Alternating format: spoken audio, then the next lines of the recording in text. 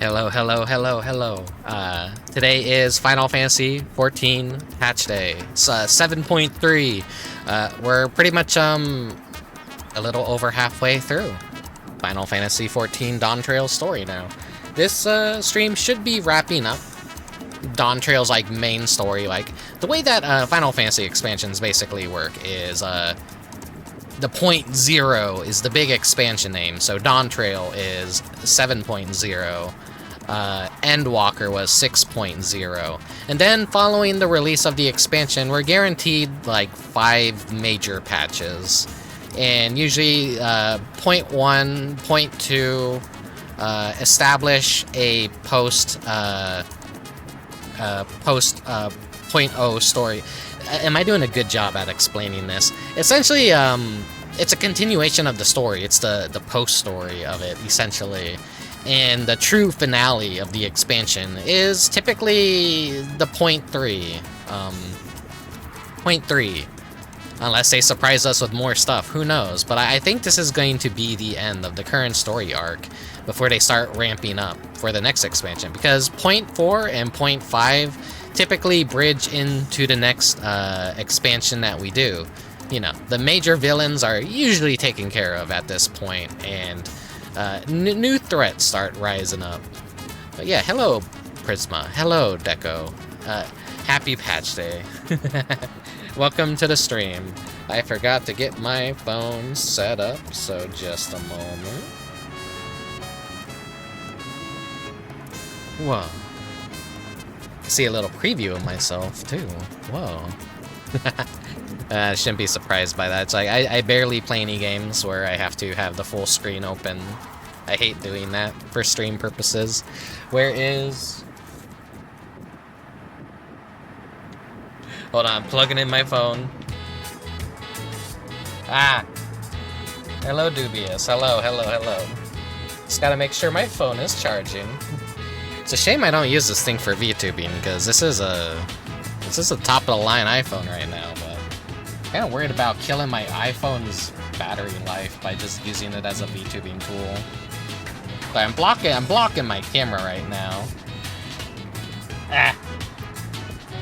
There we go, there we go. Shit I should have had done before I started the stream. But hey, it's a Final Fantasy XIV stream, so no one gives a shit. We're just about to the beach. We're gonna speed run this.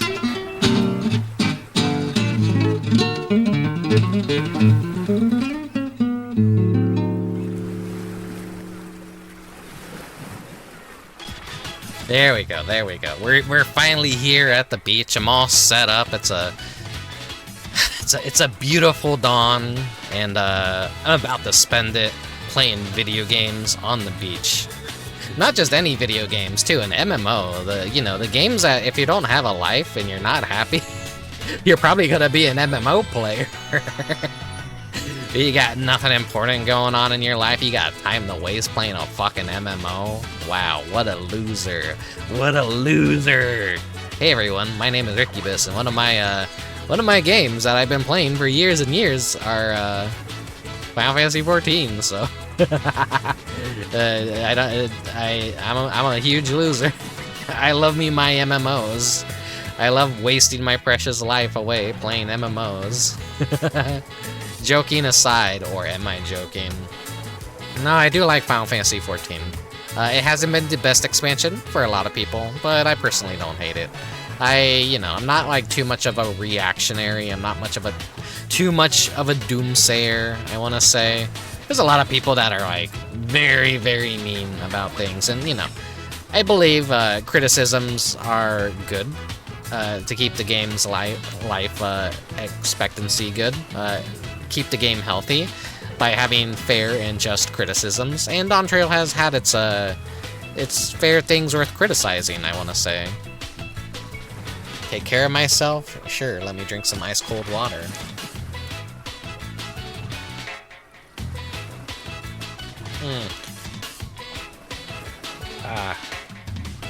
I wanted to do this stream a lot more earlier in the day, but there was kind of an emergency.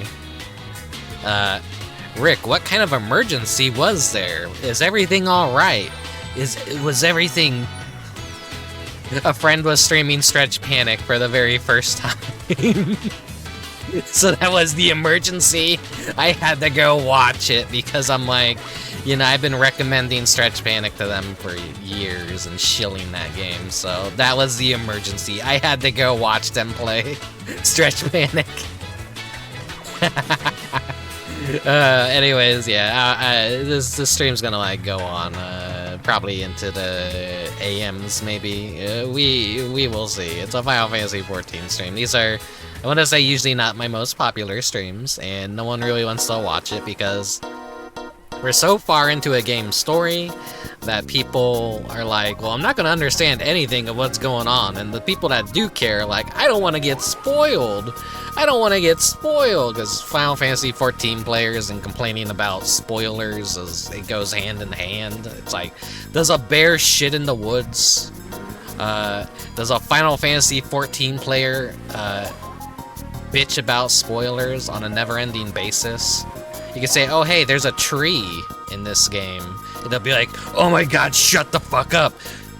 That's spoiling the game, no spoilers. Like, anything constitutes as a fucking spoiler when you're talking to a Final Fantasy 14 fan. People,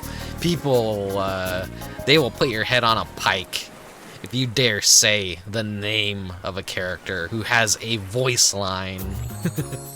I'm being a little bit hyperbolic here, but no, it is like true though. There are people that get really upset over the most minor, insignificant things when they are mistaken as a spoiler. Trying to, like, you know, talking about something that happened in an expansion years ago, and someone will be like, oh my god, I haven't gotten there yet in the story. Spoilers. I'm like, fucking, if you're not at the end of the game at this point, like, I don't fucking give a shit. You're on years ago story. Get on my level before I give a shit. That's just me being toxic, though. Ink is toxic, so what do you expect? But yeah, yeah, the friend enjoyed Stretch Panic too, it seems like. So yeah, I'll have to like talk to them later and see like how they enjoyed it. But yeah, for now I have to spend probably the next 5 or 7 hours playing Final Fantasy 14. I want to do the Alliance raid, but I'm not sure if I'll be able to do the Alliance raid this stream. So it might just be a main story quest focus stream, and maybe I'll save the Alliance raid for another separate stream. We'll just have to see how the flow of time goes. But I'm kind of like expecting this MSQ in this to last kind of a long time, given it's a very major part of the story from what I've heard. But yeah, hope my audio sounds fine. I've been messing around with it as per usual. Fine, I've been through the whole thing. I'm excited to see what you'll think of it all. Yeah, I know it's like a very heavily Final Fantasy IX. Dawntrail has been very heavily Final Fantasy IX. It's paralleled a lot of themes of Final Fantasy IX. It's had characters influenced from Final Fantasy, like Trials and everything. I don't know, I guess spoilers if you give a shit, but this the 7.0 boss was essentially the Soul Cage. And I'm gonna guess that we're gonna fight Necron in this patch. I'm pretty confident we're gonna fight Necron in this patch. Because like that's the main boss of Final Fantasy IX. But yeah, don't say it if I'm right. Don't say it if I'm right. You want an Echo Glam outfit if they give that to us. I think you could kind of recreate that with stuff that's in the game, but it's a little bit difficult. The fluffy cat mount being a paid mount. Yeah, immediately, like, the first thing, it's like, it's not, hey guys, server maintenance has ended. It's like, guys, new mount on the Mog Station, go buy it now. I was like, that's the first thing, that's like the kind of stuff people need to criticize about the game is yeah, here's cash shop items, but pretty much like the cash shop items are what fund the rest of the fucking expansion.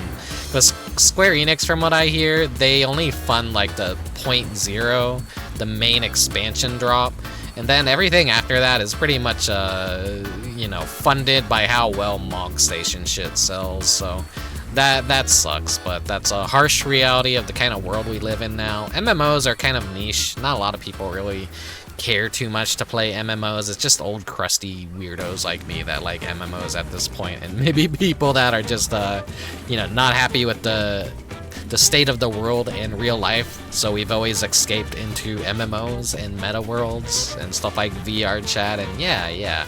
Anyways, we're going to hop into Final Fantasy XIV now, so see you guys in just a moment. There is no shame in being afraid. It is that very fear which will drive you to conquer death.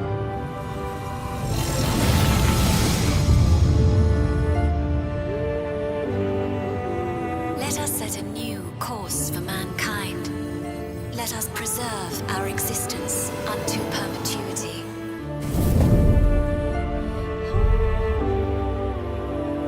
With evolution's brilliance, will we banish the ever-present darkness of mortality.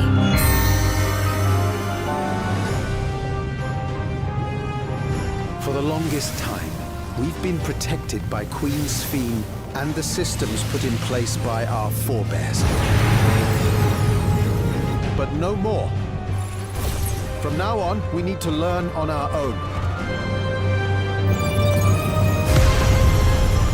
But I'm weak. So weak.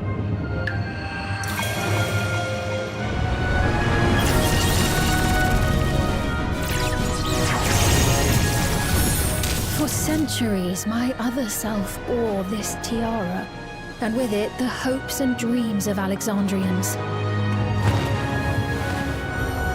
I will not let them go unanswered. I have ascertained a superior path to mankind's preservation, and that which must be done is that which I can do. I gave her my word! I promised I would protect her people! Behold the glory of the Zarat!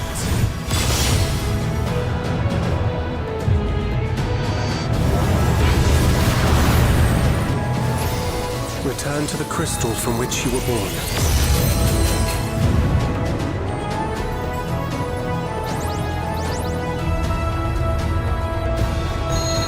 Why do you pursue your evolution with such fervor?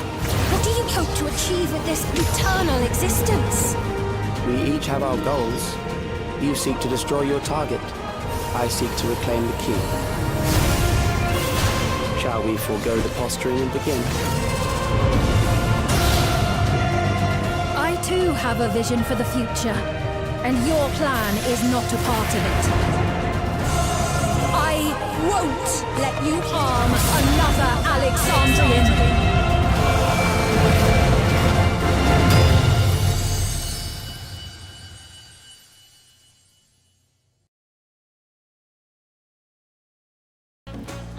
Whoa.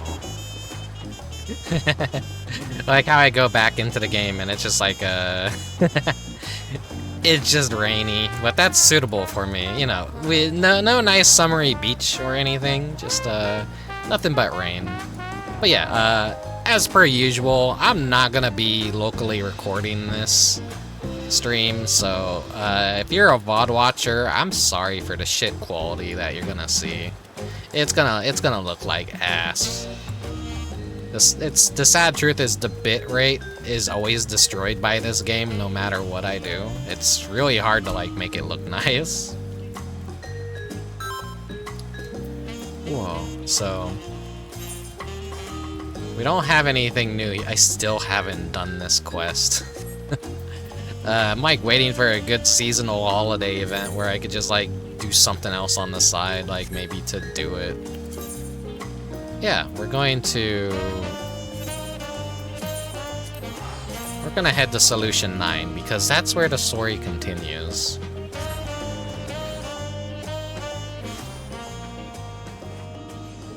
Microphone's working. And audio, it's balanced okay, I hope. You guys could hear me just fine, I think.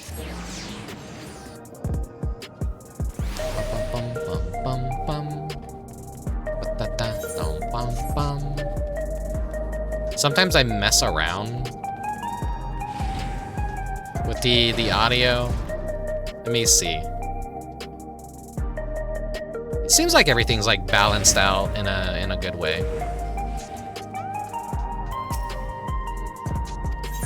Yeah, take me to the back room. Sounds good? Okay, thank you, thank you.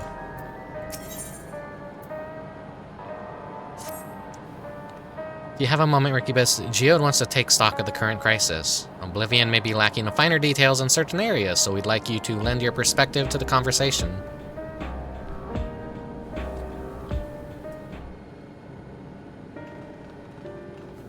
Hi, my name is Rickubus, and I will be your sleep aid for the night. Enjoy this Final Fantasy XIV stream.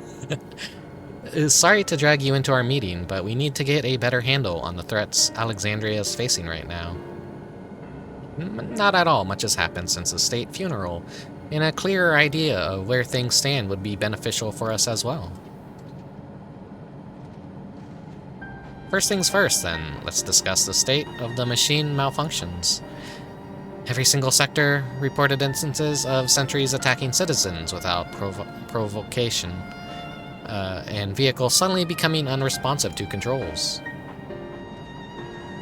It's basically the entire city where we left off is basically in a hostage situation where someone has the complete control, override everything, and turn the sentries that are, you know, they're kind of like a parallel to the Black Mages in Final Fantasy IX. They could go rogue at any minute and start gunning people down if they want.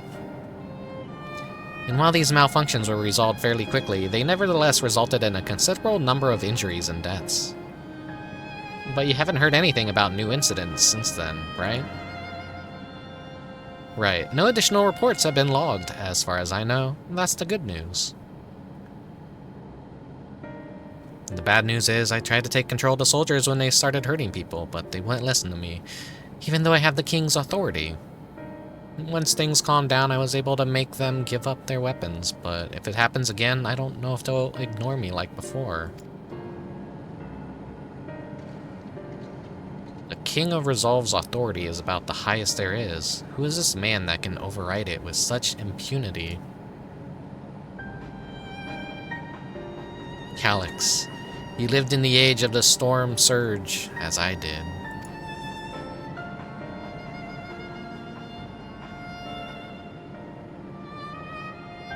Lest you forget, he was known for his advancements in electrope technology.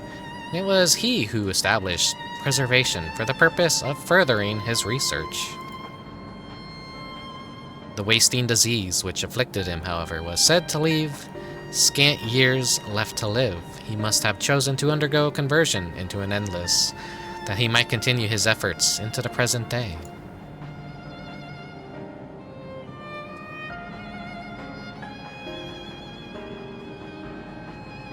Preservation's early goals seem noble enough.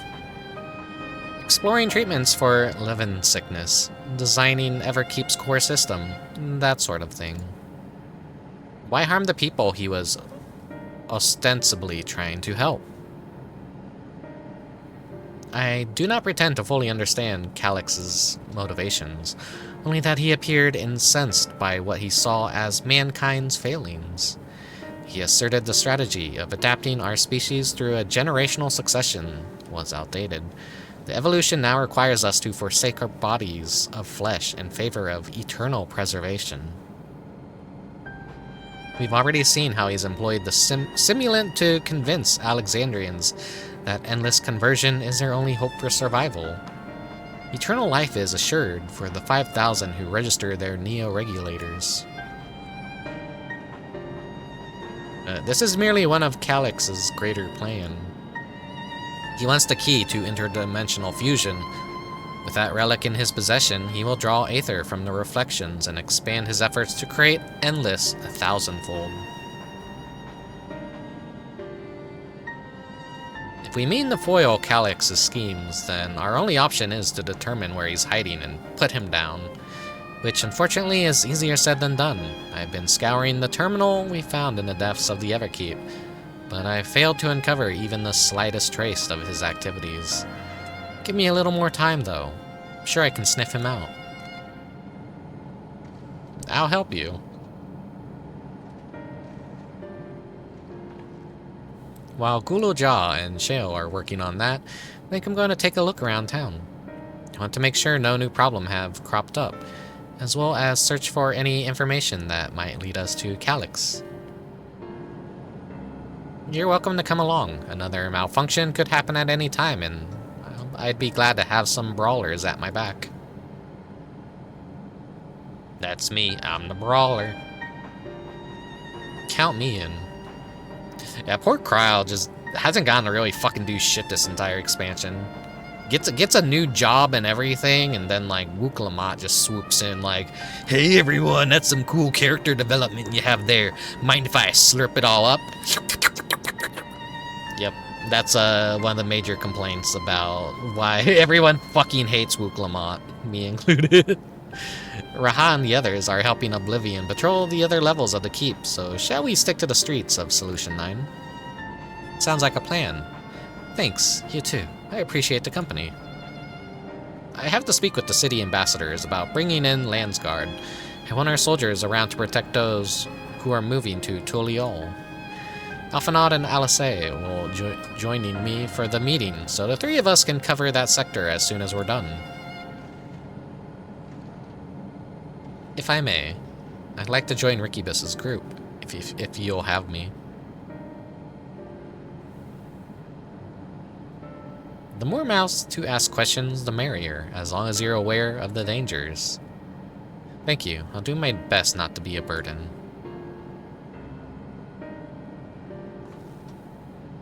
I'm more worried about you, Geode. Don't do anything stupid.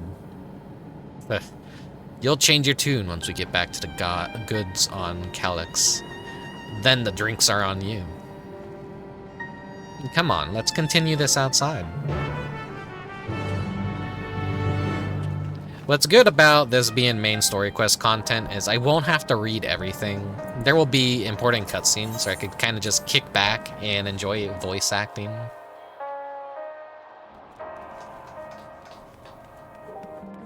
I always get like a little bit nervous about how much am I gonna have to read.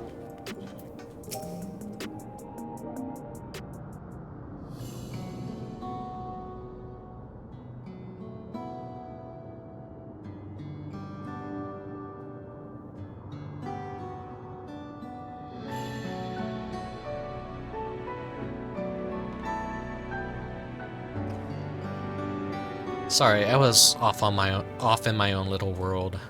Me too, buddy, all the time. Now we get started. Are you alright, Geode? Me? I'm well enough, given the circumstances.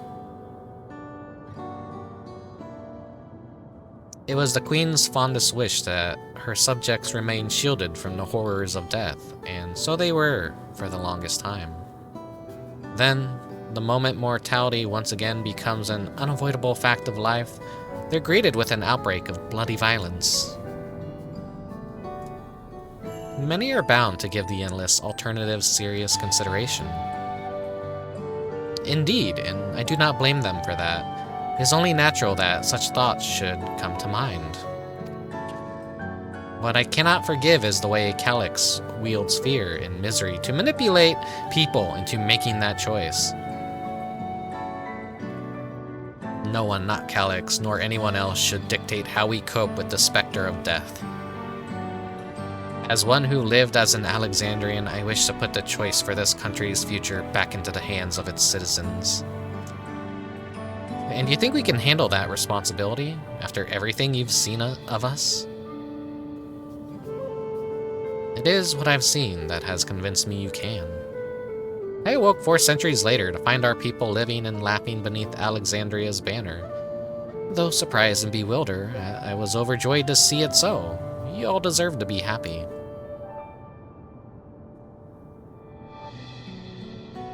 Well, then.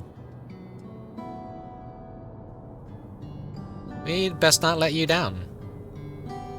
Now, I suggest that we move as a group. We don't know if or when a battle might find us.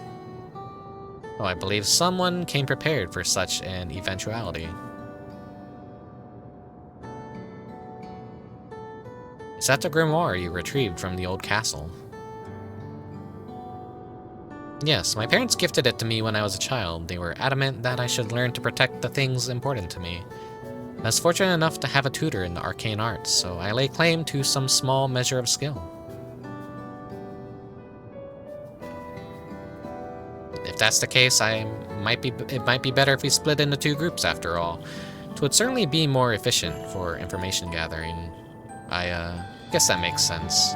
The 2 of you can take the west side of the recreation zone then. Rickubus and I will take the east. Very well.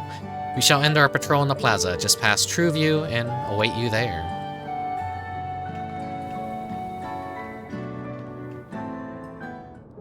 So, what you should expect is typically this is a lot of story stuff, a lot of standing around, nothing too exciting.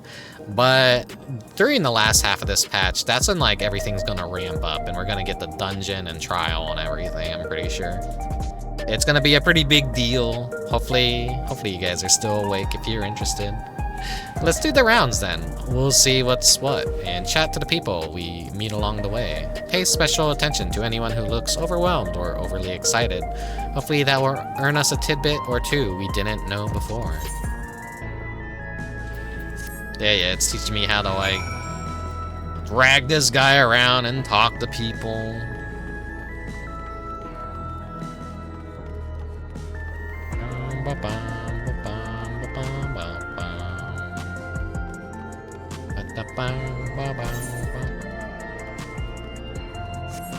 Wasn't really paying attention to where I was going. I was looking down at my phone.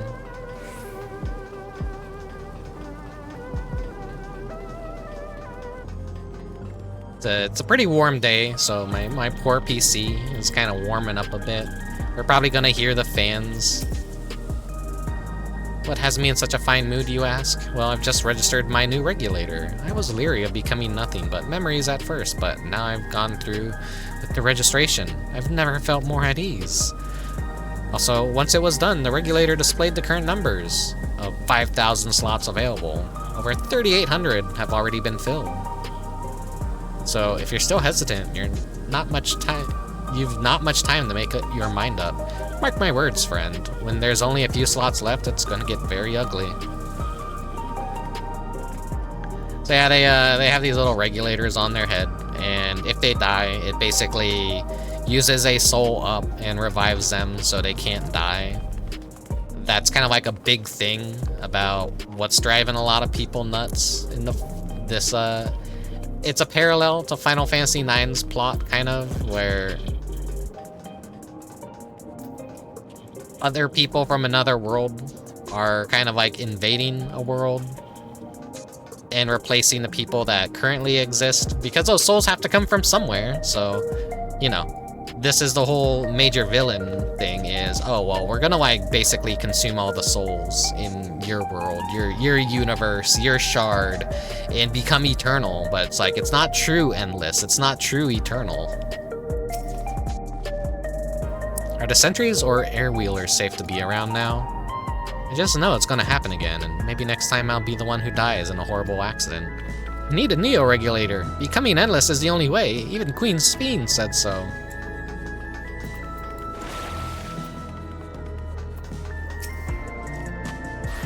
You want to hear my story? Well, I appreciate you offering a sympathetic ear. There's not much to tell. If you must know, a good friend of mine died when those machines went crazy. His air wheeler dropped right out of the sky, and he didn't survive the crash. Damn fool wasn't wearing a regulator. I know that's not so strange these days, but he'd never bother with one. He was at peace with the idea of dying someday, and I thought I understood what that meant until it happened. Rickubus, a word? I feel like there's a new factor in these stories we've heard. One we hadn't considered during our discussion with everyone in the back room. That people are still deathly afraid? That's a point of concern, don't get me wrong, but I think we're acutely aware of it already. The fights are likely to break out over the neo-regulators? The fact that nearly 4,000 people have registered is worthy of its own report, but are you sure there wasn't anything else? That a victim of violence wasn't wearing a regulator? Yes, that's it. The vast majority of residents have always worn regulators, so it's not a detail we'd normally think about, with the supply of souls cut off, though more and more people have been going without them. We need to look into the casualties from the recent attacks and check whether or not they were equipped with regulators. Let's ask on the street, over on the east. It was pretty chaotic at the time, but maybe we'll find eyewitnesses who can help us confirm if this was a pattern or not.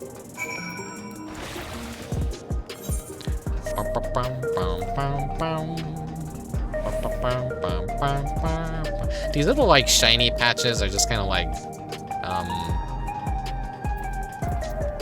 optional texts. So it's my job to deliver the goods by hover cargo. That's why I know a fair number of names and faces throughout the city. The little ones who jumped for joy when I brought them packages, the old lady who'd always greet me with a smile. I'd hate for anything bad to happen to them. You don't need that to finish the quest, but, you know, it's nice little extra shit to get. Hello, how are you today? Please let me know if I may be of service. Yeah, these things are basically the black mage stand-ins. You can see, like, with their eyes and everything. That's what they're kind of intended to be. Citywide casualty data unavailable. Government officials are currently processing reports from all affected zones. Can you narrow it down to the recreation zone then? You must have some estimates on hand. Recalibrating parameters. Injured, 87 individuals. Casualties, 19 individuals. Casualties equipped with regulators, 0.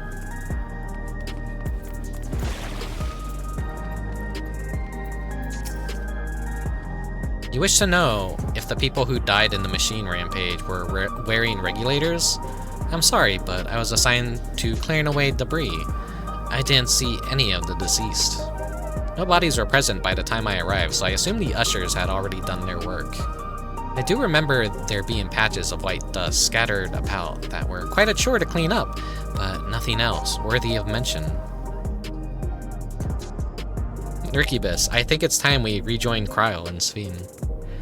I was half joking with my boast to Shale, but we may have stumbled upon something major here. We should share our findings and keep pursuing this avenue of inquiry. Didn't Cryle say to meet in the plaza just outside of True View? Let's get going. There's a new crow minion. Yeah, I've been told about the crow minion, and I really want it. It's gonna become my new permanent minion. The little eyeball guy is kind of like a stand-in for the slime. Having a crow will be great. Cause it's like, yeah, I got a little eyeball monster, and I got a little crow. I believe the crow is probably from the new dungeon, from what I've seen. That's not a major spoiler or anything. It's just usually people say like, oh yeah, this is a new dungeon minion. I was about to say minion. Dungeon minion. So it'll be cheap on the markets eventually. So I'm glad it's something I'll be able to get easy.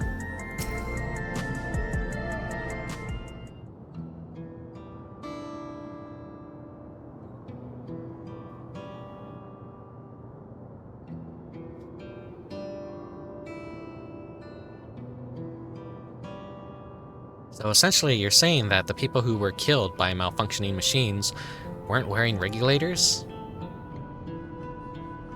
Well, the numbers are still tentative and only apply to that one zone. We don't know how they'll stack up against the overall data, but this is definitely more than a coincidence. I think it's safe to say that anyone who had removed their regulators was a priority target. Now that you mention it, the person I was treating for injuries wasn't wearing one either.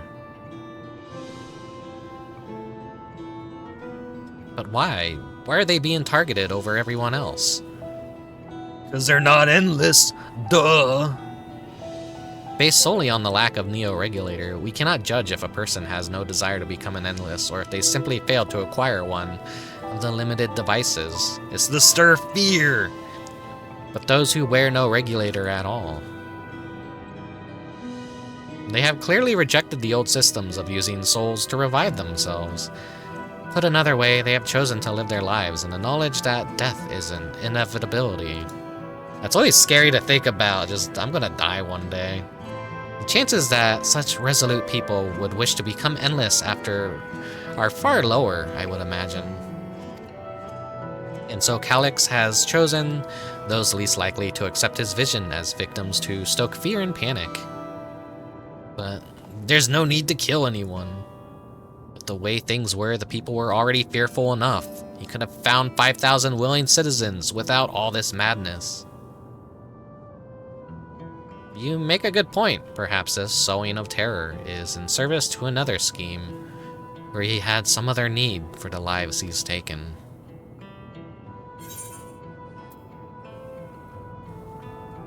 What of the dust found at the various sites?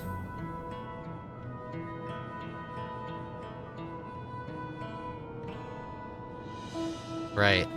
The sanitation worker's story. She saw no bodies, but mentioned piles of white dust. Dust, but no bodies? Now, where have I heard that before? Do you recall when we went to save Erenville from the sentries in the outskirts? The ushers Malachite told us much the same thing.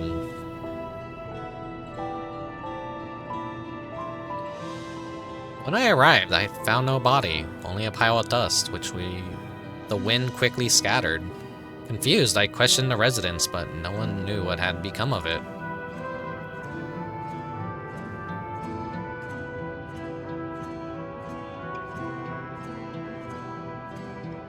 That both stories speak of missing remains is suspicious enough, but the shared mention of this dust is too much to ignore.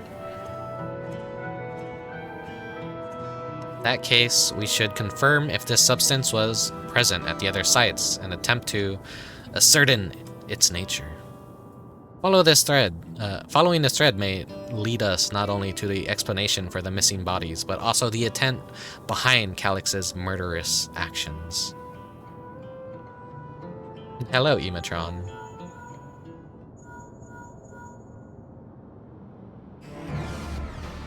Rickubus, we need your help. I've lost control over the soldiers in the residential area. They might be trying to hurt people again. Oblivion members are on their way now, but are you close enough to join them?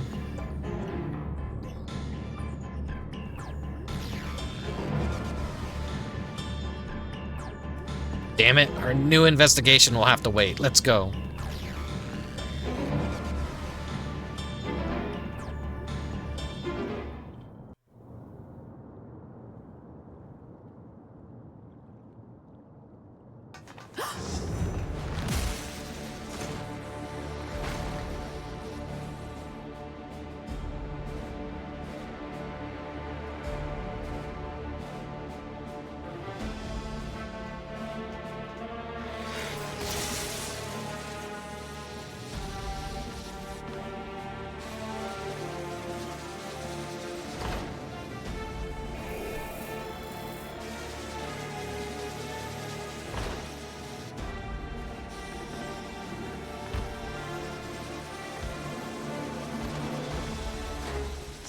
Stay back! Stay away from me! Leave him alone!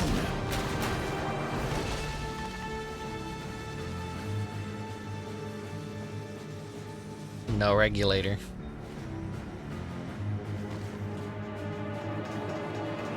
Are you all right?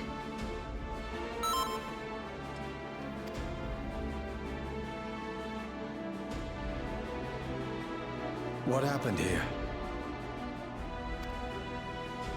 A sentry walked into my apartment, even though I'd locked the door and everything. I managed to run, but the man who tried to save me...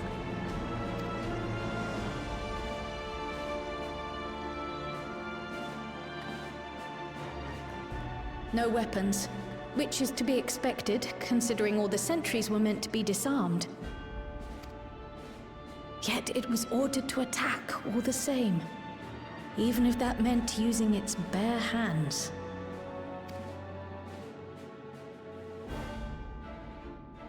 I'll leave matters here to you. I'm going to do a sweep of the surrounding area.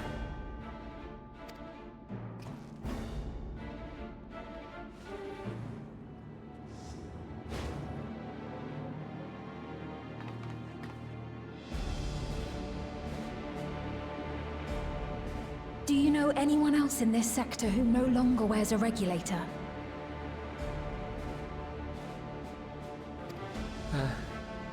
Oh, I don't think I've seen Isadora and her boy with theirs recently.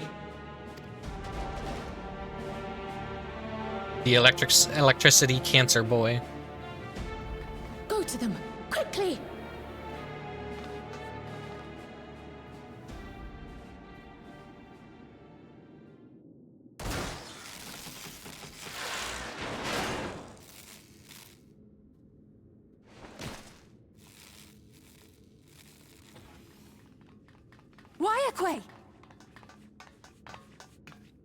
I'll be fine. But Isadora's in bad shape.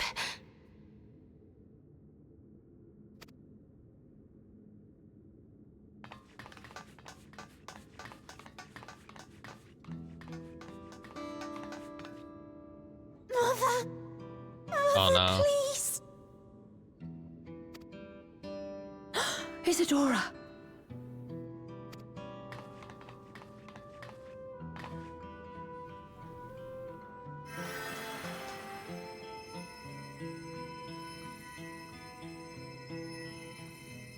Oh, thank goodness. She wasn't struck anywhere vital. I'm sorry. If only I'd gotten here sooner.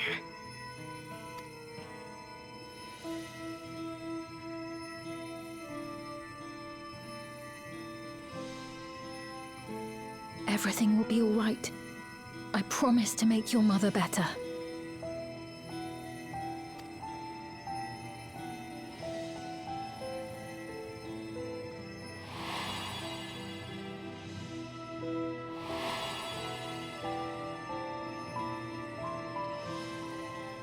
Thank you, miss.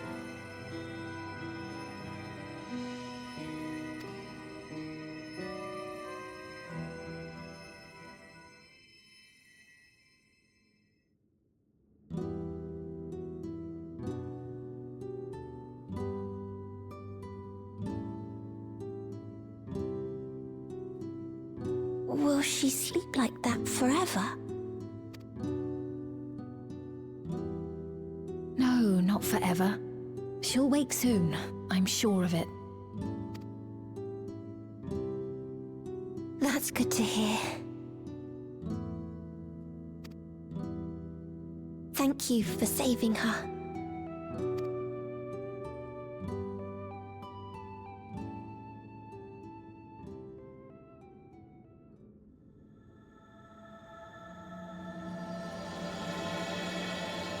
Title drop. But I'm blocking it. Shit. The promise of tomorrow.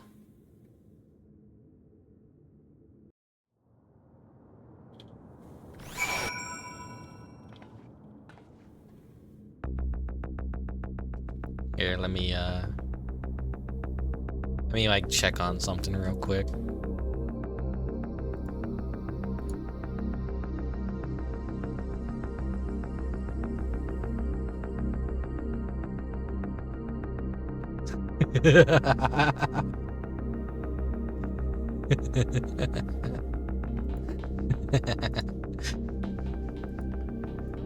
Good image, good image. I just I got DM something important.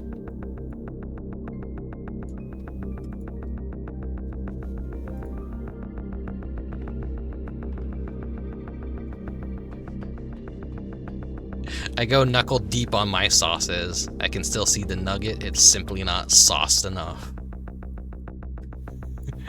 Even if he only had the ranch, there'd still be enough sauce for 2 bowls of nuggets. Diplet detected. You do multiple coats. Ranch is a fat-based condiment and therefore will not be rinsed off by the vinegar or tomato-based condiments. So you submerge the nugget in ranch, essentially as a primer coat, and then you submerge in the secondary dip of your choice. Diplet. Okay,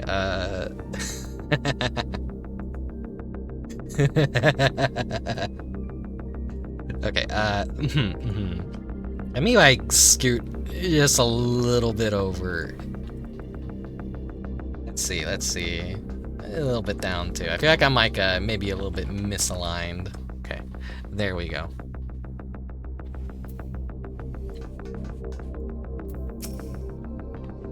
Forgive me, I was reckless. You shouldn't have had to waste time tending my wounds as well. Did you see our— Get off the bed, sir! Get off the fucking bed! You're dancing on the dying mother. This is the magic of MMOs. Did you see our other comrade back there? He stayed behind in the lobby, but I heard the sounds of fighting. I'm sorry, he must have fallen protecting the residents.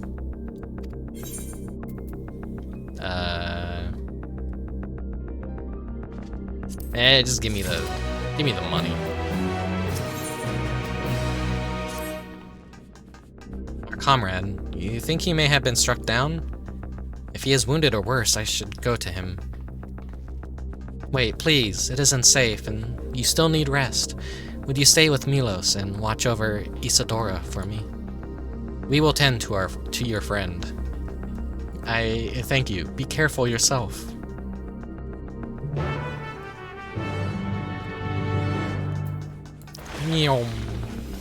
I love this ability so much, you guys have no idea. Just like Smudge is just a fun little... The way that it animates too, you're painting in front of you and you're using it to slide across the battlefield. It's like, it's quickly become one of my favorite abilities in the entire game, just from how it looks and how it functions. Like that's just fun. And like measuring the distance that you go during fights also makes it fun, because like once you master that length and you can measure it out, you just feel really fucking cool when you get it down just right during a very crucial moment. You're like, yeah, whatever, I'll finish this cast and then smudge out of the threat. Everyone's like, wow, you're so cool. Your dick is so massive. Holy shit. You're such a good pictomancer. Isadora is going to be alright then? I'm so glad. I've just finished my ministrations here. Our Oblivion comrade was beyond saving, I'm afraid.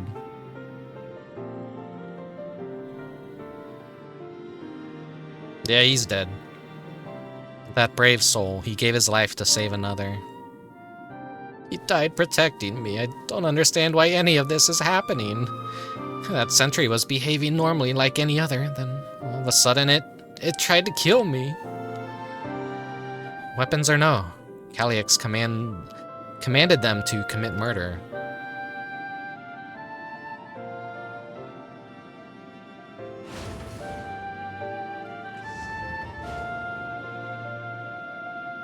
Is it over? We came as soon as sent word. It's normal for Final Fantasy XIV streams for there to be names that I have no fucking idea how to pronounce. Normal.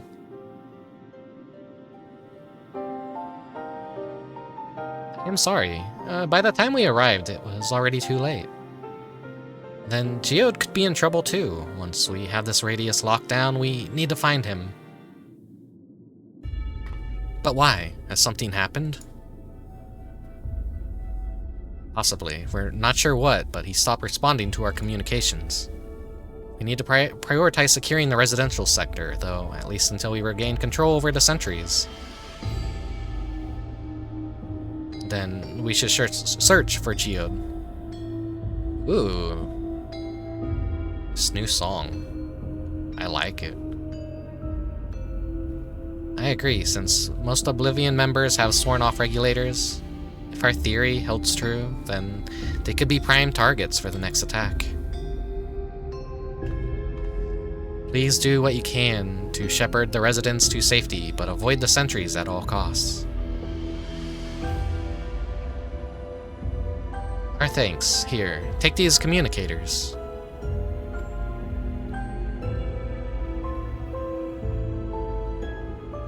We've made modifications to them to prevent Calyx from intercepting the signal, and have been using them to coordinate movements with allies in the vicinity.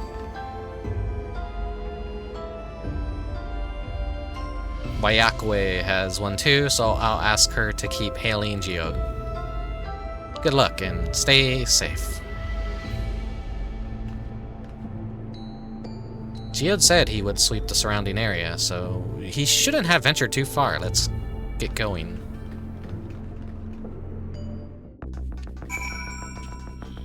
Wonder if there's gonna be like an action scene. Whoa. I know there's like probably so many people out there that complain like, what the fuck, this is Final Fantasy 14 now? It makes no sense. It makes sense within the story. It makes sense within the story. We've had things like the World of Darkness, the Flood of Light. This is what happens when the elemental of electricity goes haywire in a shard. And basically they find they basically become a highly technically advanced society, and they invent shit like teleportation, and they shift into another world. Like I said, it mirrors the plot of Final Fantasy IX. It is Final Fantasy IX retold, kind of like with a sci-fi element to it, which is like funny because Final Fantasy IX is high fantasy. And then this is, you know, it's like, well, what do we do to make ours like kind of original? Like, we'll give it a sci-fi tech coat of paint. It has to like stand out from the others, of course. You see no sign of Geode. Perhaps you should search further to the east. Ooh, my PC's like warm. My poor PC.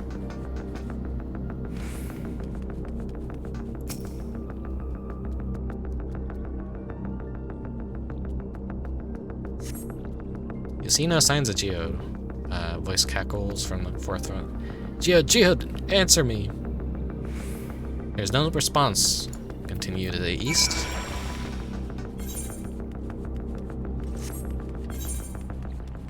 Oh yeah, the Hildebrand. I don't think I ever did 7.2's Hildebrand quest yet.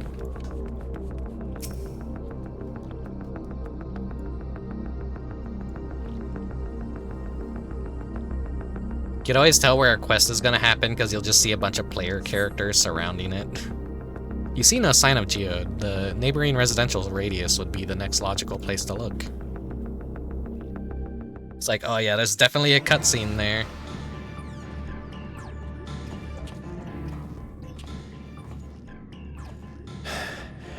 This is the only place left. Let them be safe. Geode, are you there? Answer me, please! I'm here. Sorry for the long silence. I've been busy. Oh, you're alive! Thank the gods! Where are you now? The radius next door. The lobby is secure.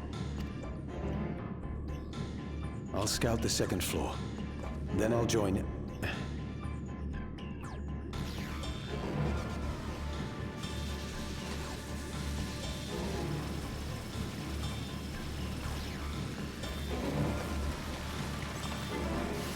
Slurping up that soul. Oh, okay.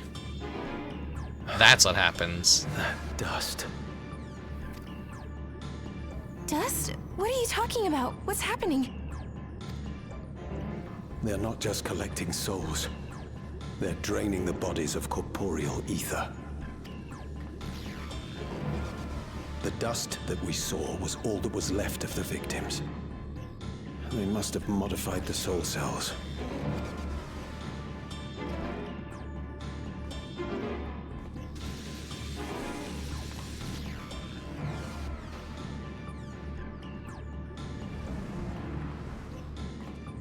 Old man, no! Shit.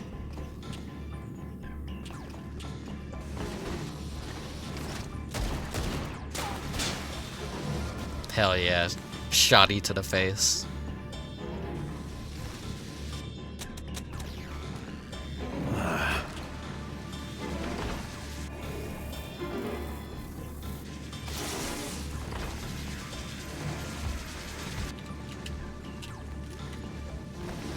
Damn you!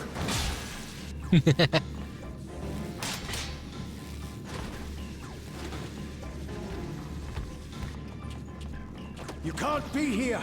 You need to run, now!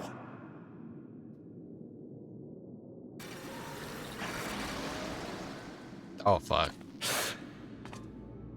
A trap!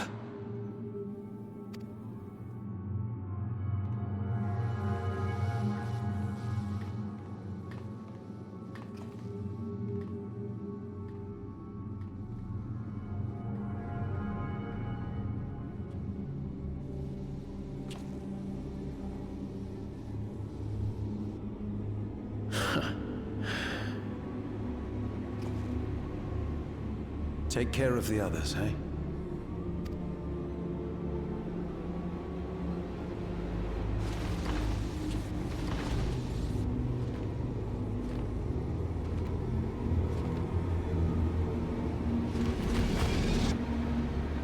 Ooh.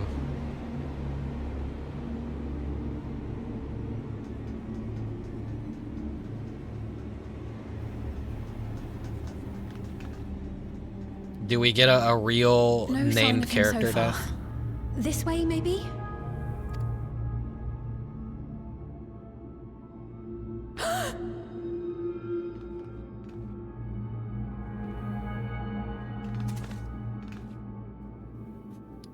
I like how we were synchronized.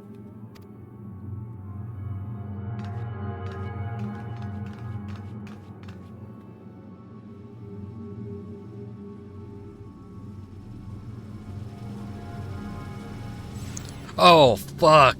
Oh, shit. They actually did kill him.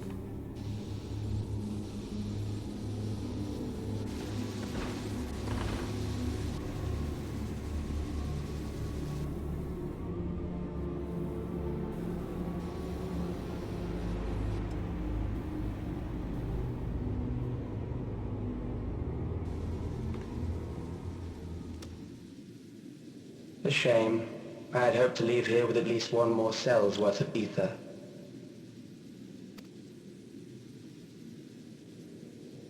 But seeing how eager you are to interfere, I shall cut this foray short.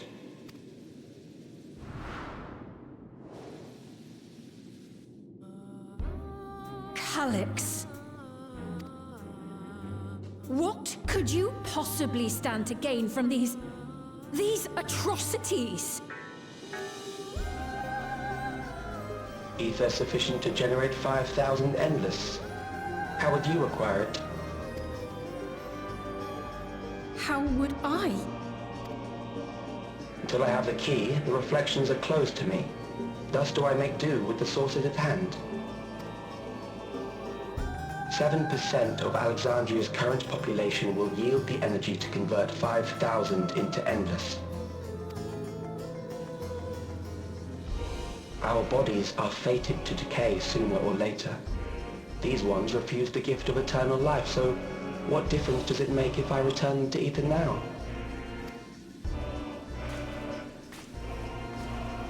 Damn, walking through his dust.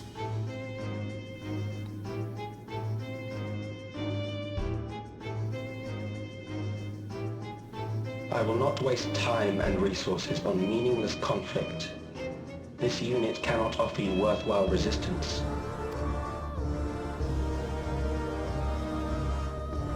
Instead, I pose a question. Would you hand over the key if I promised to halt my harvest?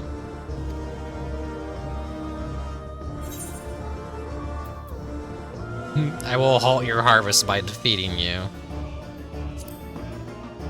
Like, fuck no.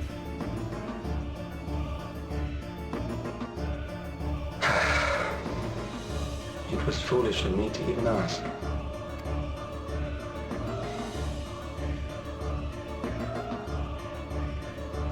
I return to my work then. There is much to do if I must take the key by force.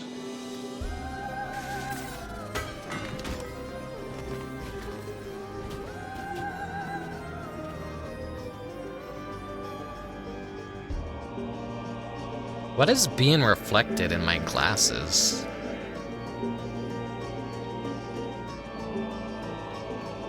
Oh. PC, please, please. I don't know if you can hear my PC fans purring.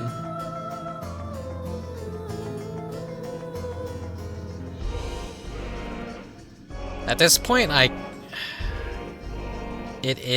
know which fan it is in there, but I don't want to, like, replace it.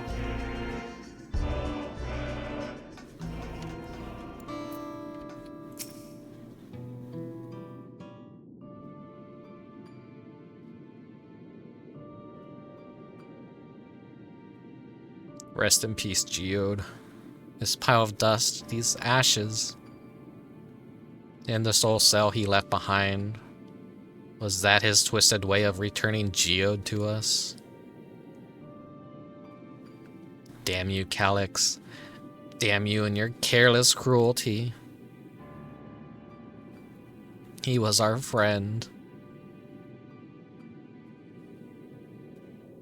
Even so, some might say every death was justified if it meant 5,000 Endless could continue their immortal lives. And if a reflection's stolen aether allowed for many more Endless, why, that would be a noble sacrifice for the greater good. Who could think that? Not I. Certainly not I. We know only too well there is not noble in this sacrifice.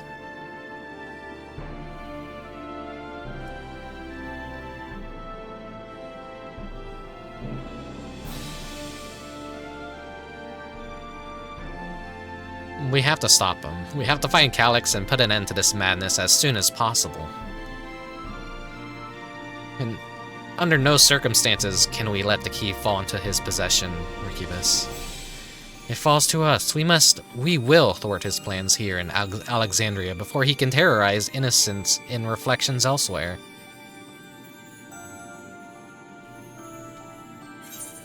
Yep, once he just sucks up all the souls on this shard, he's just gonna go to another shard and do the same shit until eventually there's no souls left.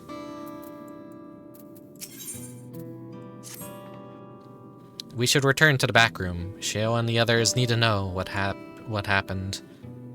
Yes, I'll ask Wayawaki to meet us there as well.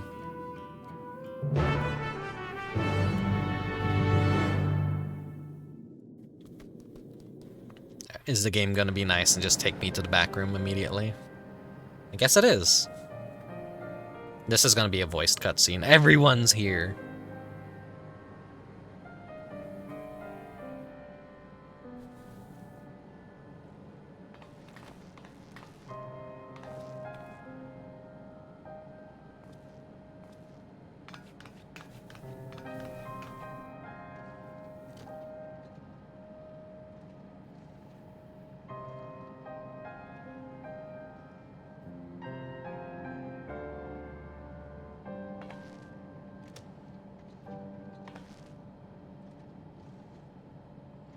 Our dear Geode.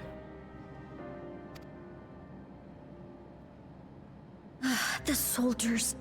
If only I'd been able to control them. This isn't your fault, Gololja. The blame lies with Calyx, and with him alone. It's all so senseless. Why force his plans upon us when we're already happy, living our lives?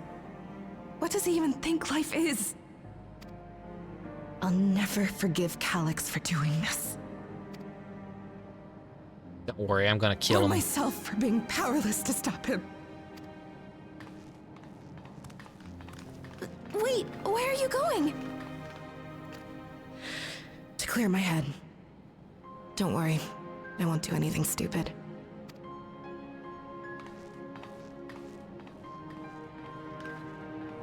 Stay here and get some rest. I'll make sure nostalgia stays out of trouble. Thank you.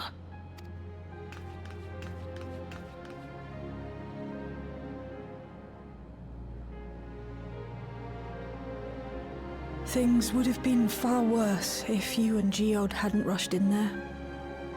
Many people are still alive because of you. And after adding what you discovered to the leads we've dug up, I'm hopeful we can determine where Calyx is hiding.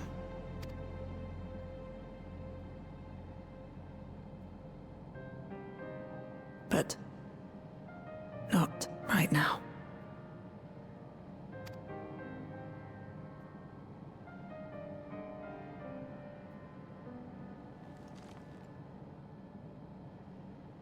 We need time before we can move on. Just a little time.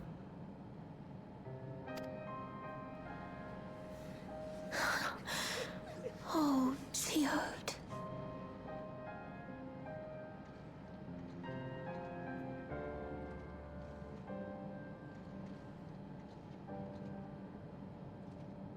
Like, he is somewhat of a major character, so Dawntrail claims a life.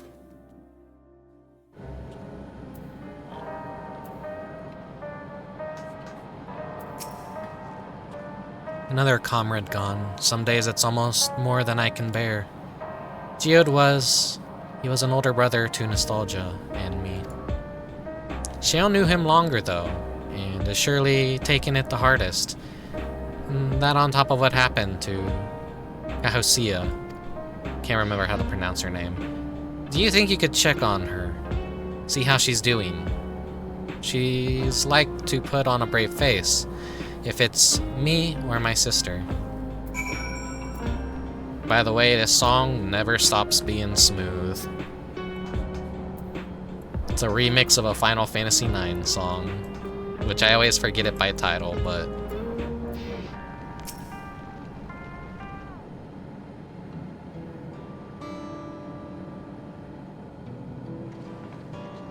apologies, my mind was elsewhere. We need to press on with the hunt for Calyx, but I can't seem to focus. I should be better than this, I know. Is there anything I can do?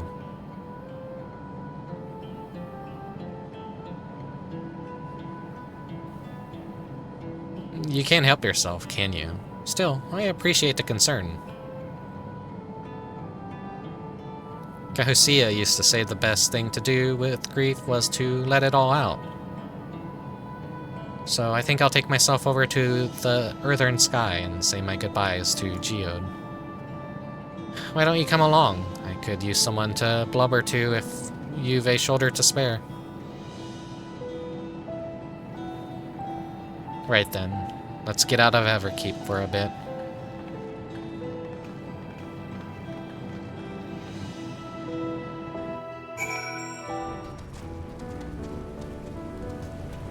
Oh yeah, look at my big leaf umbrella. It's a big, cool leaf. It's like a neat little feature that they added. It gets annoying sometimes, but like when it just rains in the game, you can set one of your umbrellas to just automatically come out. So it's like a little immersive like roleplay thing. I love this big leaf. It comes from like one of my favorite variant dungeons, the whole tropical beach one. There's like an older, like, what was it? Was it last? I don't think it was last year, but like the year before that, I did a summer event stream where I showcased how you could like run that variant dungeon. And it's just like a very nice, relaxing little dungeon. It's a fair trek on foot, so I've arranged for a couple of air-wheelers. They've had their communications modules removed, so even Calyx shouldn't be able to seize control of them. Say the word and we'll set off. Ready? We'll be flying close to the pylon, so follow my lead. It's gonna be one of those like, okay, I don't gotta do shit here. These air-wheelers are Genolt's babies. You won't find a smoother... Oh. You have to pay like 7 million gil to have one of these for yourself. For years now, I've been making one... turn whenever... you can read it, you can read it.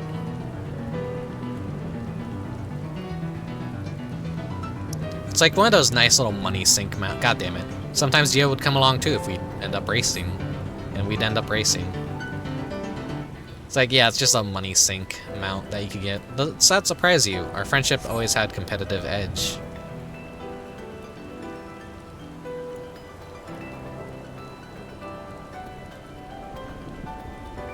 We would often talk about how one day we might fly our wheelers outside the dome.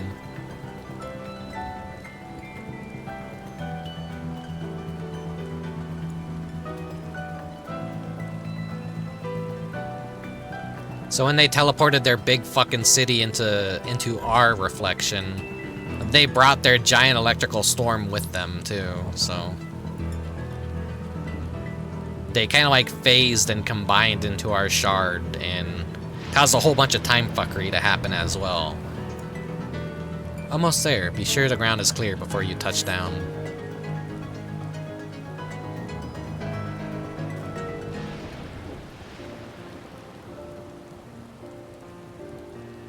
Ooh, that helped clear my head a touch. You know, Rickubus, you might be the first person I've ridden with who wasn't an Oblivion recruit. I love the BGM for Alo Alo. Yeah, the variant version especially. Criterion 1 sounds way too upbeat. Yeah, I can't wait for us to like do the Alo Alo Island variant dungeon together. But we probably gotta go through the other ones first.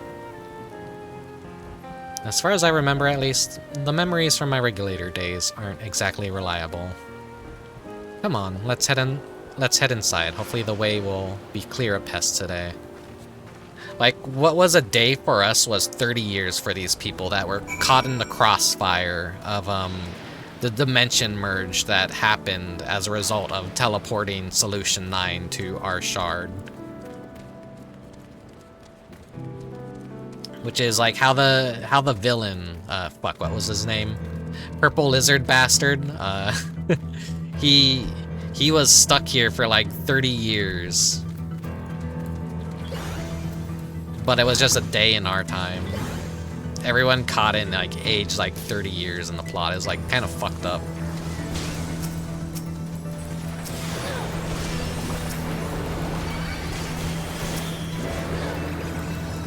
I am an AoE god.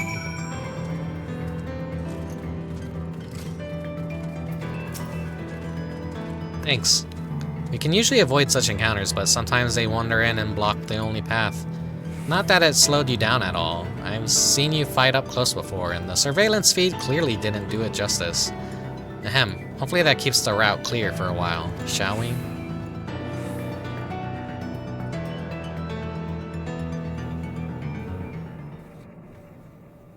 Yeah, the Alo Alo music is so good. It is a part of my beach music rotation, but I don't think it's come up yet.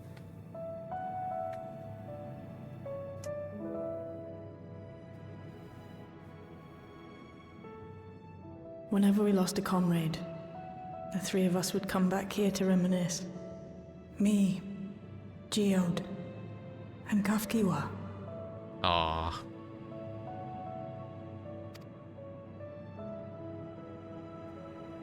Will you raise a glass? Yeah, I'm like the only one that's left alive.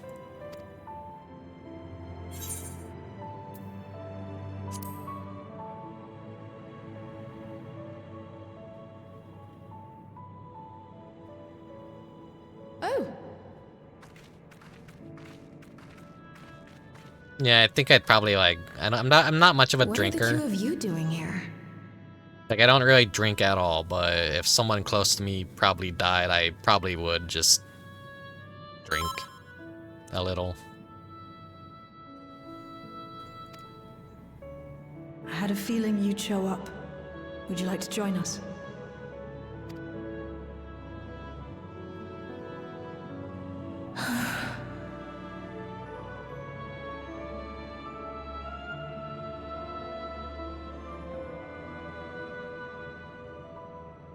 I suppose I could spare a moment.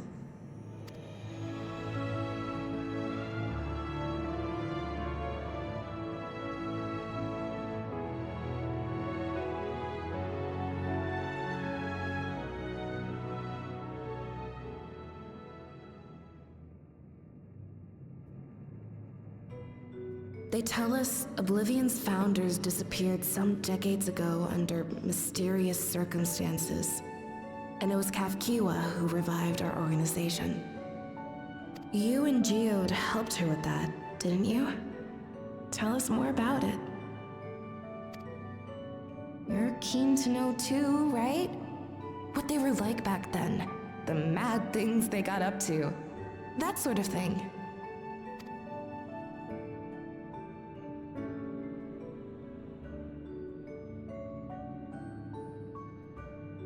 Those were the days.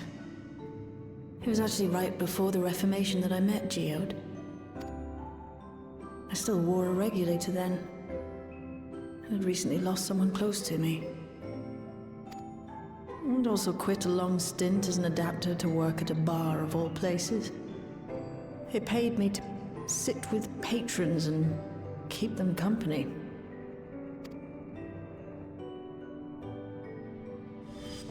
So Geode came in one night. It wasn't long before we got into an argument. First-time customer, but tempers flared. And then one of us threw a punch. You got into a fist fight? What were you even arguing about? Please be something stupid, please be something stupid. Damned if I know. We were deep in our cups. I think we were both just frustrated and angry at everything. By the end of it, we were both sprawled out in the street. Pair of drunken fools. Then this odd machine stopped to lecture us, scolding us for obstructing the foot traffic and not taking better care of ourselves. I can't imagine you ever being in such a sorry state. The odd machine. That was Kafkiwa, I take it.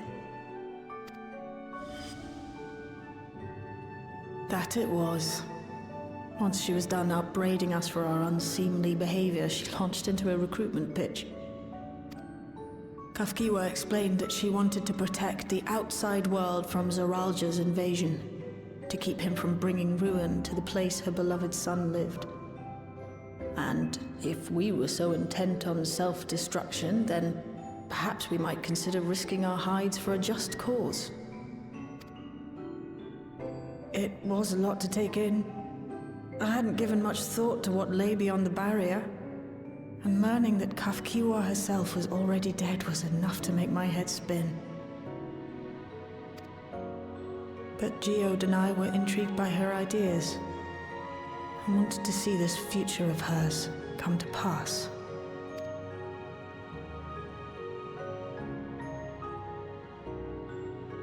Geode often spoke of it.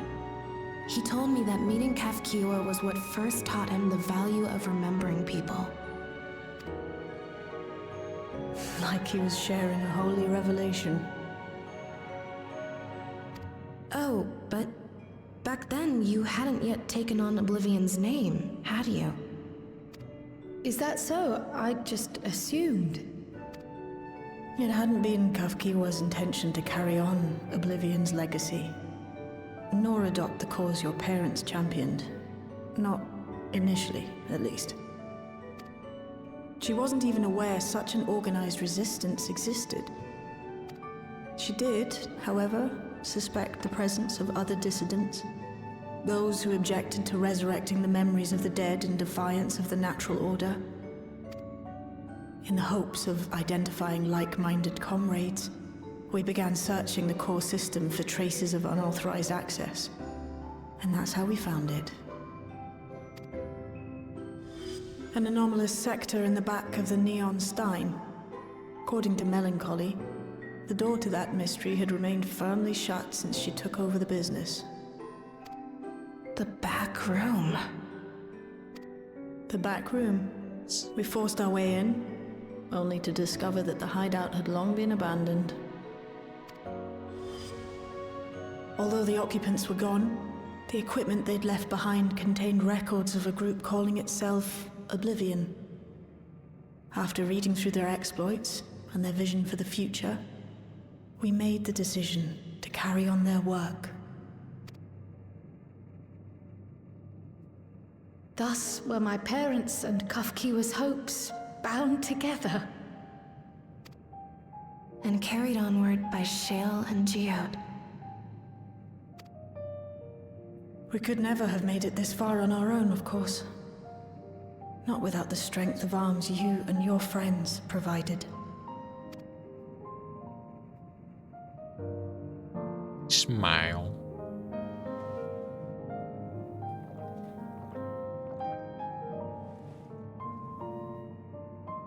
Losing comrades is a hard thing, but being here, thinking back on the moments we shared, I can see their smiles, hear their laughter. I feel their presence, and I know they're still with us.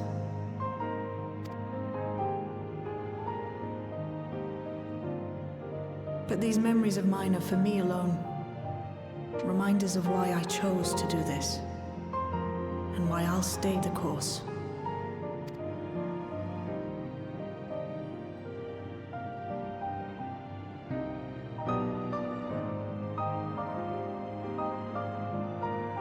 Right.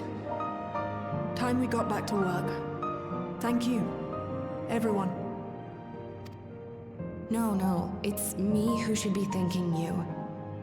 Though the pain is still deep, I don't feel like I'm drowning in it anymore. Let's get out there and put a stop to Calyx. For you, for me, and for everyone who's ever believed in Oblivion.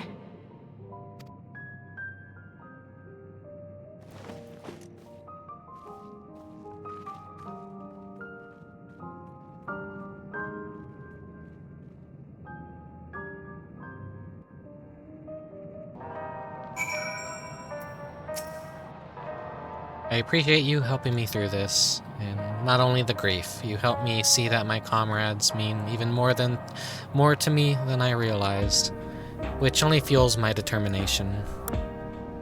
I'll be spending every waking moment working to bring Calyx to account for his crimes. Now do my part when you do yours. Oblivion needs you.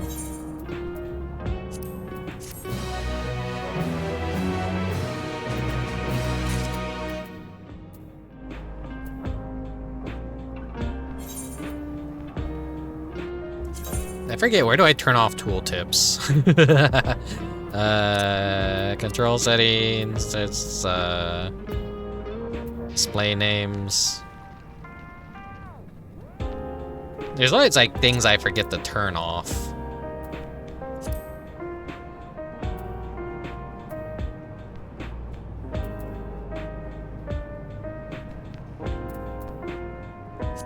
General.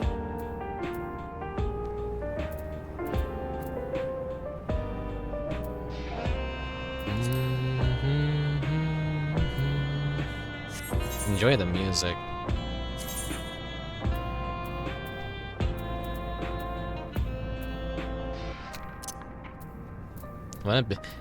They need like a search functions for all these like fucking options now. It's so ridiculous how you have to like go through a million things to find where you need. Sometimes it like isn't even like where you're looking for it. I probably like scrolled past. It's gotta be in character.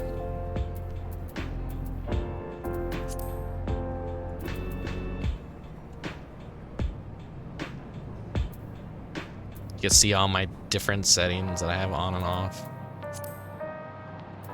Character,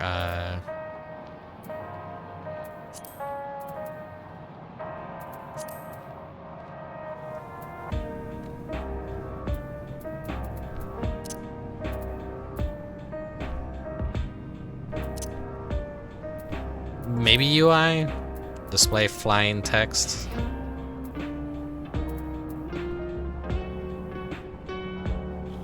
Yeah, let's just like turn that off.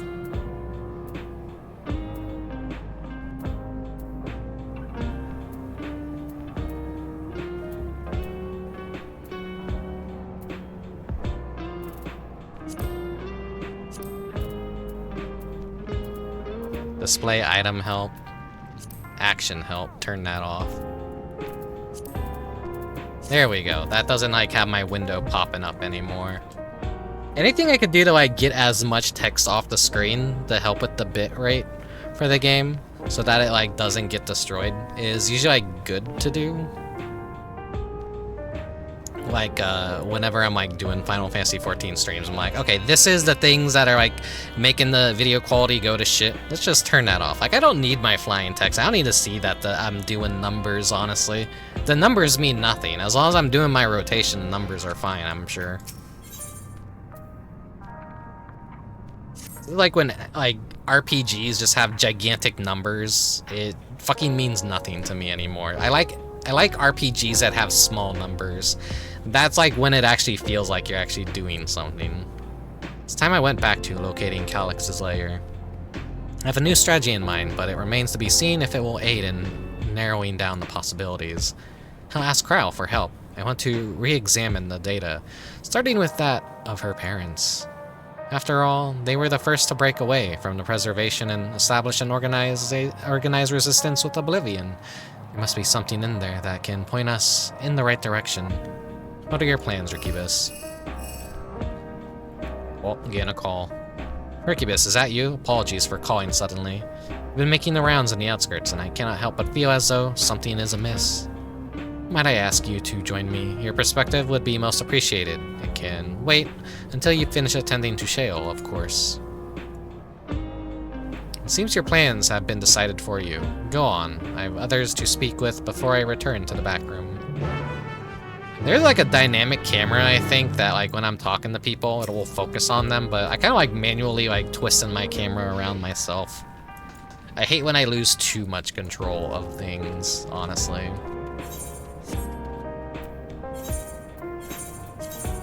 They could just like teleport back there cheap. Let me drink some water.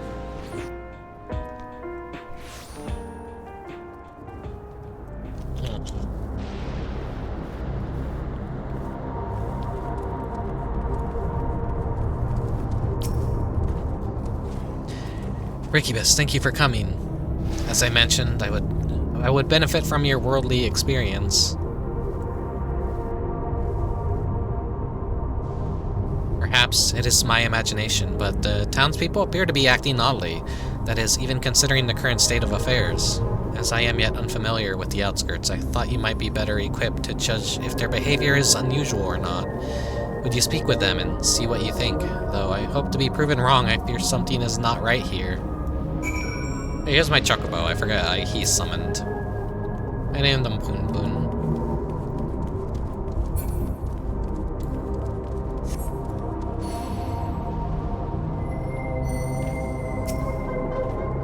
Oh, please tell me you brought more Neo-regulators. Officially, they've all been handed out already, but I've heard rumors there were a few left over.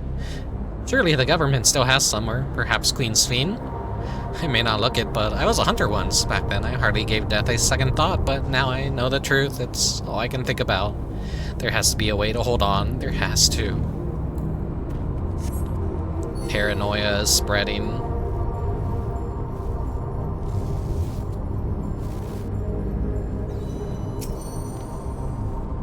You're not wearing a regulator? Don't you know the end is coming? Well, it's your life to lose. Me? I got myself one of those Neo-regulators and registered a little while ago. As soon as I did, I displayed a display appeared showing a number of registered users. Right now, I'm sitting at 4,168. The upper limit was 5,000, wasn't it? Seems the total shot up right after those machine malfunctions. It's only a matter of time before everyone's registered. I pity those who weren't chosen, but I'm going to be an endless. I'm going to evolve and live happily ever after. No, you ain't. Not if I have anything to say about it.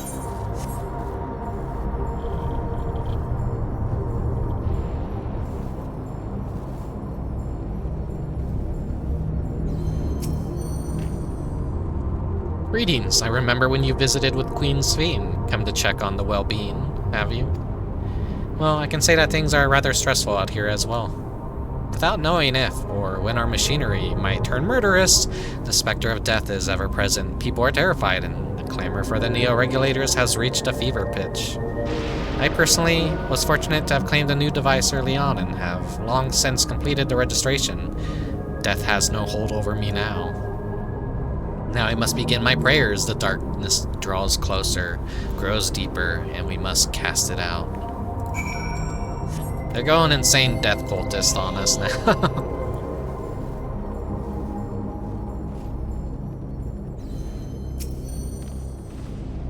So, what do you think? Was I right to worry? Tensions are running high. Yes, that is exactly it. The people are overwhelmed by uncertainty and fear, and with each new registration, that fear inside them grows more insistent. How long until it drives them into full-blown panic?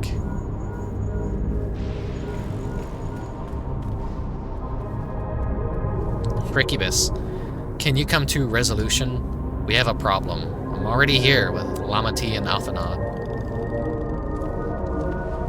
Shit's going down in the city. Sounds like she wants us there in a hurry. We should go.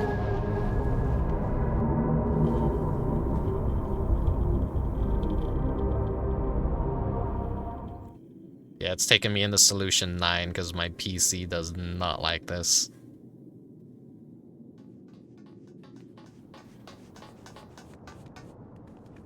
What's happened? Sorry to drag you out here, but I thought it best you see for yourself.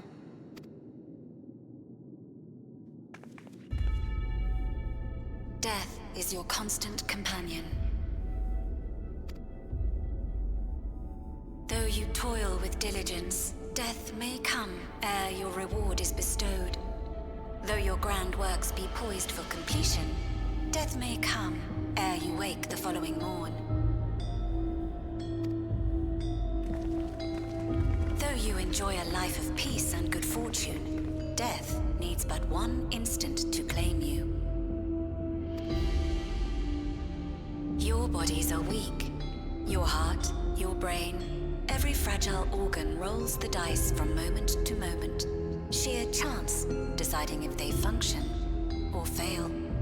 You know, it's fucked up, but I think about that so often, like, yeah, just at any day I could just wake up and then suddenly, like, something in my body just decides to stop working. Or maybe I'll just die in my sleep if my brain refuses to turn back on. That's like a scary thing to think about, like, whenever you're sleeping, your brain basically kind of just turns off, goes inactive, and there's like a very small chance you're never gonna wake up again. I've had, like, there was someone in my high school that just, like, had that, where they just went to sleep and they just peacefully died in their sleep, and they were perfectly healthy, I think, and it just, like, that took the entire school by shock that happened. Be you stoic or generous or righteous, no virtues tip the scales in that fatal reckoning. The choice is made without reason. The end is cloaked in terror. That is what it means to die.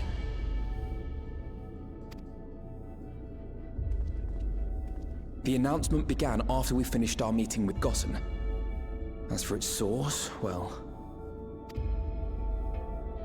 Calyx. Death is a very central theme of this expansion. Much like how life was a central theme of Endwalker. There is no shame in being afraid. It is that very fear which will drive you to conquer death. Let us set a new course for mankind. Let us preserve our existence unto perpetuity.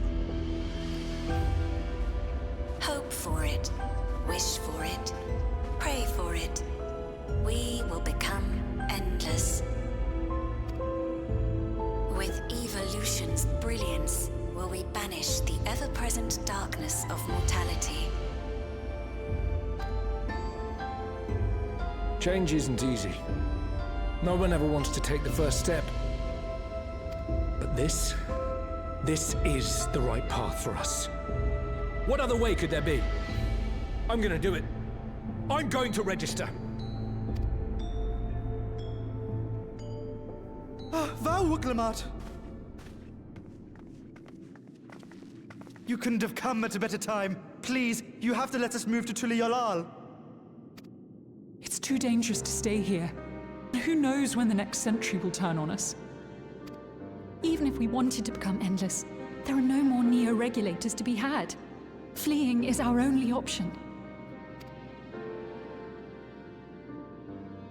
If the solution was as simple as leaving, then we'd all have left already. Did you not hear the announcement? For the living, death is a foregone conclusion. No matter where we go, or who we shelter with, we won't get another chance like this to overcome our fate. Easy for you to say when you have that regulator.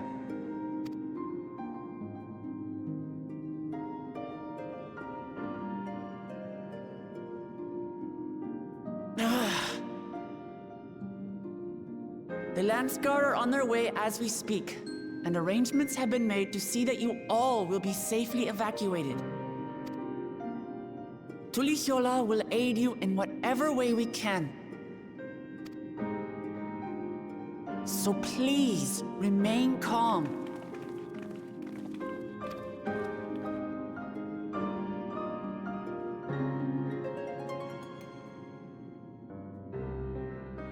I want to help Alexandria.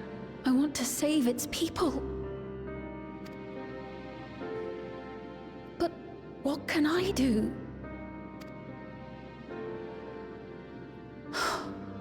I am not their queen.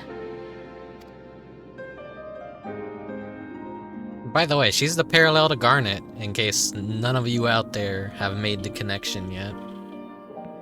Got the hood and everything. Oops. Calyx has access to core system, which means that if he chose to do so, he could deploy the soldiers beyond the barrier. Even if our people learn to live with death and decide to leave the dome behind, they will not be beyond his reach. Yet if it serves to allay their fears a little, I beg you, Wuklamat, please let them shelter in Tuliol. We will welcome any and all who want to come. We've already begun evacuations, and we'll be able to pick up the pace once the Landsguard arrives. In which case, we had best spread out and keep an eye on the crowds. The mood is tense, and we must prepare for the possible violence. If you happen to determine where Calyx is hiding, though, we'll be ready to move at a moment's notice. Surely we'll find a clue of some kind soon. He can't elude us forever.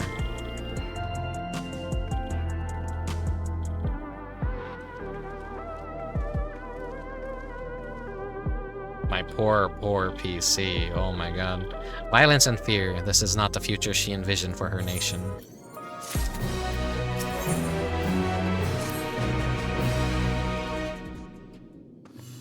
I'm sure it's being picked up on the microphone occasionally how loud this fucking fan gets. Tuliol would gladly welcome every last Alexandrian with open arms. But what of the nation the late queen was so desperate to preserve? What of that bright haven of peace and laughter? Wuklamat. I won't stand here and let her legacy be sullied any further. I will protect Alexandria. That was the promise I made her at the last. But she betrayed you, did she not? Why do you feel this obligation? I saw myself in her, I suppose. We both felt the people's joy as our own, yet alone we lacked the strength to protect them. There is so much that I love in this world, too much for me to take in my arms and keep safe. And that made me afraid. I needed someone who shared that love and fear, so together we could do what we couldn't by ourselves. That's a good line. Or maybe it's simpler than that. Maybe I just wish that we could have been friends.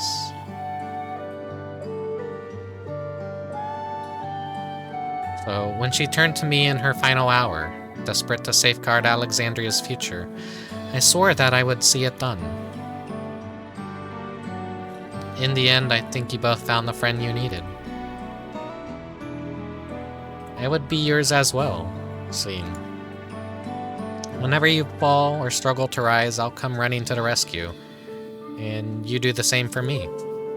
That's how we'll protect the things we love. That's how we'll protect Alexandria. You're right. You're right. Leave me out of this. Right, we got a bit sidetracked there. We should probably be on our way. Do we patrol or do we see if Shale needs a hand? There you all are. Guluja. Ah, splendid. We were not afraid we'd miss you. Alessay and the others said you were here. Good news, Rickubus. We finally found a... I don't want to say that because, like, fucking... Yeah. You read the word right there. In Calyx's armor. We discovered laboratories in Everkeep's 10th level that once housed a preservation initiative. Containment Complex 1029, it's called, and it's been falsely registered as a distribution center. In reality, it hasn't been recorded any traffic in decades. We don't think this is where Calyx is hiding as such, but it may well contain clues that will point us in the right direction. I'm sorry it took so long to just to get this far. If you're interested, what do you say we'll go and check it out together? Thank you all for your hard work. This is a huge step forward. And up. We need to take the lift to get to the complex. I've cleared this expedition with the relevant authorities and have one of our people waiting to operate said lift. Let's not keep her waiting.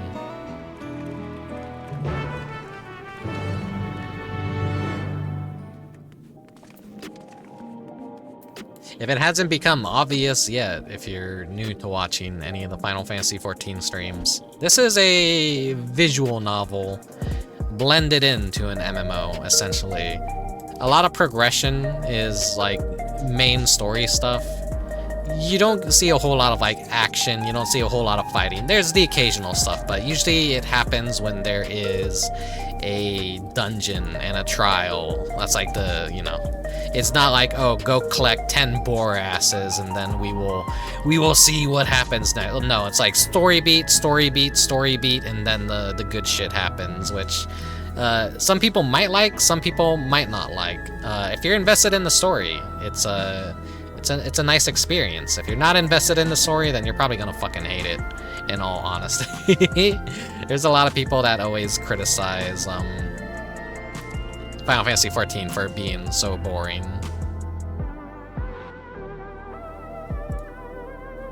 Just checking on something real quick.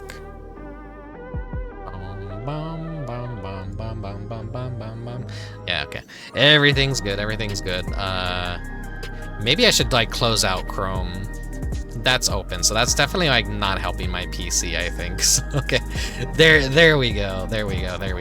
Maybe that's what's causing my fan. The Google Chrome loves like eating up all your RAM and making your PC run like shit. Fucking being on YouTube and trying to participate in a live stream chat on YouTube like lags my browser and sometimes even lags the video. Like, what the fuck is Google doing?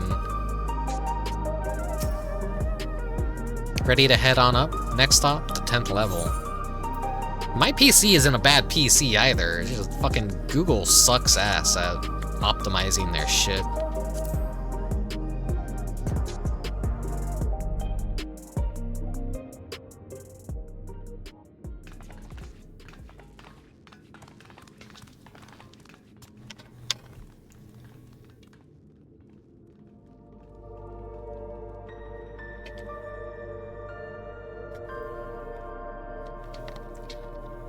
Yeah, I just wanted to drink some drink. Wet my whistle. This is one of Preservation's laboratories. It's so dark, I can barely see.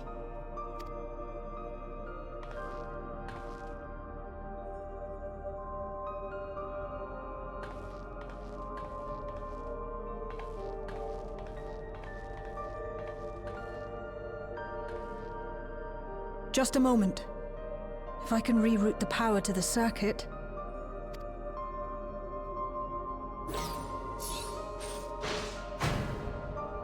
You got the lights working!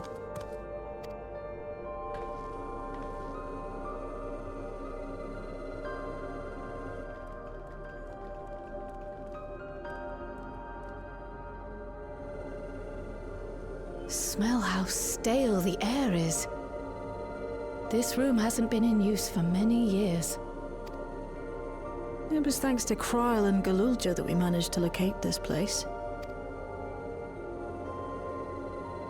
You may remember that my earring contained the control code for the gate to the Golden City. As it was Preservation that constructed the portal, we reasoned that the code to operate it might include a signature of some sort, unique to their organization. So I took a closer look, and a line-by-line examination yielded a string of symbols identifying the code's author. We then began accessing the nodes for every door in Everkeep, seeking out control codes which contained those same symbols.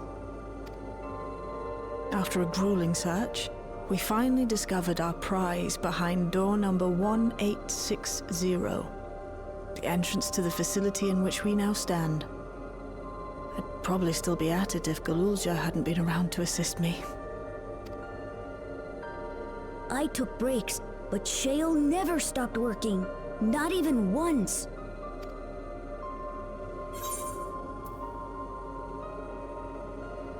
You're a treasure, Shale. I can contribute precious little else, I'm afraid, but I appreciate your kind words. In any case, this next part will require your helping hands. We need to spread out and search for something that may lead us to Calyx. We're more than happy to help, of course. But I wonder, won't he realize we've found this place?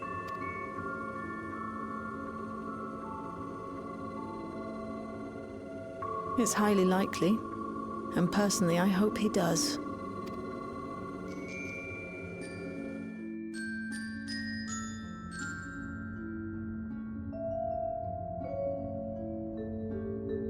You know our main objective. We're here to pick up Calyx's trail. I'm sorry if you guys hear dogs barking in the background. They're going nuts, but someone should be taking care of them right now. Y'all know our main objective. We're here to pick up Calyx's trail, and I've learned of a certain device that should help us do just that. I'll explain how we proceed, but according to the information I was able to dredge up, the device in question should have been installed in the director's office.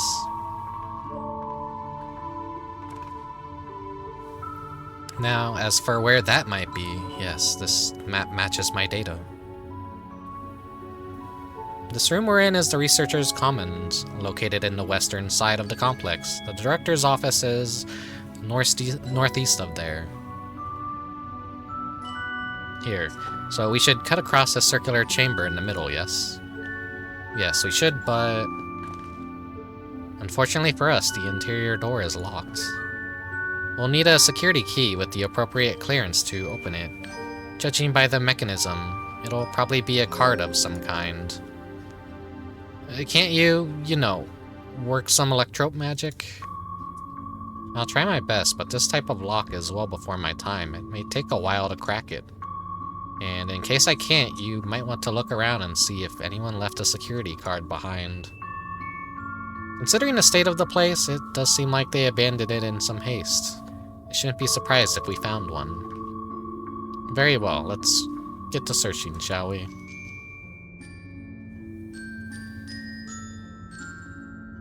I expect we'll have the most luck looking for where the researchers kept their personal belongings.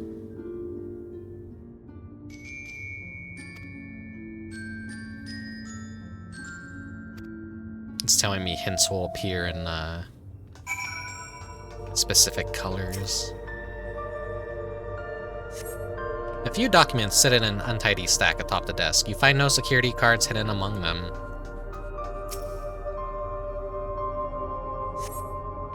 The small shelving unit holds some office supplies and little else of note.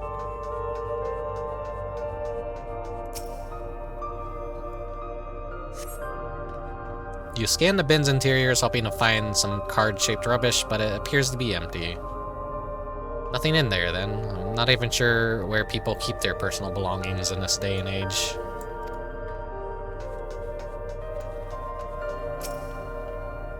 This appears to be the only desk with the drawers already open. You can tell at a glance that the desk's former owner left some things behind. You discover a card-shaped object. The electrode surface is marked with a bold level 1. But could that be what we're looking for? Try it on the door and see if it opens.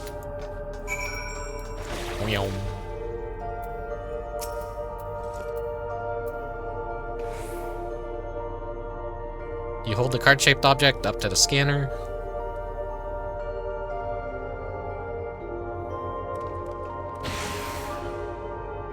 It's open. You did it, Rickubus. And good thing too, I was getting nowhere with that outdated circuit. I am curious though, why would they abandon a facility like this? It was run by a director Demetrius, or so the terminal there told me. Perhaps there are more answers to be had once we venture further inside. And let us continue onwards. The door to the director's office is across the central hub.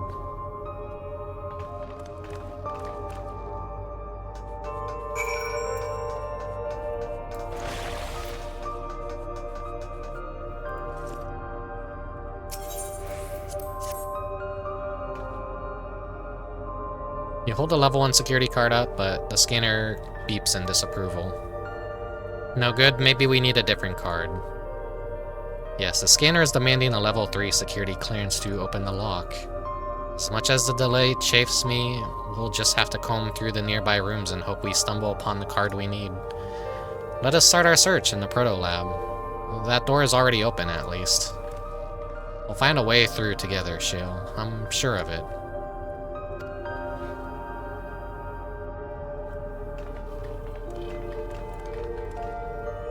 Oh, there we go.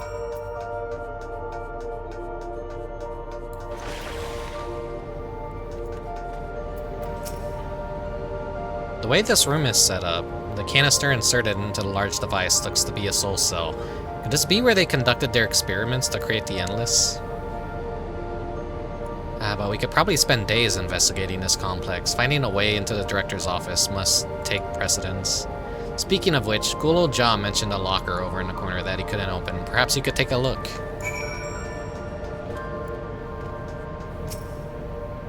The locker door is shut tight, but the number pad suggests that inputting the correct combination will open it. You have yet to uncover any potential combinations. Perhaps speaking with your comrades will help you progress your investigation. It appears to be a researcher's personal data tablet. Skim through the entries. Journal entry number 1. Today I began my employment at Preservation. The organization was unfamiliar to me, and when the recruitment letter arrived, I had a gut feeling that this work would be far more fulfilling than any of my orthodox medical practice. My instincts were correct. Master Calyx's philosophy is a refined ideal of notions I've only ever vaguely entertained, that mankind must evolve beyond the shackles of its flesh and blood existence. Journal entry number 4. I've had a meeting with Director Demetrius today. I've heard others praise his genius intellect, yet he seems to be a guttering candle in comparison to Master Calyx's blinding brilliance. Journal entry number 9. This morning I was permitted to access the top floor and observe the workings of living memory. As predicted, the shortage of aether required to sustain the Endless is reaching critical levels, yet Queen's Fiend insists on continuing her ineffectual flailing. Journal entry number 14. Our Miala colleagues, including the Protolab chief, have been behaving in a decidedly suspicious manner of late. Should I report my concerns to the director? Journal 18. From tomorrow, I have been assigned to assist the research project in the Dawntrail lab. We are scheduled to conduct a major experiment, the details of which I have been kept ignorant. It would seem prudent to back up my memory data. You have reached the end of the journal entries. I dug through this data tablet and found a journal. I'll read it to you. Results of Experiment 158 show a marked improvement in aether extractions rate. At last we have achieved the target value set by Master Calyx. Though I will become endless as per our Ascendance protocols, I will preserve this historic number along with my few remaining worldly effects. Preserve the number?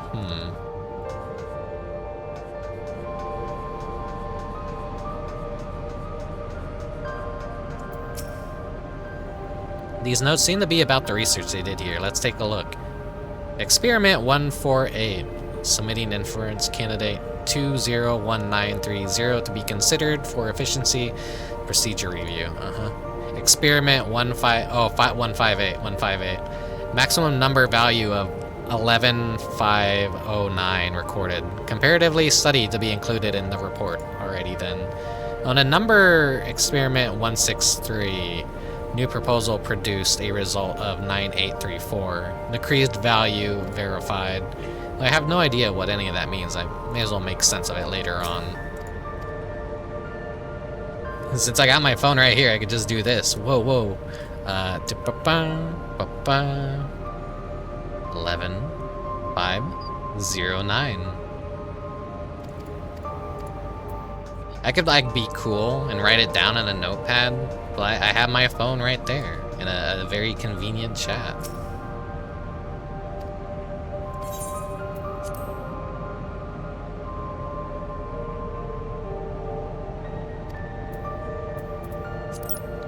One, 1509. Bingo. Locker pops open. Inside you discover a level 2 security card.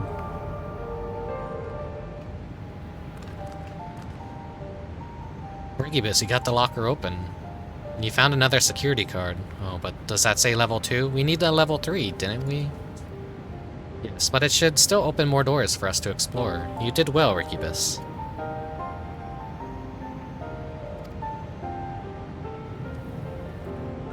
These preservation members led such surprisingly normal lives. Leaving notes, losing their cards. I guess I imagine they'd be more... what's the word? Bloodless? Mechanical? My parents were once part of preservation, if you'd recall. It would seem the researchers who agreed with Calyx and his philosophy underwent the conversion to endless entities. But I assume those who could not or would not eventually left the organization altogether. Oh, I almost forgot. The researchers kept journals in their data tablets. The one I read doesn't explain much, but something big happened in the complex, and afterwards it was decided that everyone would become endless. The writer was really happy about this. You could tell how much he admired Calyx and his work. The entries ended after that, but maybe you could read more in the other tablet there. Right, let's move this investigation to another room. We'll have the Dawntrail lab and the maintenance facilities left to search. Both are accessed via the southeast corridor. So it's back to the hub and the locker door across the way. Which will hopefully yield before our new security card, or I'll take the old one if you'd like. I doubt we'll have any more use for it.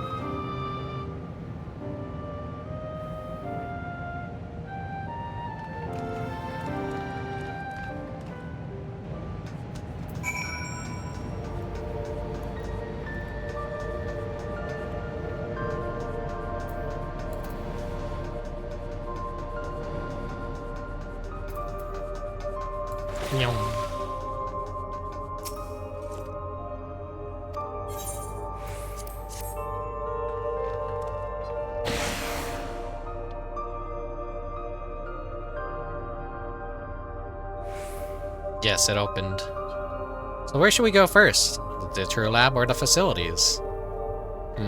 Let's start with the lab.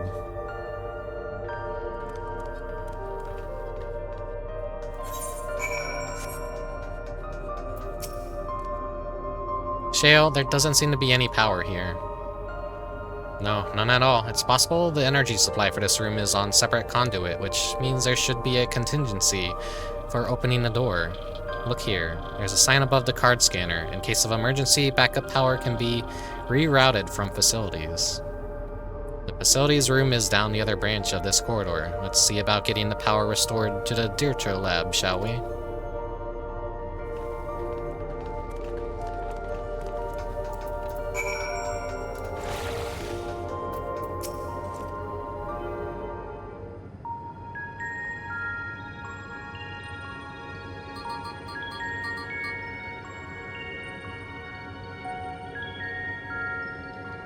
Hello, Mechanic Cat. Where's Wook? I demand Wook.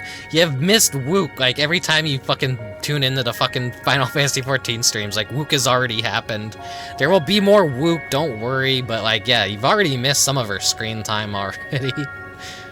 Engaging power supply. No good. It's returning an error. There must be a preliminary procedure. According to this error code reference, if the power supply has been interrupted for an extended period of time, then we need to reconfigure both the emergency generator and the circuit control panels. Shale, that's the emergency generator over there, isn't it? Yes, and by the looks of it, it's the same model as the one used in Heritage Found. But how does it send power to the other lab? Ah, I see. The emergency cable attached to the base of this terminal leads down the hall directly to the Dawntrail lab, which means they need a way to connect the generator to the cable. What about these patterns on the floor? Could this be the circuit we need to reconfigure? I believe you have the right of it. Using the control panels set each of the floor's tiles, we create an unbroken path for the flow of power to follow. What I would give for an instruction manual. It's a fucking Zelda puzzle, it's not gonna be rocket science. Indeed, we could look around for any written procedures. I'll keep digging through the terminal directories. Might also ask someone to operate the generator. I can do it. I've used that type of machine before. Then you would be willing to try and reconfigure the circuit path, Rickubus. Yeah, I've like played tons of... I'm familiar with this kind of bullshit. The rest of us can help by supplying Rickubus with whatever information might be found on the circuitry to configure. Won't be needed, won't be needed. You know, I could talk to Wook Lamont and give Mechanic Cat what he wants, but I'm not gonna do that. I'm not gonna do that. Let's see,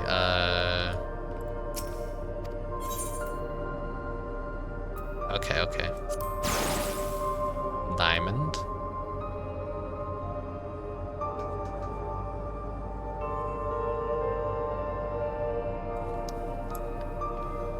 So that's in the corner there.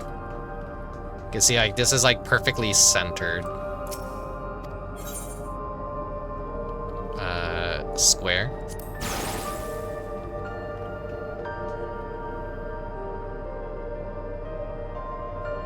And...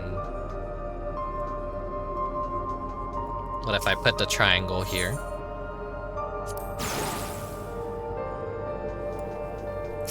And then the last one is the circle. Easy. Me being a fucking big baby and putting the fucking circular block through the circular hole. Like, wow, I'm so smart. I wonder if there's like any... There's gotta be players out there that got to this point of like, this is way too hard. I don't know how to do it. There's always MMO players like that. Like, surprisingly, if you have a jump puzzle in an MMO, people struggle. Like, they don't know how to platform in an MMO. There's like one dungeon in World of Warcraft that actually required you to jump over a small gap to progress. And so many people struggled with that they never put any more platforming in dungeons ever again. Because people just couldn't fucking do it. So like, that's like, MMO players are kind of a special breed of dumbass sometimes. I mean, I'm my own brand of dumbass, but still. It works. I guess it's like if you're a person that's only ever played an MMO and you've never played a real video game ever, it could be difficult. We did it, Rickubus. The Dawntrail lab should now be fully powered. Well done, everyone. If I may, Shale, can we access a certain data log before moving on? I was checking the storage shelves and one of the labels caught my eye. Preservation the Early Days is the title. And then jerking myself off, right? Yeah, I'm so smart for solving the baby puzzle. Of course, it'll only take a moment to bring up the contents. Looks to be a text-based account. I'll read it out. Preservation, an Alexandrian Institute for Technological Development, was founded by Calix, an 11-year-old child prodigy. Approval for establishing the organization came during Alexandria's involvement in the Storm Surge, with Calix's designs for new defensive solutions, funded in large part by partly by the Treasury. As the conflict grew in intensity and casualties mounted, Calix funneled Preservation's resources towards the perfection of memory storage. Research into this field continued even after the Storm Surge came to an end, with Calix eventually electing to preserve his own memories in a virtual domain. So this account is from before he embraced his endless existence, hundreds of years ago. I met him only once before the Storm Surge began.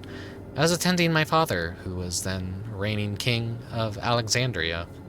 Calix could not have been more than 10 years of age and required constant treatment for his debilitating illness, yet still he published theories so highly regarded that even the royal family was aware of his achievements. Life should not be lost to the injustice of death. Even now I can hear the single-minded will behind his words. So it was that when the war came to our kingdom, my father was quick to commit his unwavering support to this somber youth and his proposals for preservation. Several years later, the ensuing violence brought the death of both my parents, overwhelmed as I was by my sudden succession to the throne. I suspected they spared me the reports of endless research and other less urgent matters. So you had no way of knowing what kind of person Calix was changing into. Did he change, I wonder? Perhaps he has ever been the type of value ideals over compassion. I failed to see it at the time. Or perhaps he did change, but is still driven by those same deeply held beliefs. That mortality is cruel and unjust, and his role is to deliver mankind from that fate. Whatever the case may be, we cannot allow him to shape our future. Let's press on, shall we? Pound's fist in agreement. If I've done my job correctly, the door to the Dawntrail lab should be accessible now. I'll give everything a once-over, just to be sure. I don't even know if I'm, like, saying that right. Dawntrail lab.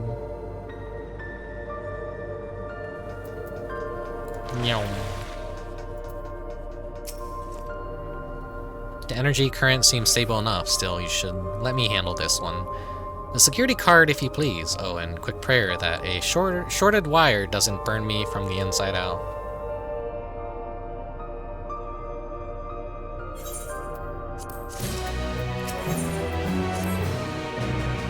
Right, I'll get this door open.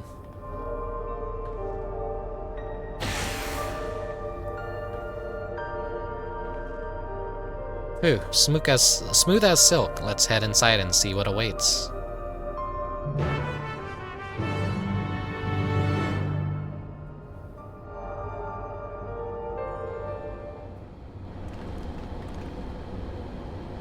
Gods above, isn't that...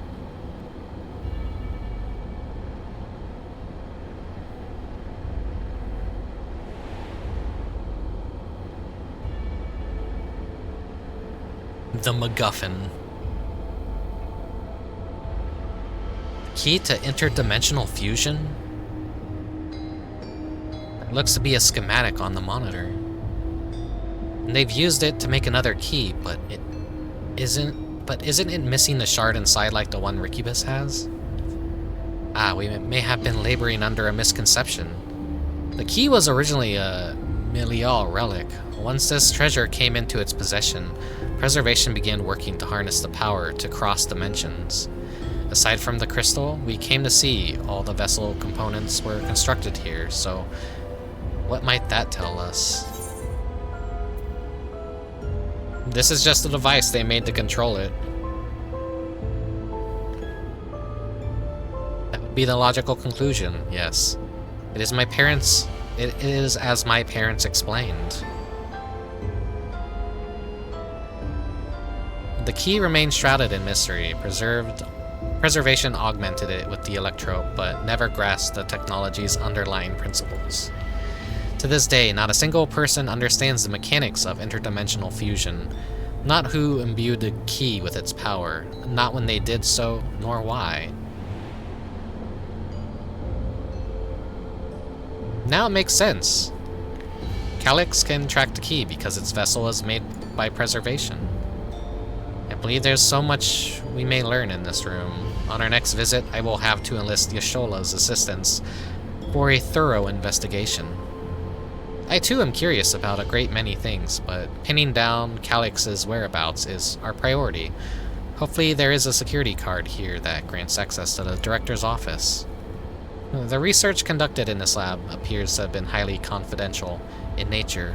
Some of the personnel must have belonged to the organization's upper echelons, and that means higher security clearance. We should spread out and look for any cards they left behind. Remember, anything less than a level 3 is no good to us.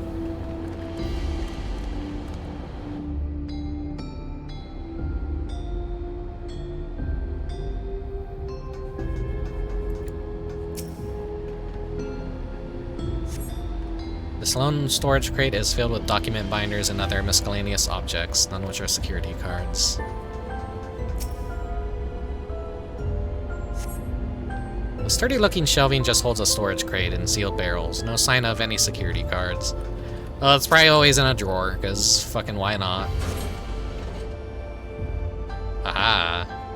You find a security card in the cabinet drawer.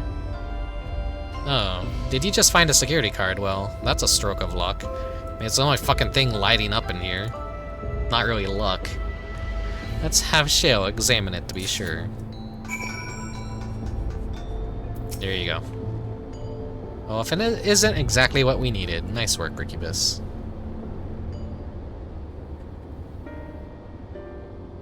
Oh, a level 3, that should get us into the director's office. So what was it you were hoping to find in there again, Shale? You were saying that a certain device was going to help us. Right, I haven't properly explained myself, have I? I am looking for a data relay. After we discovered this ostensibly abandoned complex, I performed a cursory investigation which detected a connection to an outside network. When I traced the data's routing, I confirmed traffic from a web of Everkeep's security cameras. Considering the way Calyx is always one step ahead of us, we must assume he's quietly seized control of the city's surveillance system and has been using it to monitor our activities, to monitor what you, as the key holder, are planning. But since Calyx is the ultimate recipient of those transmissions, the flow of data is like a river that we can follow back to him, which is why I need the data relay. If I can analyze the device and see where it's rerouting all this surveillance traffic, then you can pinpoint Calyx's position. That said, he has done nothing to impede our progress, which makes me think I might be on entirely the wrong track. Maybe the reason he isn't stopping us is because he can't. Back in the old castle, Calyx said he was measuring Rickubus' strength, but could he possibly dream up that's stronger than him?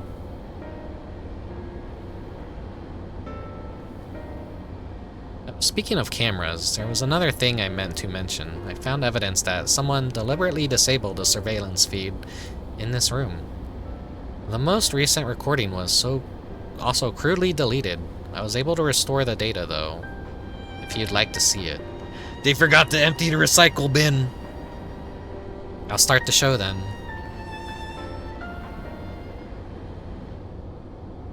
I wonder how many like computer repair people like check the recycle bin to see like what people forgot to delete before putting their computers in to get repaired. Are you really planning to leave? Yes. The idea of eternal life, it's begun to frighten me. I struggle to renounce our conventional wisdom. Death is the means by which life prunes its branches, leaving the trunk to grow strong and tall. We die so that our species may flourish. What would become of mankind were we to halt that process? If unending stagnation is the fruit of our labor, then perhaps we strive for the wrong thing. He's got the hentai protagonist hairstyle. They added that one last patch. Your argument is a rejection of Master Calix's vision.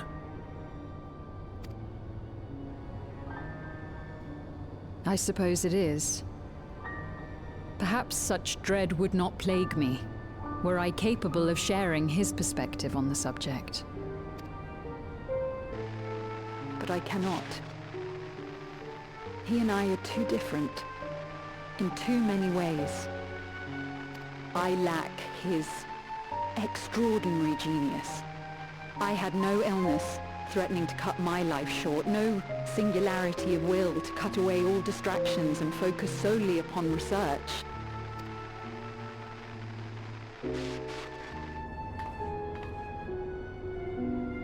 I have nothing but respect for his determination. The way he overcame his prognosis and seized the means to transcend death itself. But I'm not convinced that this obsession with living is the right path. That's why I've decided to leave preservation and put all my effort towards building a legacy for the next generation to come. Surely you... Holy shit. Just fucking shot her. Protocol, you understand. There can be no exceptions.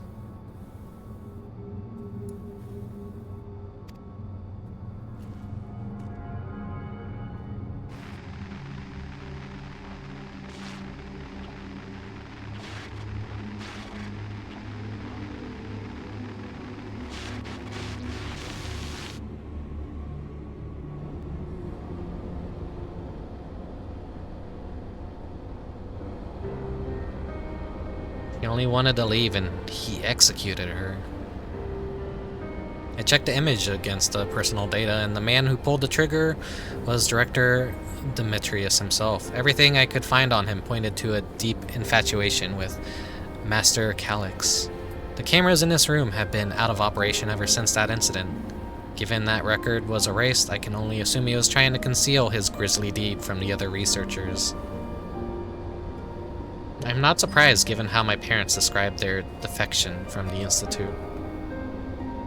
They spoke of rushing me through a portal, even as a preservation's agent closed in on them. I dare not ask what became of them after that, but if it turns out they were captured by their pursuers...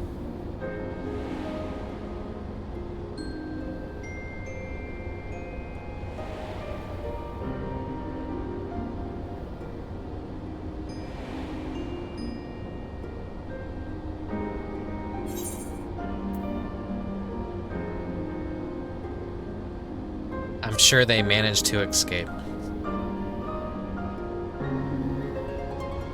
I want to believe they did, and even if they didn't, I hope they at least enjoyed what time they had as Endless. Oh, Kryl. Worry not, Sphene. Thanks to the Haven of Living Memory, I was at least able to meet my parents and learn what they stood for. It is enough for me to carry on. Even now, we don't know the conflict unfolded between your parents and Preservation, but what we do know is that your mother and father cleverly expunged every last trace of their movements. They made sure no one could cross into the source or threaten their child's safety. That child they delivered was you, Kryl.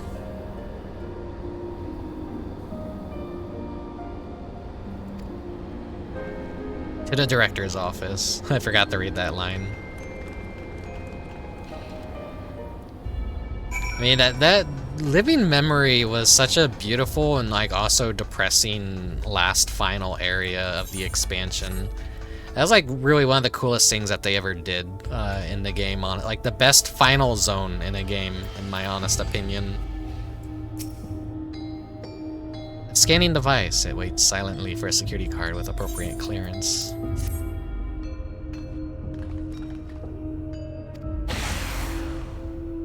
There we go, let's head inside.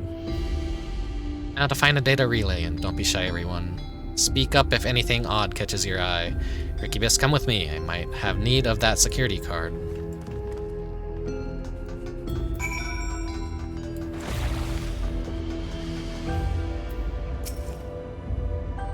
Damn, this terminal isn't connected to any outside network, so it can't be the data relay I'm looking for. This office is also smaller than the map suggested. I'm positive we're in the right room. What am I missing?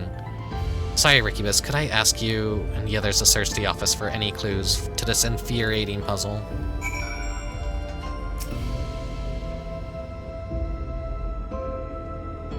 Amongst other personal effects, you find that it is presumably the director's data tablet. A closed locket stands next to the table. Examine the data tablet. You pick up the data tablet and begin skimming through the contents. Daily reports. Nothing of note. The mystery of the key's activation condition remains unsolved. The key triggered an explosion today. Temporary interdimensional portal verified. Continue attempts to stabilize the core energy's reactions. 13 researchers sustained fatal injuries in the explosion. Memory faculties of 4 personnel sufficiently intact for endless conversion.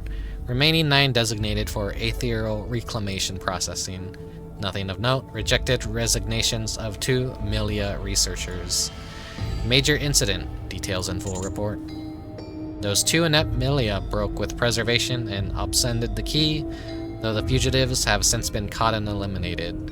We were too late to recover the relic. The only reason we retained our flesh was to serve Master Calyx as a physical instrument to conduct his experiments. Deprived of the object of our research, our existence serves no further purpose. I dare not imagine the depths of his disappointment in me. The complex is to be shut down. All personnel will have their bodies reduced to aether, which will be allocated to further experimentations. Memory data will be archived. Any endless conversions will be subject to Master Calyx's discretion. If he does not deem us fit, then we are not deserving of eternal life. Shutdown protocols. All personnel have undergone processing. Once the shutdown protocols have been completed, I will proceed with my own corporeal dissolution. As long as the key remains in the physical world, we must keep this complex in pristine condition. Whether it be needed for experiments or otherwise, it must be ready to support future operations in whatever capacity Master Calyx requires. To that end, facility equipment will be maintained in stasis mode. Furthermore, a critical component for secure room access will be stored separately to defend against the unauthorized entry.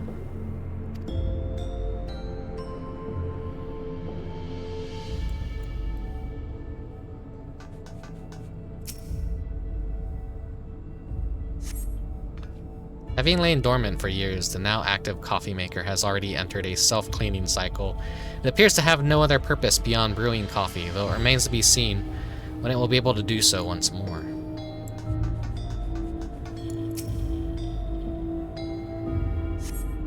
We find a crumpled note wedged between the file binders. Secure room lift access requires passwords to be input simultaneously as the terminals in the Proto-Lab, the Dawntrail, and the Director's office.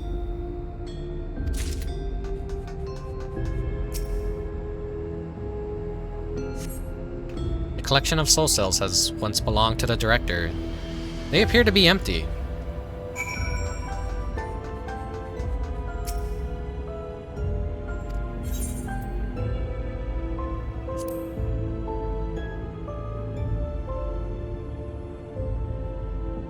The door of the locker swings open easily. Ooh. It contains nothing of note. You quietly shut the locker door.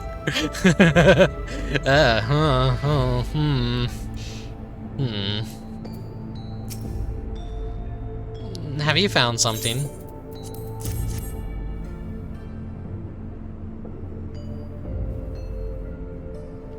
Thank you. A misplaced note, was it?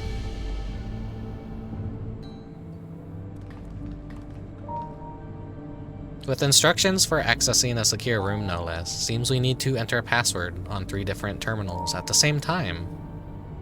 There's no such room marked on the map, was there?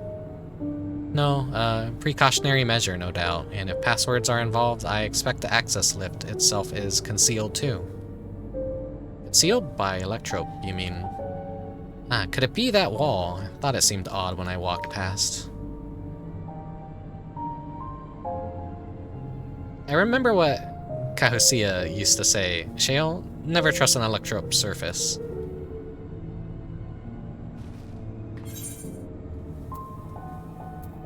You can pass right through Electrope. Yes, thank you, Captain Obvious. Truly, it never had that property in my time. Rickubus is having a little fun, I think. What we mean is Electrope can project a false appearance. Little dumbass. Do a little pose like, eh. In which case, it shouldn't be too hard to disable.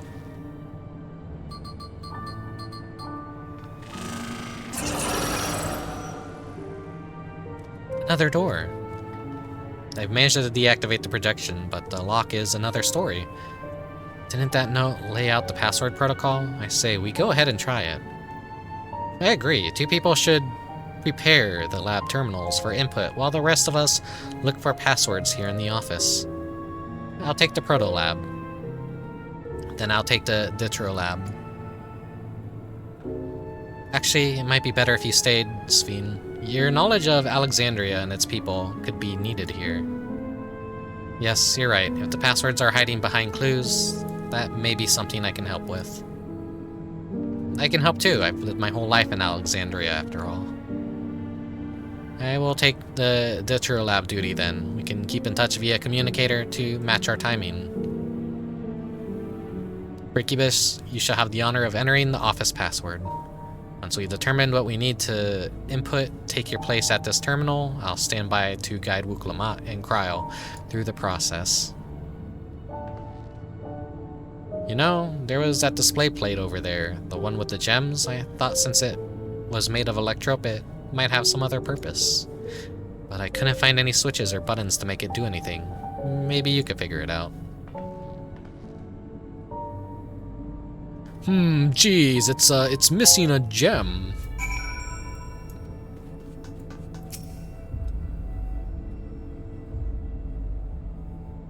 Two jewels are embedded in this Electrope plate. You identify the blue gem as a sapphire and the red gem as a garnet. There also appears to be an empty slot for another jewel to fill.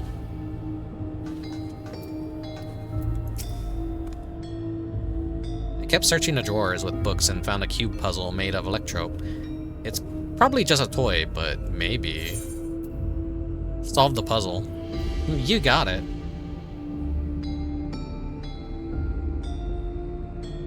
Let's see, if I move it this bit, then connect the circuit to that one. There! Huh? There was something inside. Oh, it's a pretty green stone. I think it might be an Alexandrite.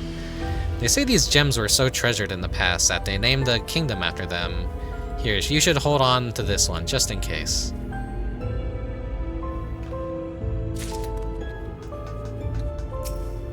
Pretty gem go in the hole.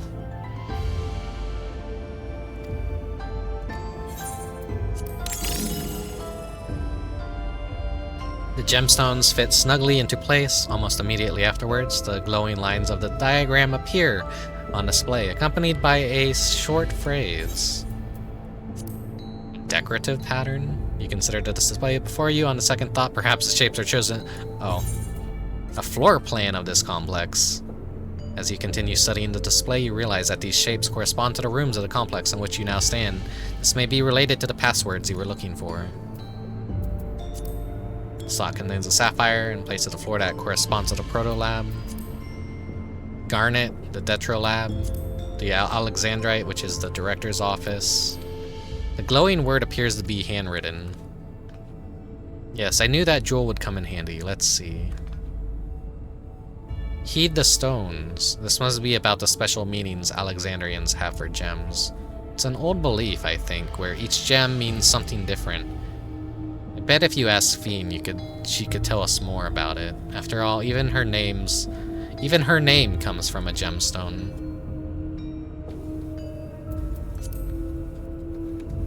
Alright, Sphene, what do you have to say? Yes, if you have questions, you need only ask. The symbolism of Alexandria. Though I have taught that Well, I was taught Alexandrite represents the concept of protection. It is incidentally also the origin of Alexandria's name. Oh, and are you thinking this has something to do with the passwords? The sapphire and garnet as well, you say? Well, yes, they all have meanings. Alexandrite, as I said, is protection. Sapphire represents honesty, and garnet symbolizes devotion. We should try these words at the terminal and see if they're accepted. I certainly hope we're right.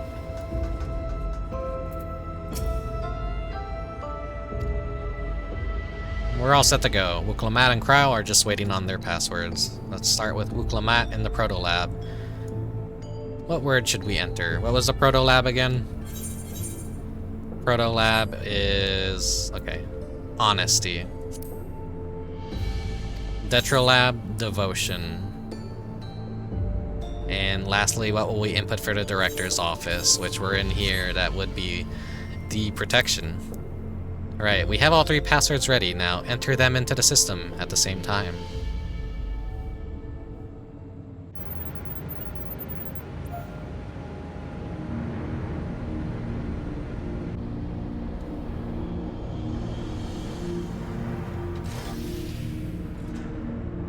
Yes. I'm so glad that worked.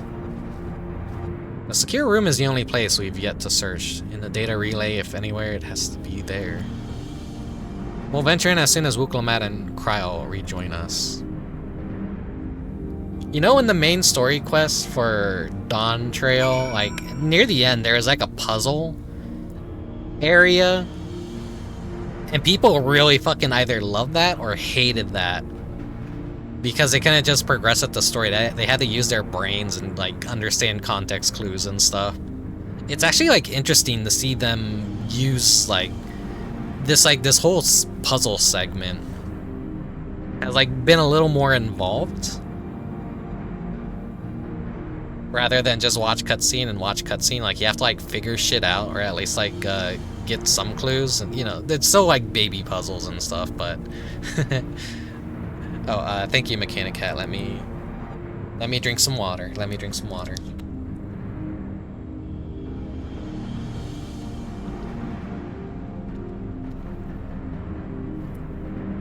Why didn't Kiwi work?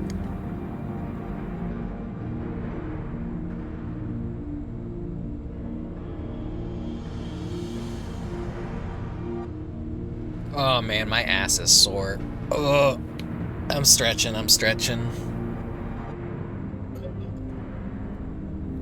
I stretch so much you can like see my lower half. Like, look at that.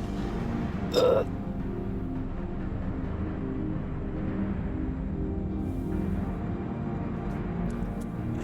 Oh man, my ass is sore. Oh god, like I just like been sitting on my ass this entire time. Like, ugh, it's a nice comfy chair, but man, it makes my butt hurt a lot.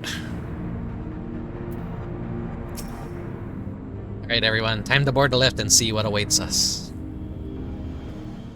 Sorry, Kiwi didn't work. I don't know what's like wrong with some of the redeems. I'll have to look into it later.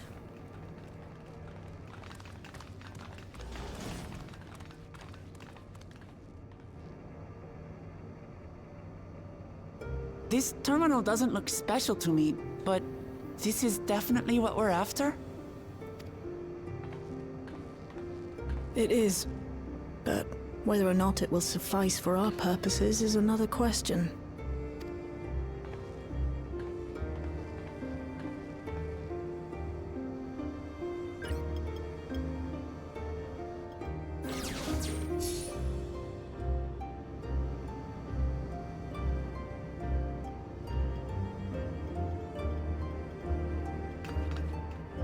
The Endless are created using the memories of the deceased. But as memories are, in essence, collections of data, the resultant entities have no physical form. These data entities, as we might call them, have only two methods for interacting with the material world. One of these we saw in living memory, where the Endless are granted temporary bodies through the use of corporeal ether. They become much like solid ghosts that one can see and touch. That little sound effect, by the way, that's like my hunting link shell alert that like something has been found. The other method, which Kafkiwa employed, is the remote operation of a machine. But where do you suppose the Endless are to be found when not inhabiting a physical body? The Endless are memories, and if memories are data, then...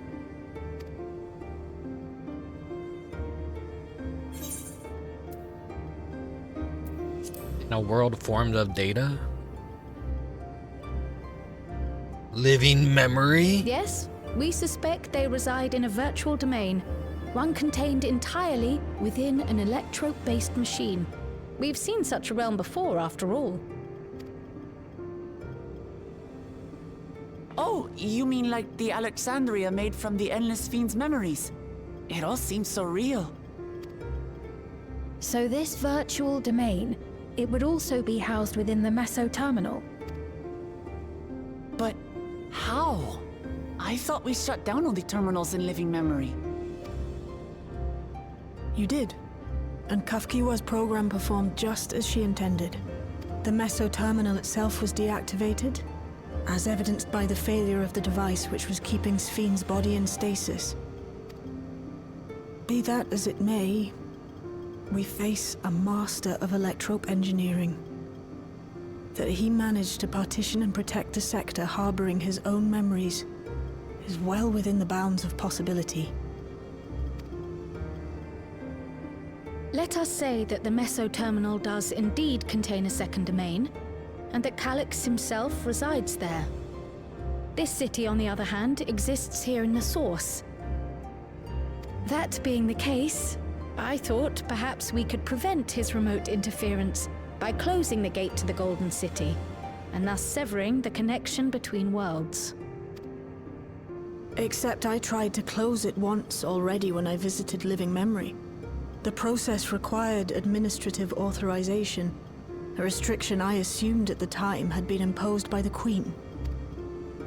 But now you think Calyx might be responsible. Just as I suspected. Even now, security transmissions from throughout the Keep are being tapped by the core system and routed elsewhere. Almost every single one has you as its focus. He's keeping track of the keyholder's movements. Time's up, and what a waste of time it's been.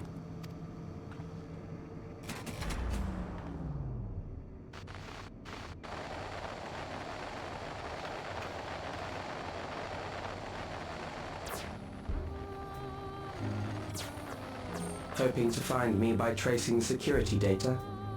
That will not be necessary.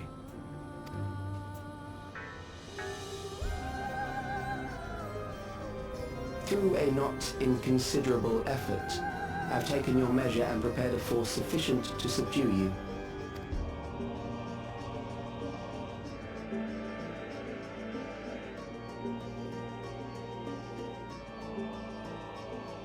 Come.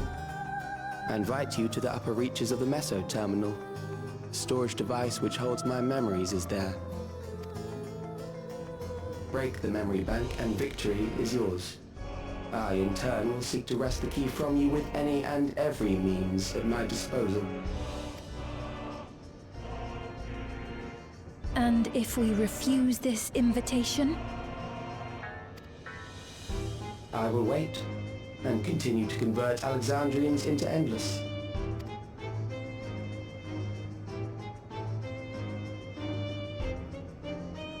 Consider the urgency of the situation and make the wiser choice. Answer me one question, Calyx. The Endless Fiend. When she was queen, you had her face an impossible task, then manipulated her into using the key when she was at her most desperate. If you can do all that, then why not whisk it away when her plans went to ruin? Why let it fall into our hands?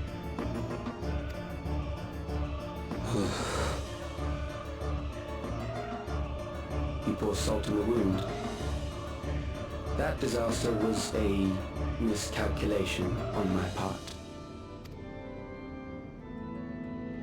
As her end drew near, Sphene and her restructured memories had become one with the terminal's control systems. In that singular place, in that singular moment, she wielded an authority greater than mine.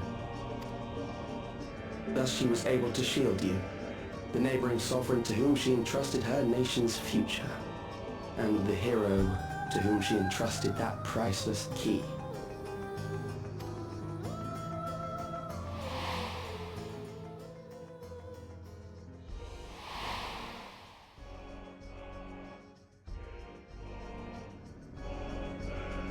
I am unsure to what degree she perceived my presence, but she knew that someone was watching.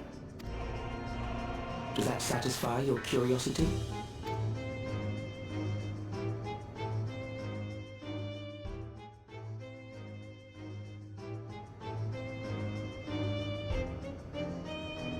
It does.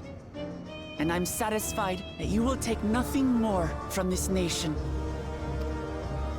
Not one more life, not one more future, not one single smile from another child's face.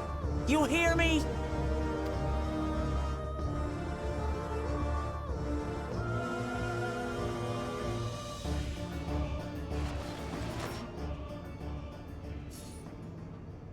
He just fucks off. Sorry for losing my temper, but there's only one way we can deal with people like Calyx. Whatever grand future he envisions, Yeah, an ass whooping. someone will be made to pay the price. And I won't let that happen.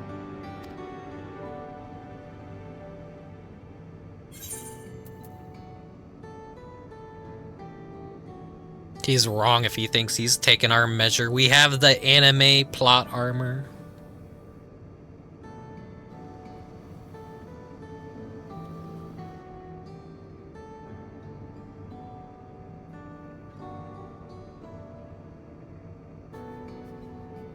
If I may, I realize it is not my place to say this. Even so, I must thank you both.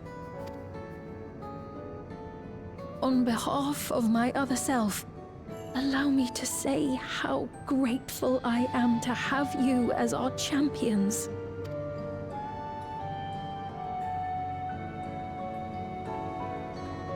Every scene with a Lalafell player character is so goofy because we're just so fucking small. We're just kind of there and everyone else is like tall. It always like kind of silently cracks me up when I realize like, yeah, I look fucking ridiculous in these cutscenes. But that's also why I like Lalafell a lot. Hey, that was an adventure. It may not have been the method Shale was hoping for, but at least now we know where Calyx and what we need to, where to find Calyx and what we need to do next. Indeed, I remain curious about Preservation's research into the key. That's an investigation for another day. Then let's head straight to the back room. We should let everyone on the same page before we make our move. Dungeon's gotta be soon. What are we at? We're at nearly 3 hours, so the dungeon has to be coming up. Oh, it took me to the back rooms. Nice. Damn that bastard Calyx. He waited until I was this close before snatching away my moment of triumph. And that infuriating, condescending way he spoke to us. We'll see whose time is up, you smug little weasel. Anyway, I know things didn't go to plan, but we learned a great deal about preservation. That knowledge could come in handy in the days to come. Though I may not be able to contribute much to a directional confrontation, I mean to see this through with you all, provided whatever support I can. Rickubus, we've briefed Erenville on everything that has happened and sent word to the others. We've now but to consider what our next action will be.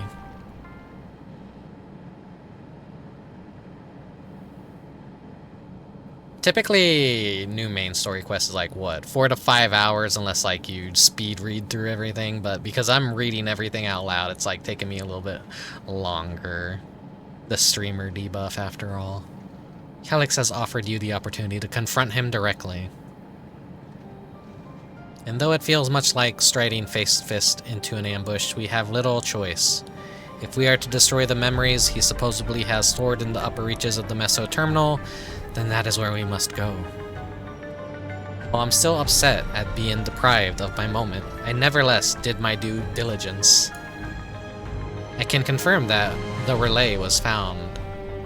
That the relay we found was indeed transmitting surveillance data to a device somewhere in living memory. When you go fight Calyx, pray let me fight alongside you. Let me fight for the memory of Otis and Zelenia, and the other Sphene I may have become. Otis and Zelenia, like, yeah, parallels to other Final Fantasy IX characters. Who? I'll let you go Google that and find out. One is Steiner.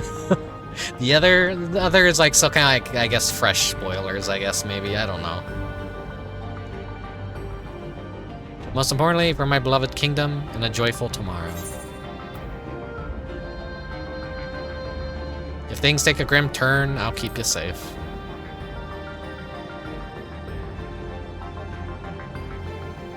I shall hold you to that, but I will protect you in turn because that is what comrades do. I'll be coming with you as well. You know my reasons. It's hardly need saying, but your fellow Scions also have every intention of accompanying you into battle. So adamant were Alice and the others on this point that they were already left for living memory. I am more than ready to do the same. I'll keep patrolling the streets for signs of trouble, especially from anyone wearing neo-regulators. Should you need anything from me, I'll be on standby here in the back room. I really want to go with you too, but I know I can't. I know that sometimes you have to be patient and trust in your friends. Speaking of, if you'd like a faster queue, I could come over and visit. If not, that's fine as well. Yeah, sure thing. Hop over, Deco.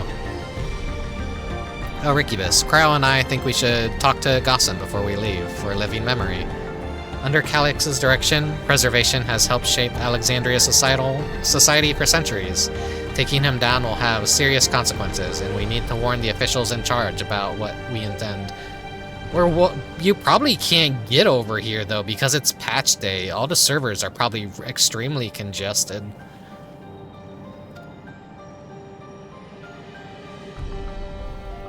Justifications aside, we shall be acting against the wishes of all who desire to become endless. Exactly. We don't know if Gossen will approve or oppose our chosen course, but either way, leaving without a word is the wrong thing to do. It was open earlier when I looked, surprisingly. I think, like, Blizzard was also, like, extra petty and wanted to release a patch on the same day that Final Fantasy XIV was getting a major patch. So, yeah, so maybe it wasn't as busy today on Final Fantasy as, like, because there's a lot of people that play both games. And there's the grifter audience, of course, that, like, whenever the content in one game dries up, they jump over to the other and they're like, ooh, wow, I gotta make my content off of this hot new topic.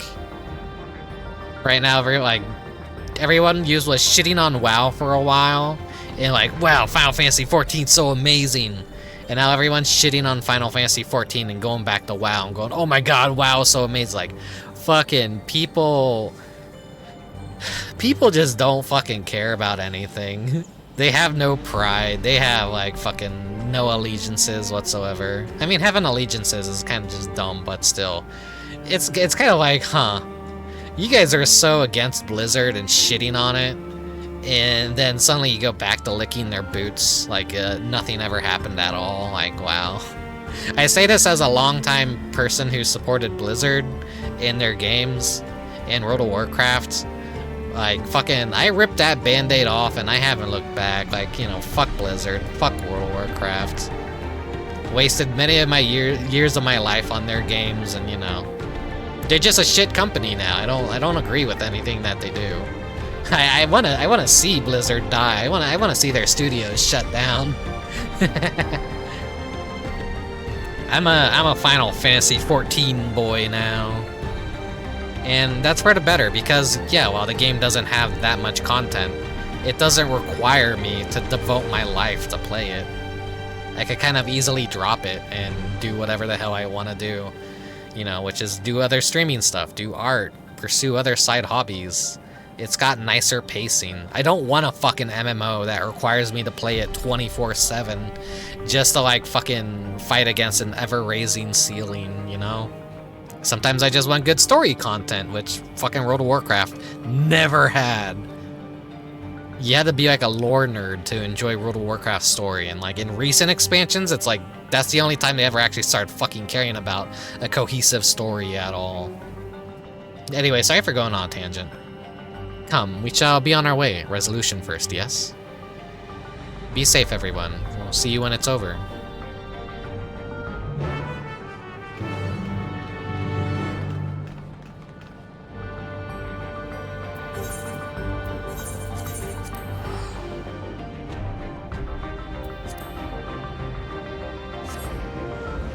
Back to Solution 9. PC melting.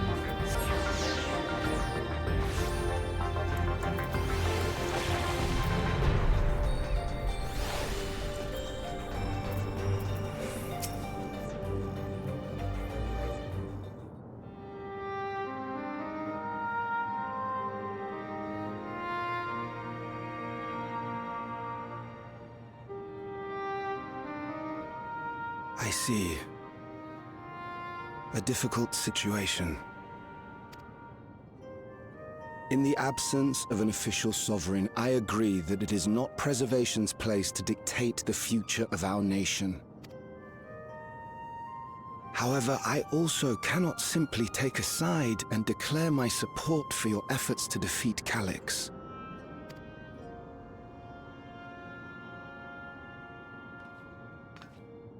Is that because of the new regulator you wear? I've yet to register it. I find myself caught between the fear of dying and the desire to carry out the duties of governance. My greatest concern is how we shall stem this ever-increasing terror of mortality when becoming endless is no longer an option. And that's to say nothing of the recent slaughter committed by our own soldiers. The fact that such violence was perpetrated for the very purpose of creating endless will, paradoxically, make it more difficult to endorse your chosen course. It may not seem logical, but for those who lost friends and family in the attacks, halting the creation process altogether would render the deaths of their loved ones utterly meaningless. Is it not cruel to rob them of what little solace they could claim, when we have only just learned what it is to mourn? Tell me, how are we meant to overcome such tragedies? I'm gonna die too one day, buddy, but you don't see me fucking throwing a fit. We stop begging others to teach us for a start.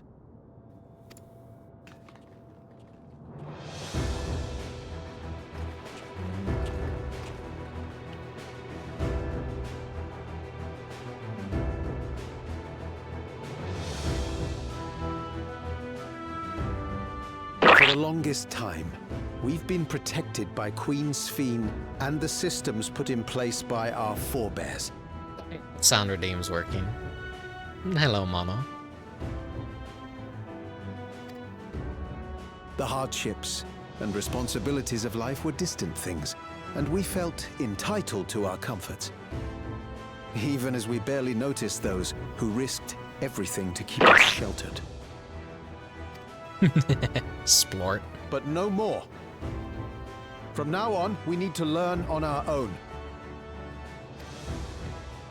How to live with the promise of death. how to endure the pain of loss.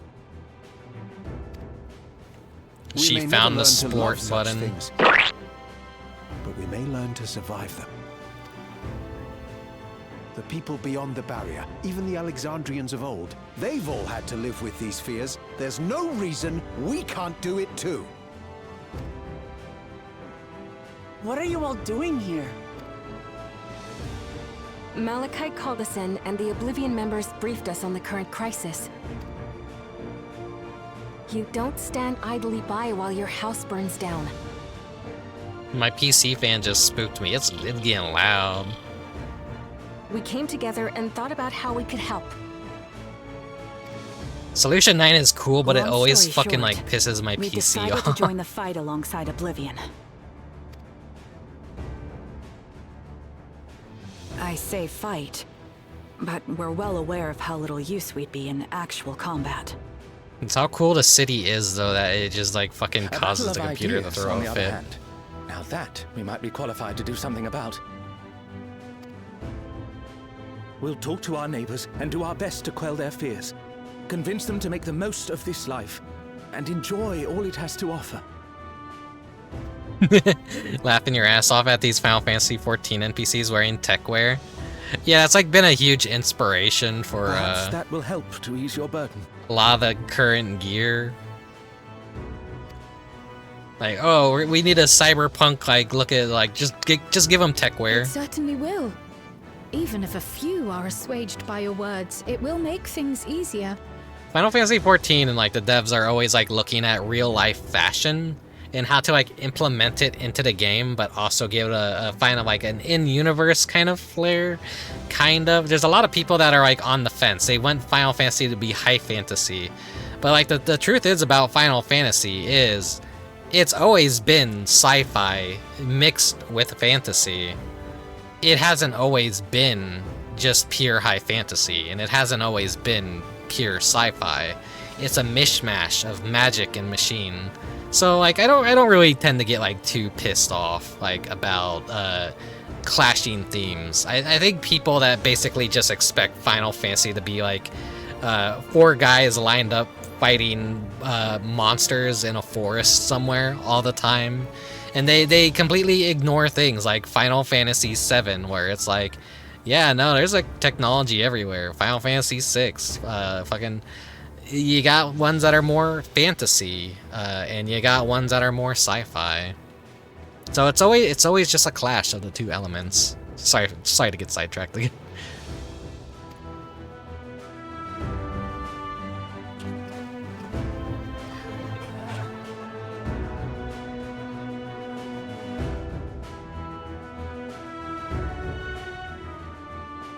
Those who have already registered will be difficult to sway, but there are still many who waver. Those are the ones we'll concentrate on. Gossen, if you truly care for the people of Alexandria, then now's the time to start thinking of ways to prevent more deaths.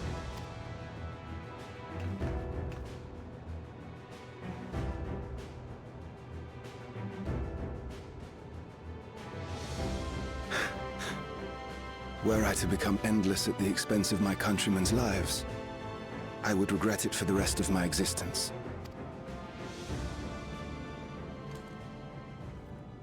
Doing the right thing.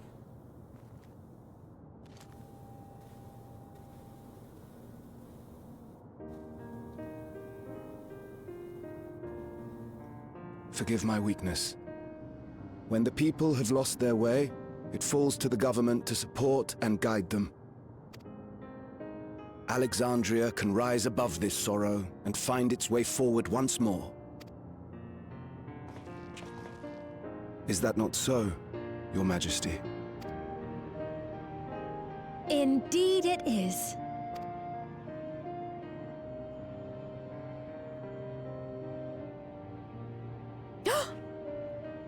No, that wasn't... what I meant to say was... Oopsies. Calm down, Sphene. Amity, you used her name.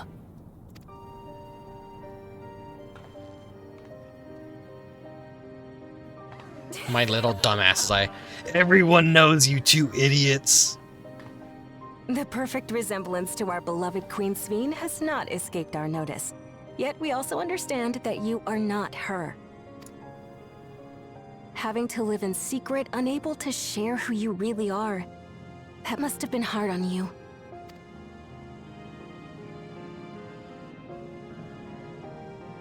When you come back, please tell us all about yourself. I imagine yours is a rather outlandish story, but we're eager to hear it all the same. You're one of us, an Alexandrian, and we don't abandon our own. The moment they release her booty shorts,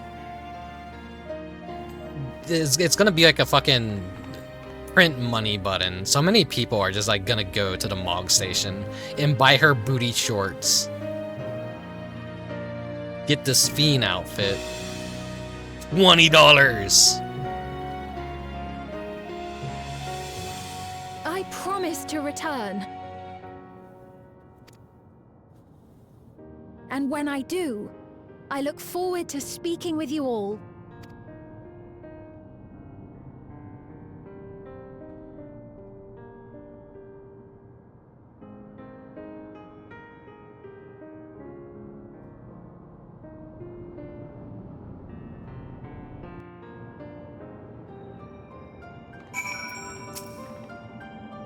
Everyone was so warm and welcoming. Alexandrians are, as ever, a stalwart people. How glad I am to be home. Thank you, Gossin. That decision must have been difficult to make. If only I could claim the courage to do so. Came from within. Sorry if I'm like slurring reading stuff. I'm like, ugh. It's like I'm out of practice. The final push came from Alexandria's citizens and their bravery in taking the first step towards change. So speaking of which, can I ask you to lock that neo-regulator away where no one can get to it? That should prevent the registrations from reaching the target number. I should be glad to do so, but I fear it would be to no avail. According to our most recent surveys, the number of neo-regulators in circulation exceeds the stated 5,000. I summarized the surplus units are to account for those like myself who had a change of heart or are otherwise hesitant to register. That does sound like something Calyx would do. Well, we'll have to face him either way, so no point in delaying the inevitable. On to living memory. By the way, the regulators, like, I'm sure I've said this in the past, but I love the anime Kaiba, and those things are kind of essentially kind of acting like that too. It could basically erase your memories, replace your memories, make a fake you that lives forever in a memory bank. Things seem much the same.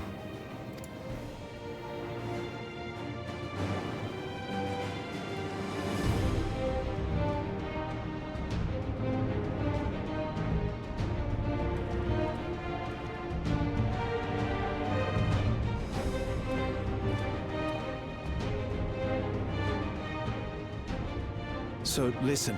You have nothing more to fear than any other normal day. Deep breaths. We'll get through this.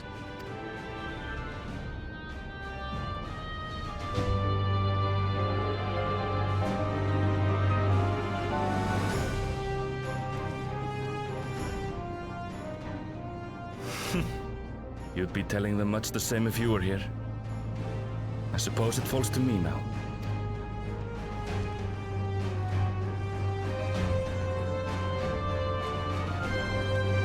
Your little keychain resembling his dead mother in her robot form.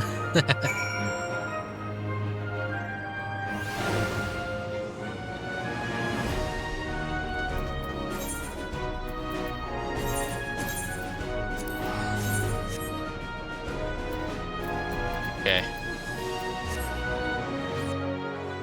Dungeon time soon.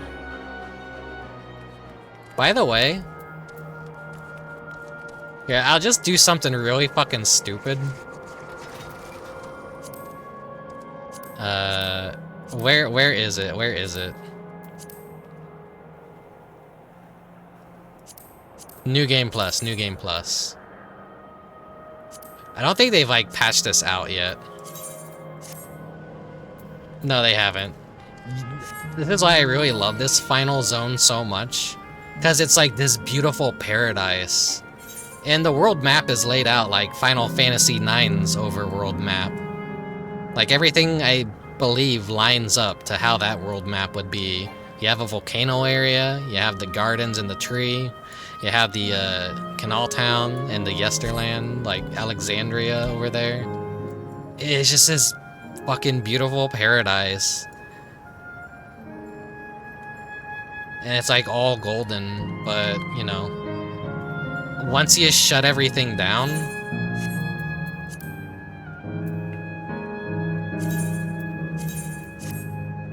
oh, I can't do that while mounted. And the music is great too. It ruins some of the impact that you could just easily do this and restore it to how it used to be. But suspend it, go back to how it was. It's all just a distant memory now. It's all deactivated. It's just empty. It's dead. It's a husk of what it once was.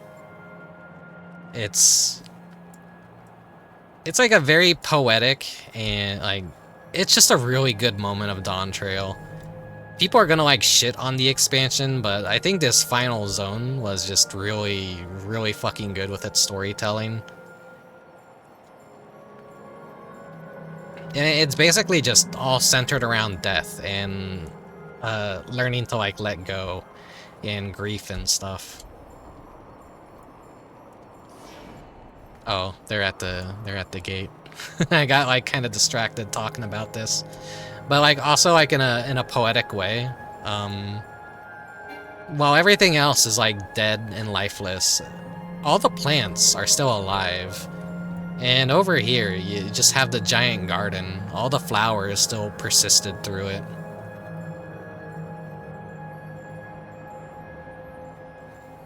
Everything's got like load in, but you'll see like, you know. It's kind of like think of the entire zone as basically a graveyard. And the only thing that exists around that now is just flowers and trees and whatever nature is just kind of like left here. It's like someone that was born near like an area that like had a huge cemetery and all that. So I do kind of like, it's kind of grim to say, but I do think cemeteries are very nice and peaceful, and I do like going to them because it's as quiet as like the earth will ever get. I feel is when you're in a cemetery, you don't really like hear anything other than the wind. That is if it's a, you know, San Francisco like has a lot of cemeteries and stuff.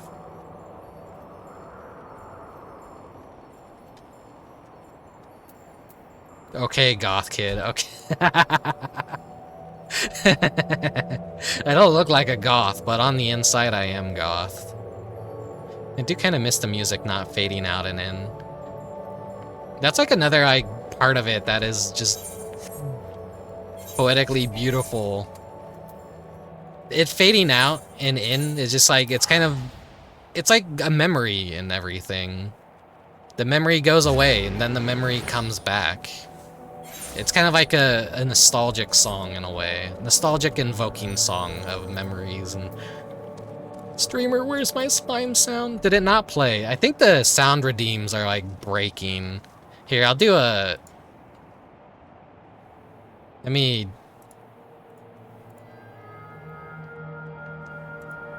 They were working earlier. There might be something wrong with sound redeems. Like, they're working sometimes and they're not working other times.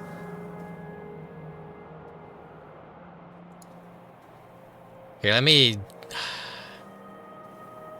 They're not working now. They were working earlier. I think I'll just refund a bunch of points later. I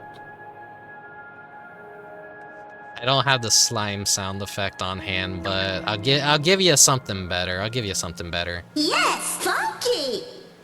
Yes, funky! Yes, funky! There you go. There you go. Let's get on with it. 'Tis good to see our comrades hail and girded for battle.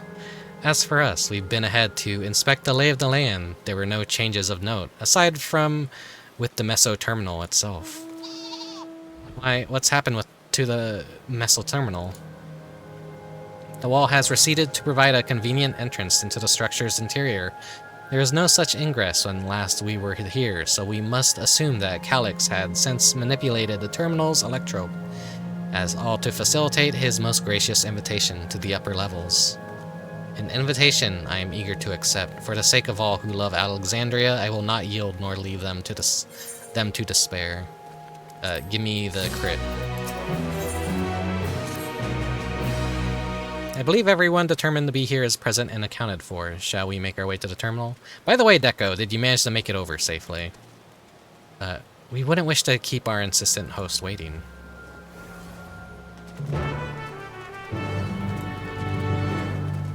If you did, just invite me to the party. I have whenever I stream, I turn people's nameplates off.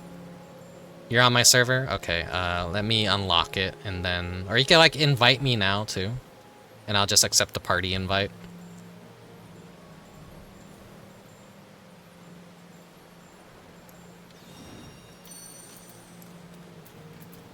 I don't want to open my friends list on stream.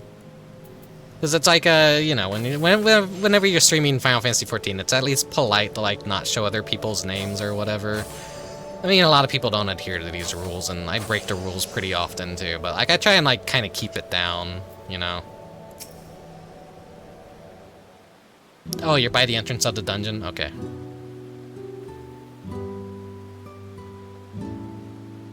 Well, here we are again, facing another battle to decide Alexandria's fate. For 4 centuries I slept here. Upon awakening, I found the world as I knew it had changed. I was so frightened at first, I couldn't recognize a single thing and thought everything I loved had gone to dust. Yet beneath that unfamiliar surface, much remained the same.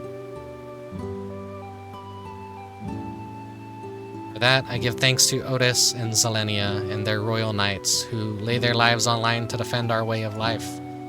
I thank every Alexandrian who believed in our future and passed on our legacy. I thank my other self who so loved this kingdom of ours. And I thank you all for kindling this hope in my heart, this courage to take up arms and fight once more.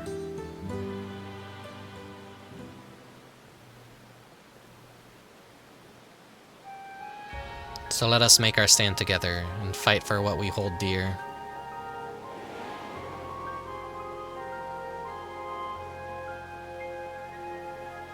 The kind and gentle Queen Sphene was too weak to serve her people, and so she will serve them no more.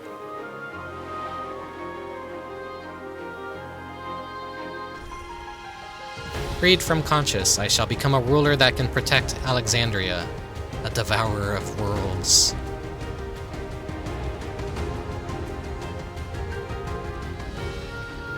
Yeah, that old Sphene copy was kind of evil. Together we stand, together we fight. We rise to the challenge that the Endless Sphene could not. But she was crying, so she wasn't 100% evil. That we shall. Her wish to see Alexandria endure is one I am happy to fulfill. Let's head inside and finish this. In the upper reaches of this terminal awaits a device which holds Calyx's memories. It falls to us to make the climb and destroy it once and for all. Aye, we must bring matters to find an end. Bring matters to a definitive end. We'll not suffer him to cause Alexandria further harm, nor claim the key. The Queen entrusted it to Rickubus for a good reason, and besides, 'twould be a tragedy indeed to relinquish a relic with so much research potential. Apparently, Calyx thinks he's taken your measure. I urge you to correct that misguided assumption. I wholeheartedly concur, yet would still counsel caution. That he would be so bold as to extend us an invitation bespeaks tremendous confidence in his preparations. Alright, let me kill shit. I'm itching to fight. Come, friends, we set forth into the mist of dreaming endless.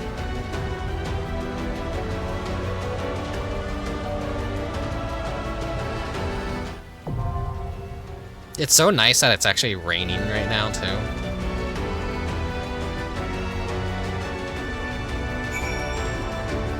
Alright, Deco, invite me.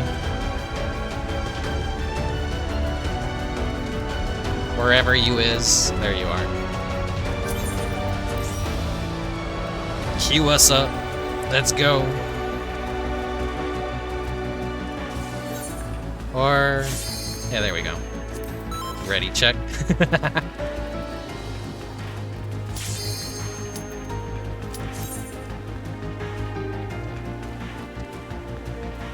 Fast queue. Thank you, thank you.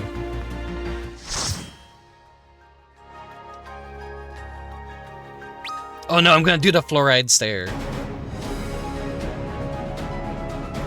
I forgot to set my portrait. It just keeps happening on Lost World, the Meso terminal.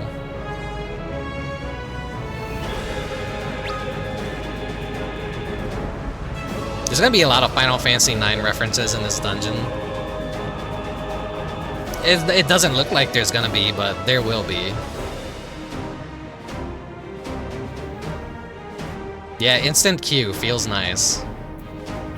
Always a part of Final Fantasy XIV streams that worries me is when I have to do a new dungeon. Ah, you've come. I'll begin by wearing you down.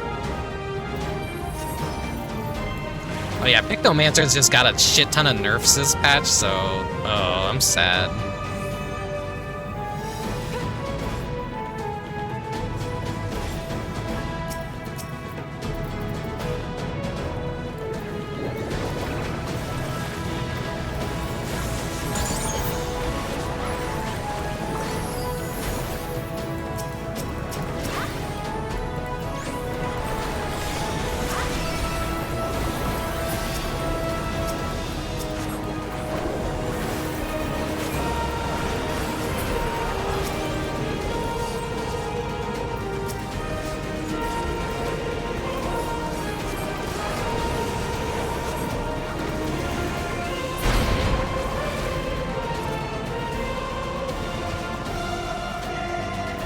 Created new Endless for you. Not all at once, but they will follow order. Kill and survive and so forth. Here, I shall prepare the stage for battle.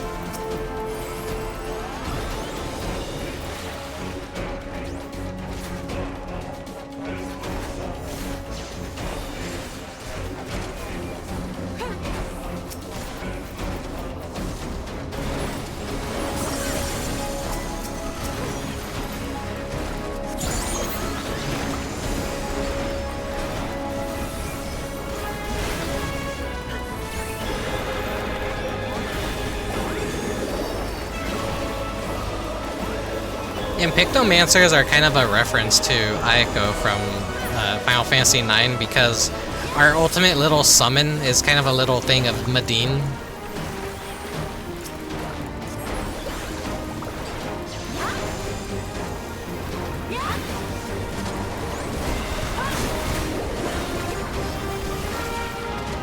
He's a little goofy, like, lion fella. He's not his, like, actual, like, grand, majestic self, but he's just like a little goofy picture of him that we think of and summon him as a creature. The memories of a physician. One who saves lives should be reluctant to die.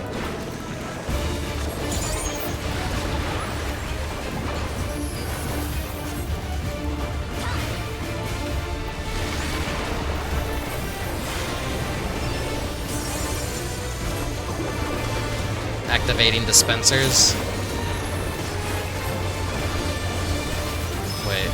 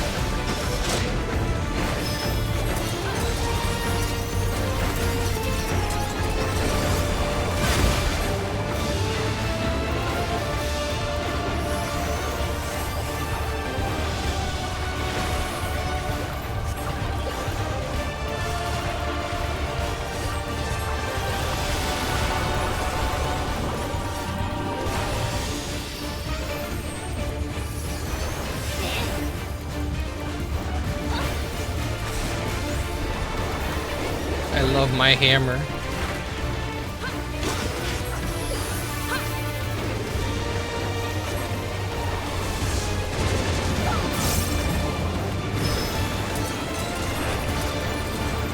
Wait. Ugh. Where stand? I don't know where stand. I'm kind of failing to realize whatever these mechanics are.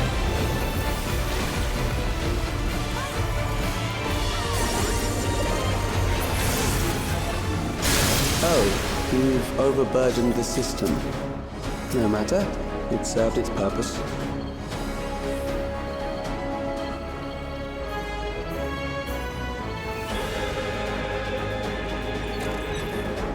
I always point this out, but I really love the Pictomancer's like actual art references. How we have the subtractive and additive color palettes. We have the RGB, and like when you activate the subtractive palette, it turns a cyan, yellow, magenta, and black.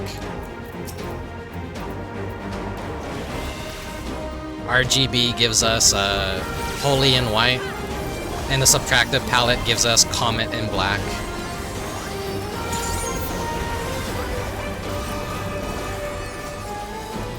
It's a cute little detail about the Pictomancer. And me being a CMYK,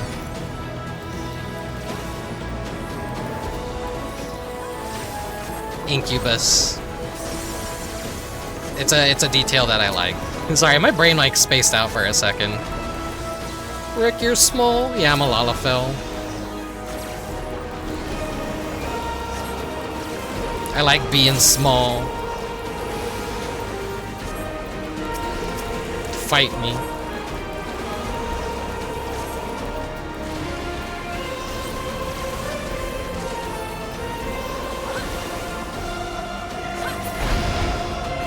Next, we visit a prison of sinister repute. I need not compel them to fight.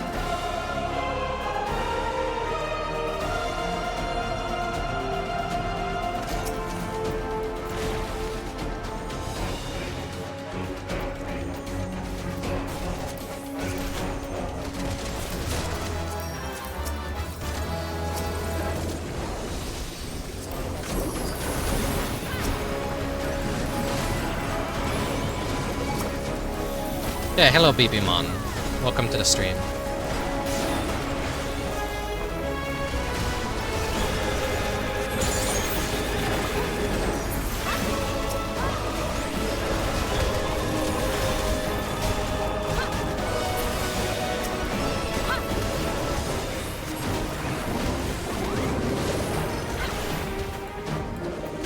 I love the Pictomancer's effects, but like when I was on a friend's stream, he had to turn off spell effects just because I was in the party. People were saying, no, we can't fucking see shit because of all the spell effects. Like, yeah, Pictomancer is very, very heavy on the effects. These are loyal executioners.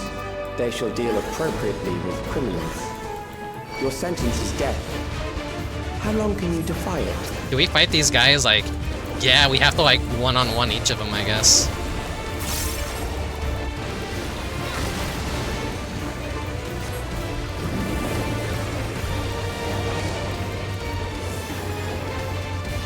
Shackle of Fate. Criminals may run, but they cannot escape. Oh, cool! It's gonna be one of these fights.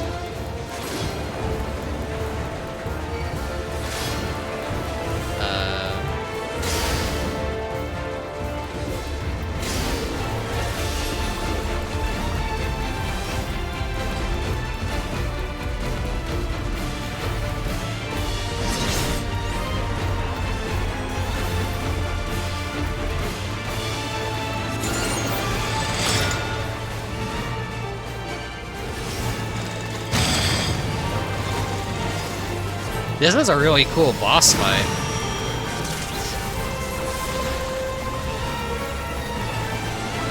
I don't know what that's gonna do.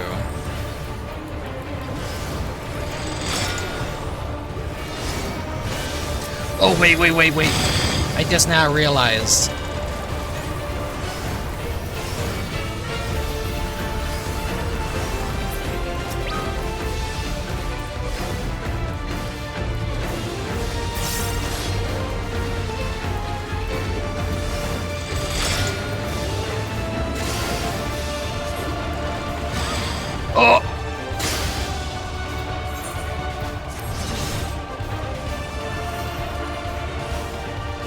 I can't be revived, can I? I beefed it.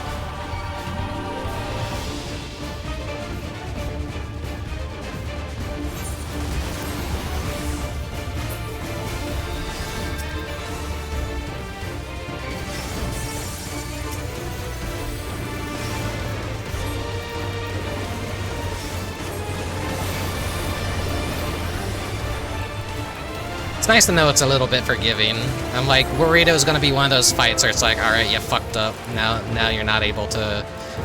One person fucks up, everyone else dies.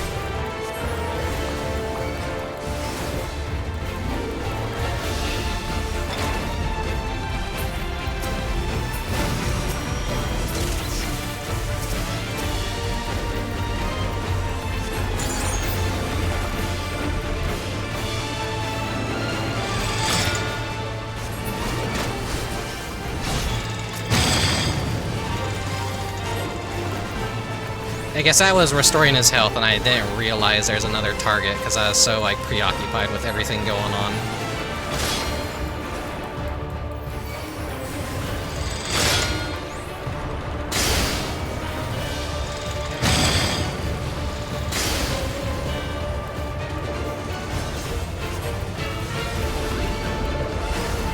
I was the weakest link here because I didn't even realize.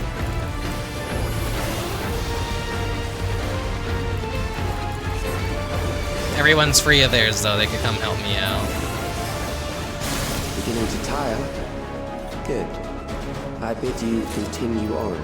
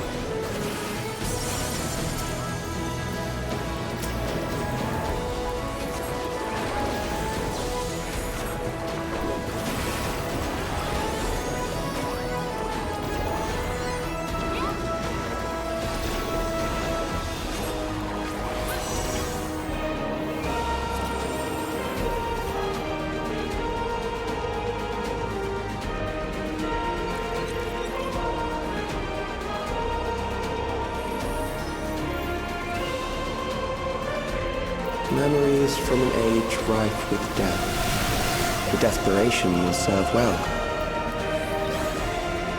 The enemy is at the gate. To arms, good soldiers, protect your kingdom.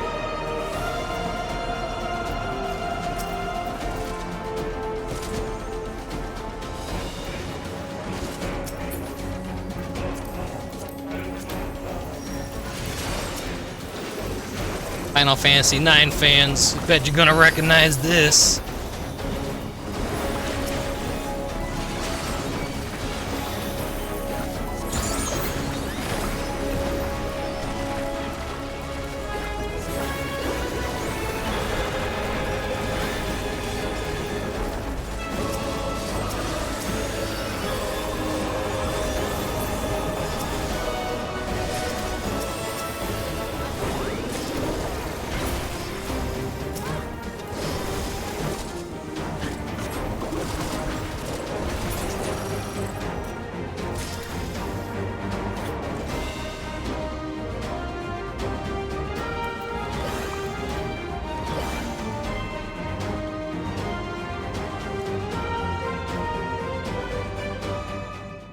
Can you do this on a free account? No, Very unfortunately well. not. If one by one they fall, I'll send them all as one. Recall the anguish you felt when you faced death, and rise. Rise to defend your nation, your people, and your loved ones.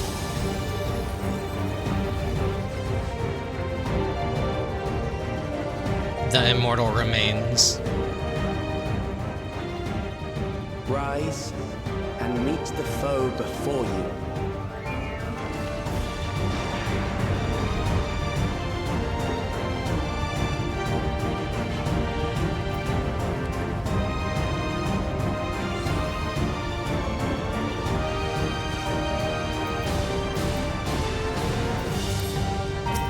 An amalgam of memories. Let us see how it fares.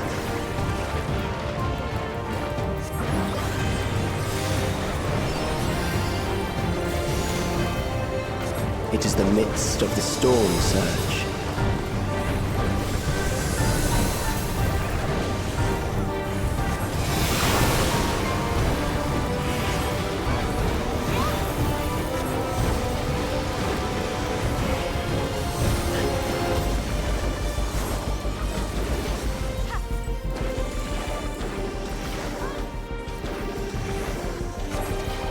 It's just gonna be a checkerboard Countless pattern. lives are lost in the senseless conflict.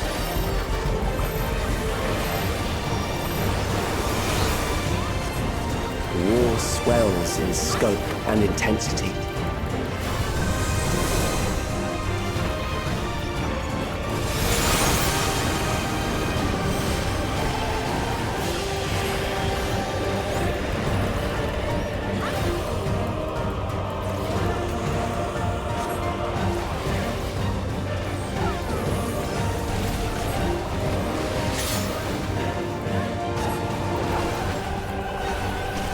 The bombs rain down without pause or mercy.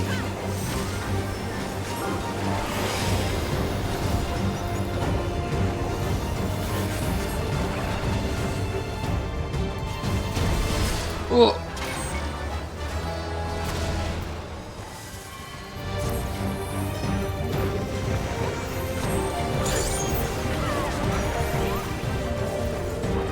The spark of life is dimmed with every blinding flash.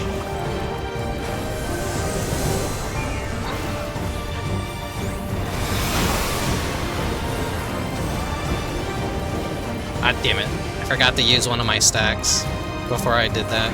Oh well. Death is everywhere, pillaging the promise of the future.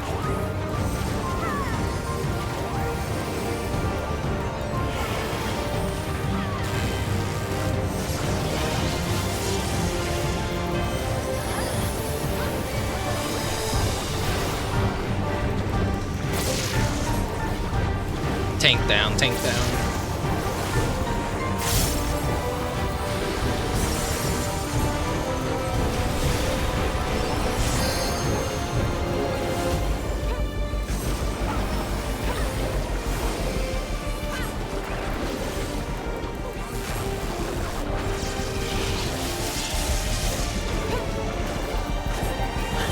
Damn, the window on that is like really...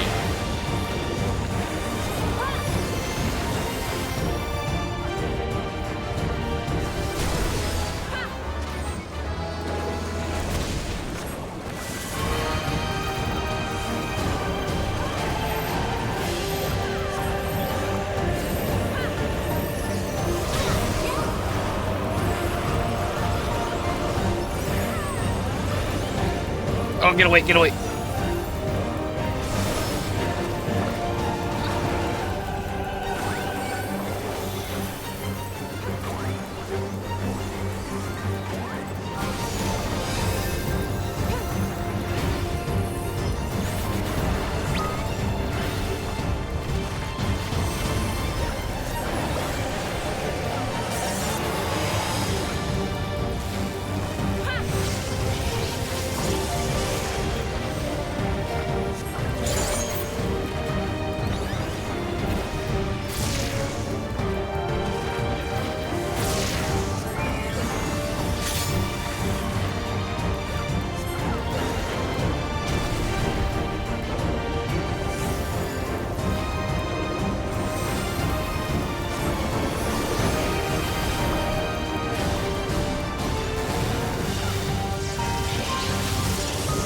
Haha.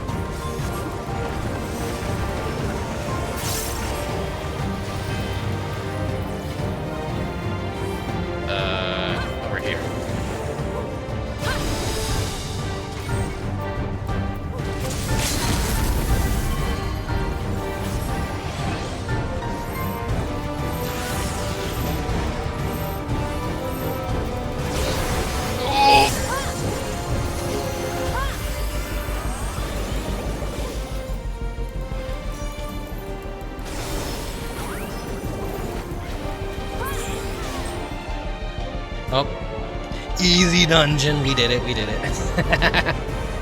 Probably would have been a lot more painful had I not had Deco here to help me. Deco knows how to play the game.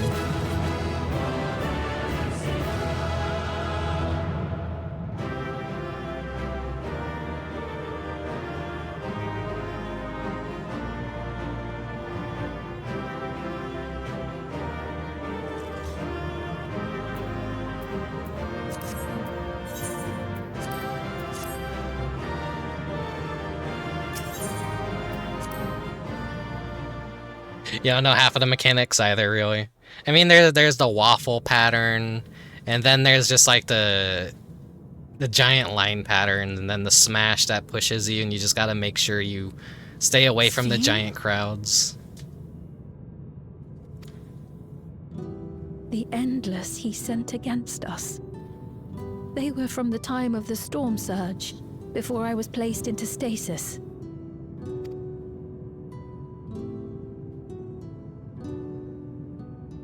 As far as we know, the only sector to escape the shutdown was the one containing Calix's memories. Hello, fellow nerd. Hello. Hello, Lofi Israel and Diabetic Cat. Welcome, welcome. Welcome to my Assuming a chronological guilty pleasure system, game. every other memory stored in that sector would belong to people who lived around the same period in history as he did.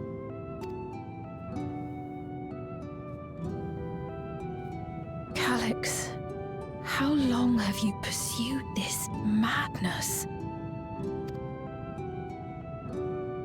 We seem to have exhausted his defenses for the moment. I say we take advantage of this lull to press on.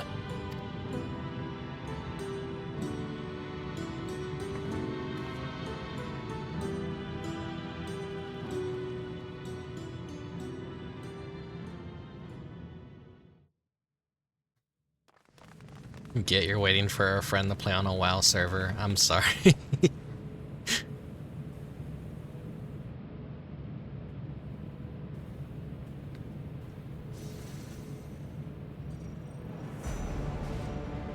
Calix! Well done. I commend your perseverance. The entirety of my memories are stored within this device. In the early stages of Endless creation, we established several core tenets.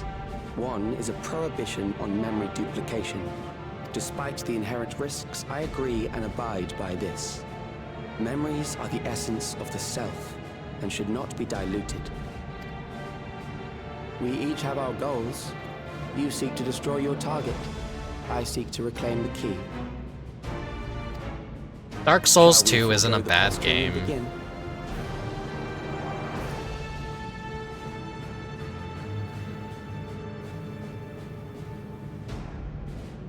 Do not doubt that we are here to fight, and I do not mean to lose. Yet, as one born of the same era, I must ask, why do you pursue your evolution with such fervor?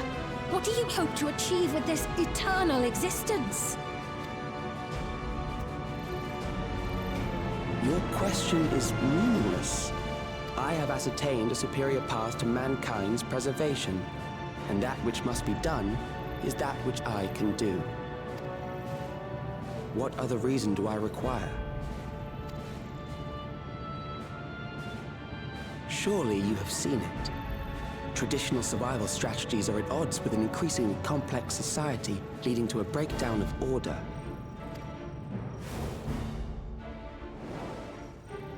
This course promises no liberation from pointless conflicts or inane tragedies. Physical traits do not represent the limit of our potential. Why then should we relinquish that potential when our hearts cease to beat?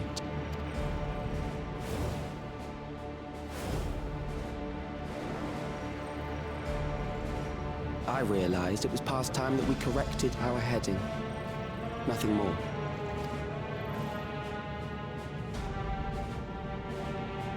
Even then, you were always so single-minded. I too have a vision for the future, and your plan is not a part of it. I won't let you harm another Alexandrian. Then fight we must. Thankfully, the entity I now summon will make short work of you and your comrades. A summoning.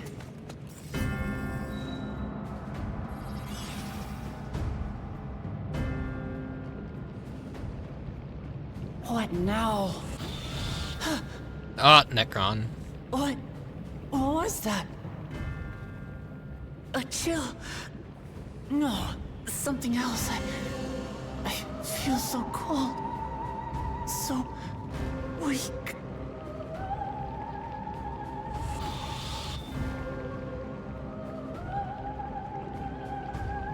Across Alexandria, a certain emotion is taking hold. The fear of death. Terror for the eternal darkness that will, without fail, engulf the lives of every living thing. Allow me to introduce it to you.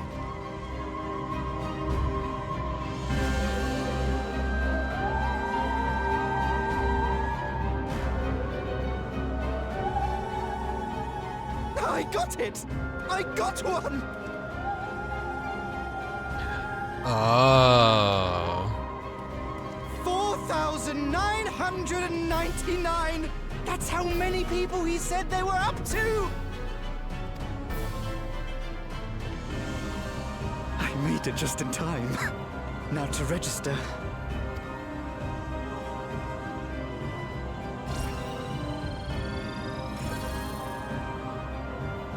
It's like summoning a primal, but based off of like people's fears. And... Death can't touch me now. I'm free of all that crushing fear. Forever.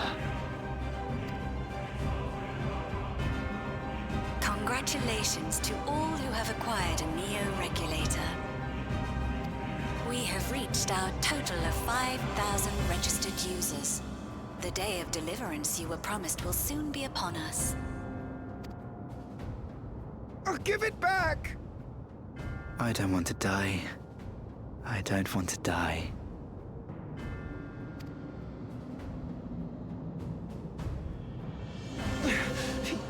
You think that's what I want?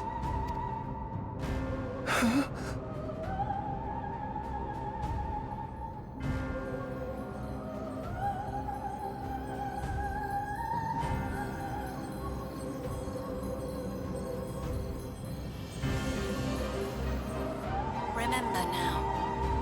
Remember your fear of dying. That terror will carry you across the threshold. Make of you an endless. Your prayers will birth a miracle which commands death itself.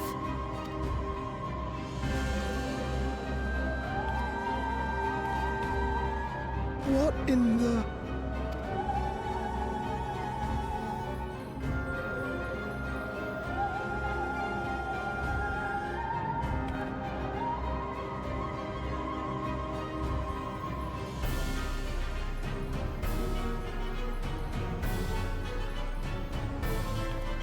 What's going on?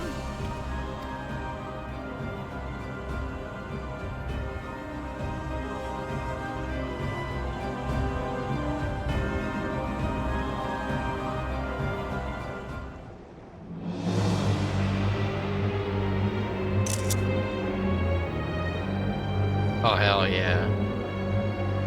Securing the requisite ether is simple. I need only reroute lightning energy from living memory. Then I encourage the populace to define its form through hope and thought and prayer. Such an abstract method, however, is rife with unpredictable elements. What I wanted was an entity that could defeat you with utmost certainty. To that end, I set strict parameters for a concept of my own design. It was a laborious task, one that required almost more time than I had. but I managed it in the end. And now, everything is in readiness. I bid you, come forth.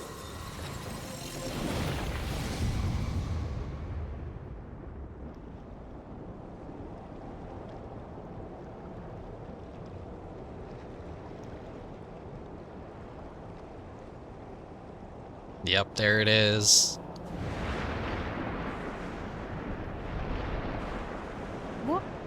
What is that?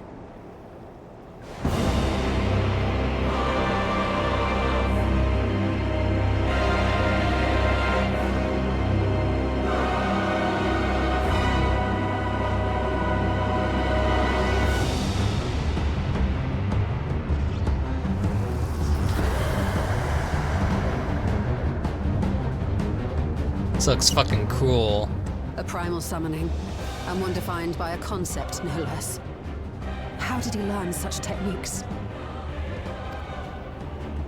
Keep these close.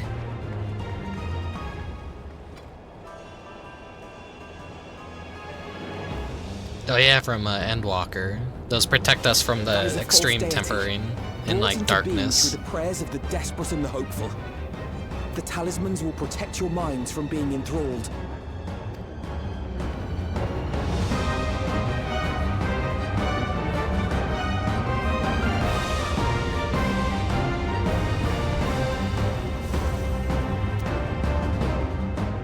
Do you still mean to stand against me?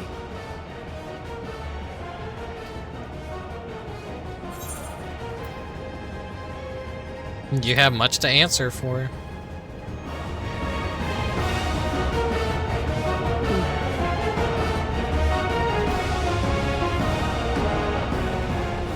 Assuming you win, the defeated ask no questions.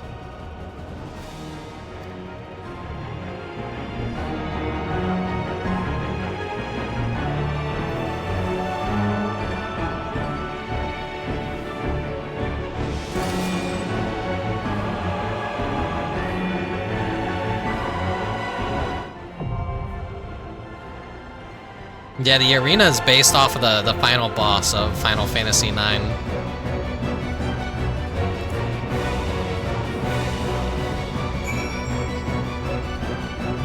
Which is what we're fighting right now. Necron.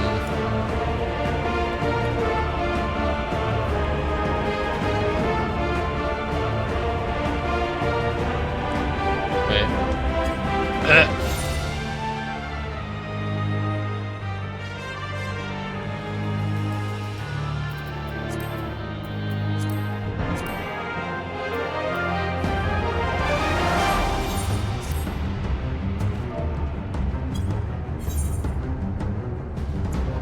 Face myself upwards. We're gonna do a quick little pose right now.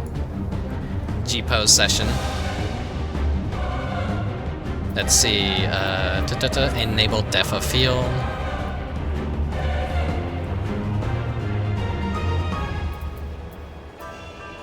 I don't think I could turn that off. Unfortunately not. Color filter.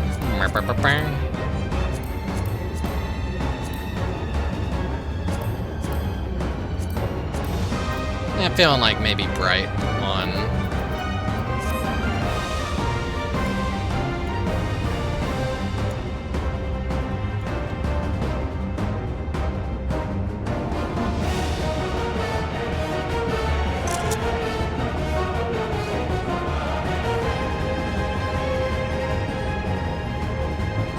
They post that in there. Okay.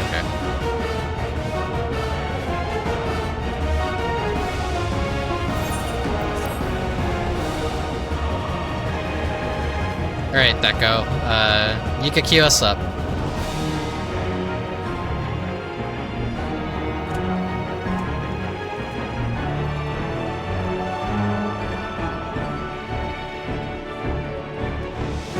Average wait time like 5 minutes.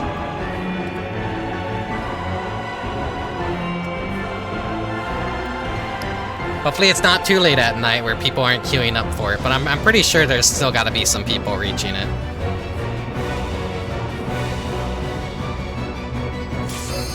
There we go.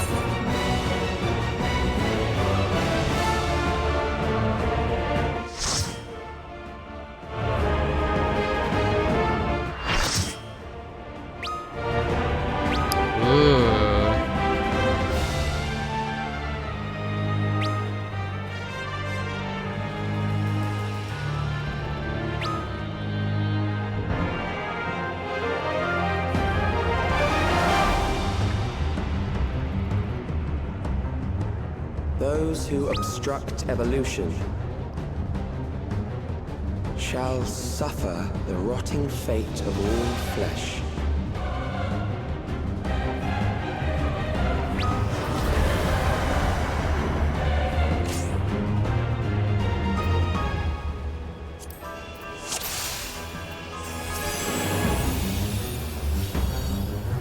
At least I'm not the only one doing the fluoride stare.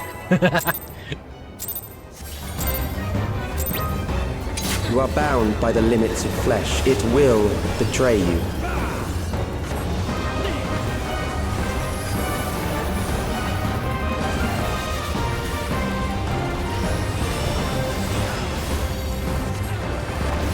Drag them to their graves.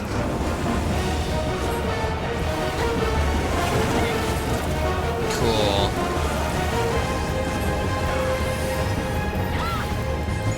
Love me the grabby hands.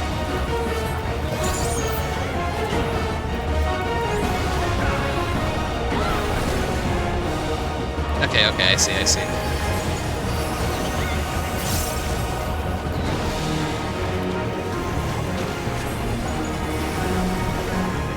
Oh, the hand that glows explodes. Okay, I was right.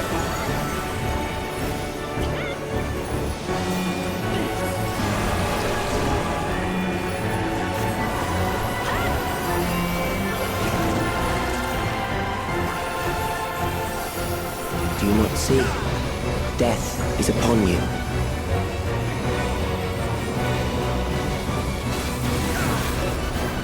Perhaps this.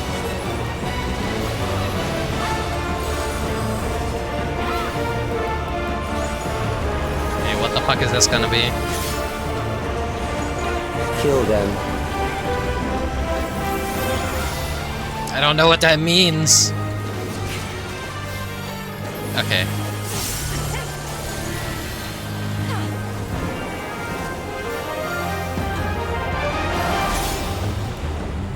Is that another...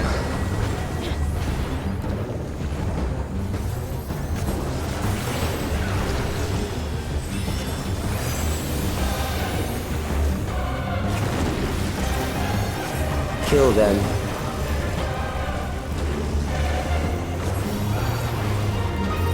Wait. I thought that was a hug 'em. Compounds fear, eroding your strength.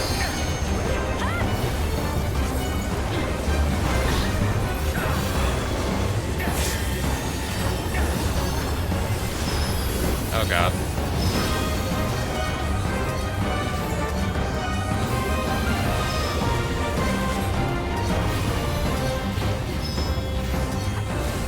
Like a ticking clock.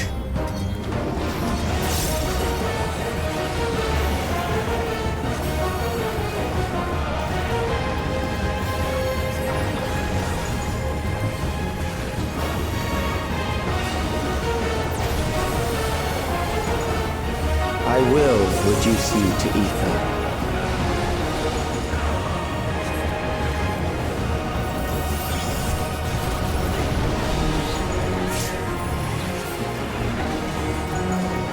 You will die for me now.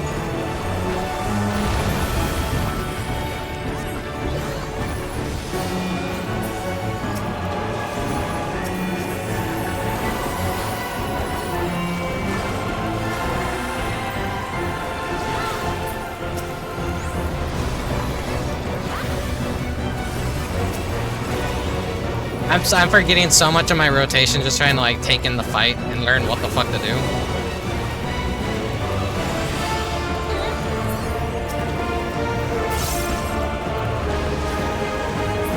Wanting death is the greatest sin a life can commit.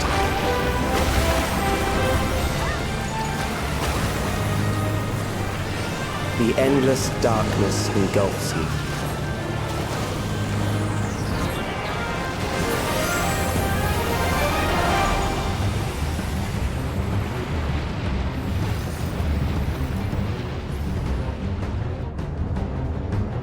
Do we get our little button masher? Oh fuck, I'm all alone.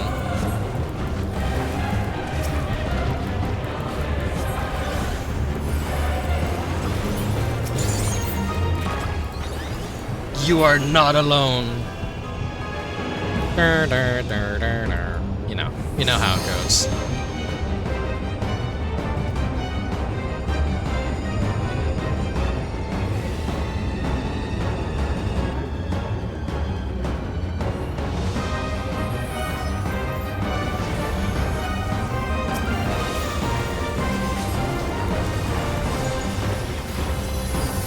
Still alive.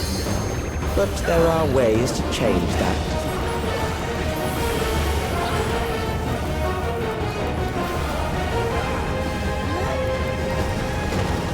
There.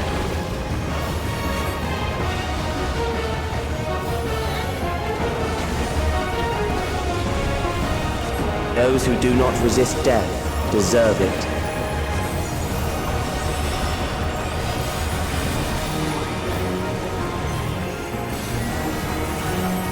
Oh, okay, I see. In, then out.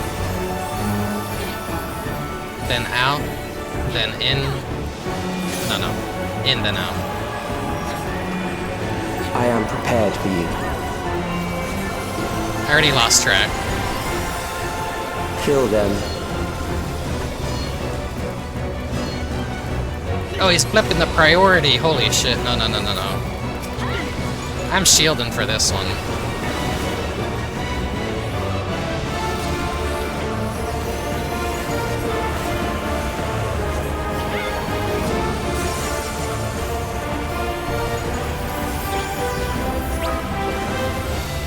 Fight, if you must.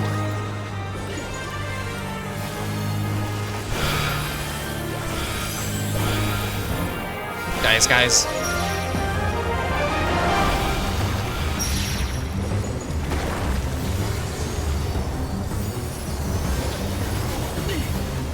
There. This one.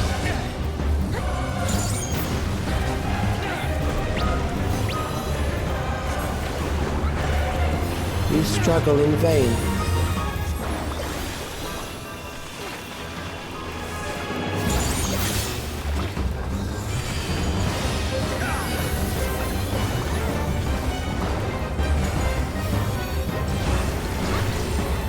Once the terror takes root, it will only continue to grow.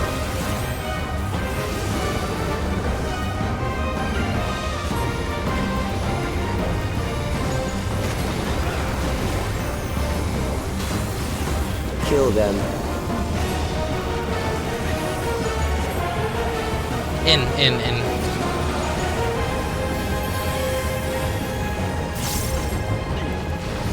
Fear compounds fear, eroding your strength.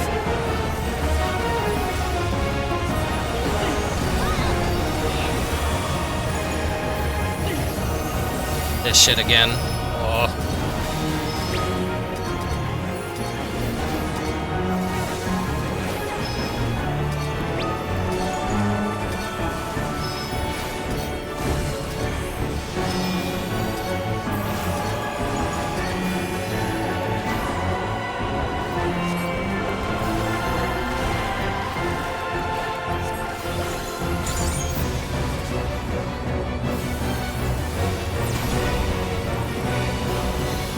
I will reduce you to ether.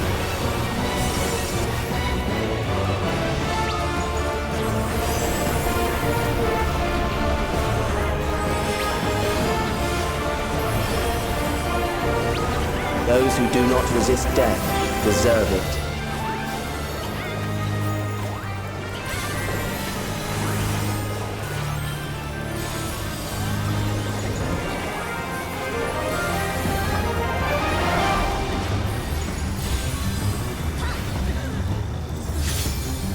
have no time to like fucking I am prepared. Remember all that shit. Kill them.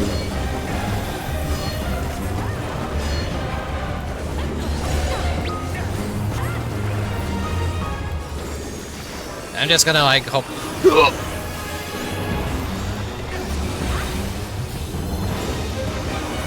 And then in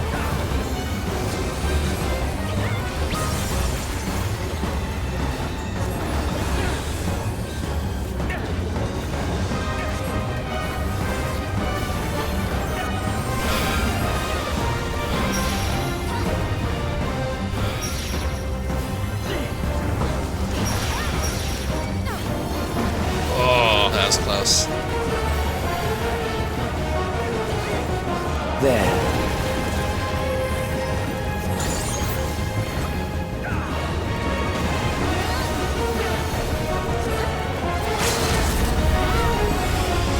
You struggle in vain.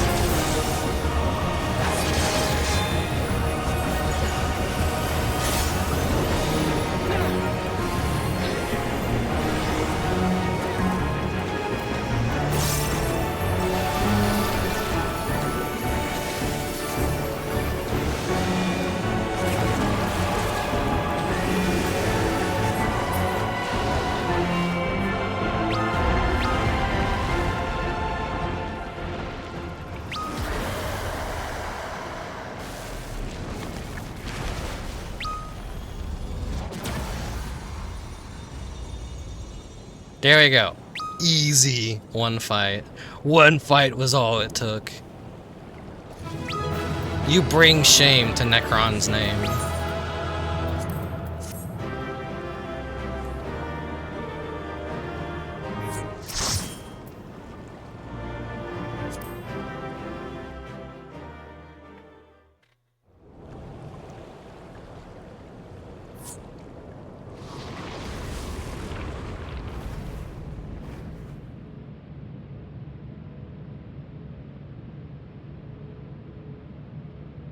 Is it over? Now, the memory bank.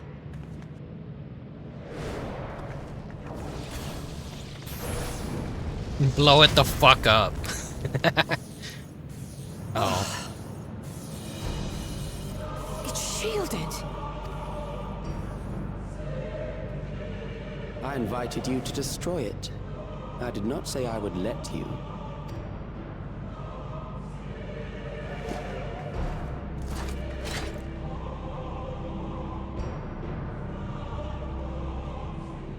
It is clear your strength cannot be gauged by ordinary means. But I anticipated as much.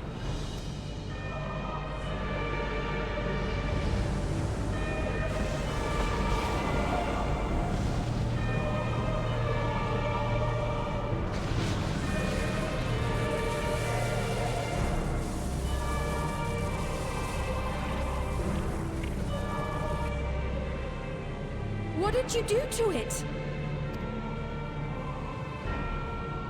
The ignorance is almost laughable. You do not understand that you yourselves are to blame. You brought death to my creation. What do you suppose happens when a being manifested by the fear of dying experiences that terror firsthand? It grows stronger. Makes sense.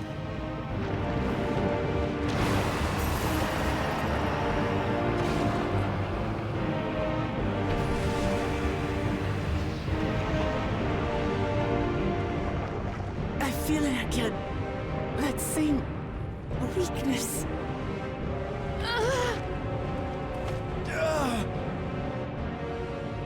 It will rise again and again until the lightning which infuses this entire world has been drained to its last spark. You fight a losing battle.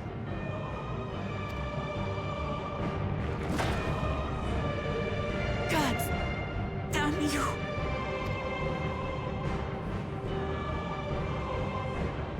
Harnessed in this manner, does it not demonstrate just how powerful mankind's aversion to death truly is? you will not prevail against this foe. I, meanwhile, will continue my crusade against mortality. So long as our memories endure, we may live on. That is the promise I offer.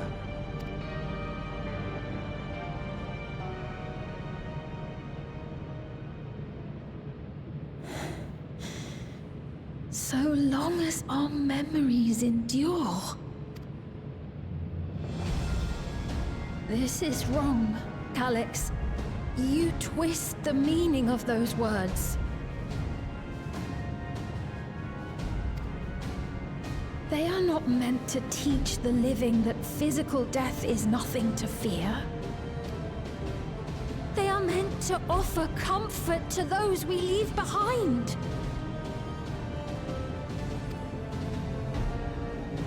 I know that litany all too well. I heard it time and time again over the course of the war.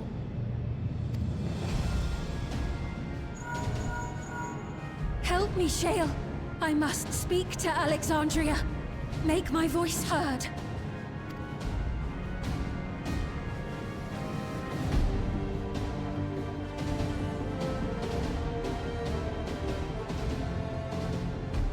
Nahe, don't you recognize me? Nahe!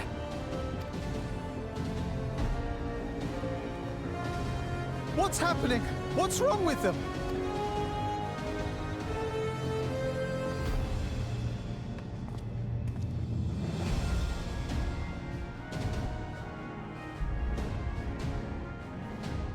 What will become of us? Fellow Alexandrians, please, heed my words. What now? Another broadcast? I know that voice.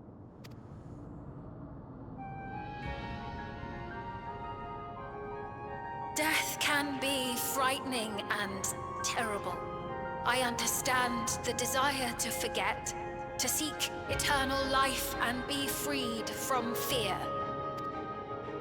Yet, we live in this world in the here and now, the bearers of memories varied and rich.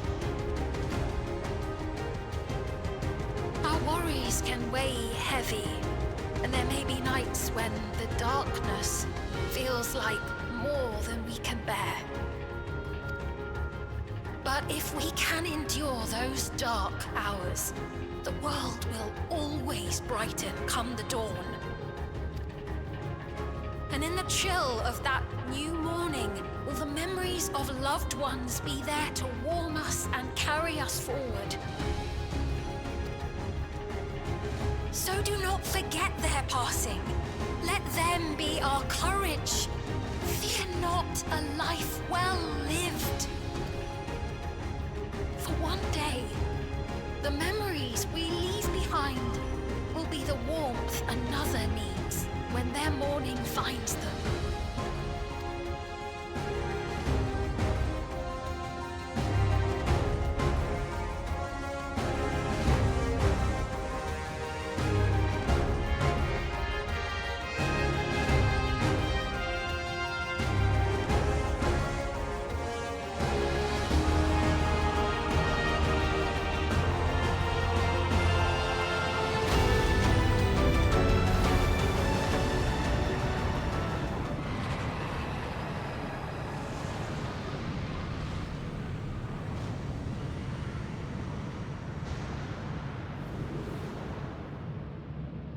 What is this reaction?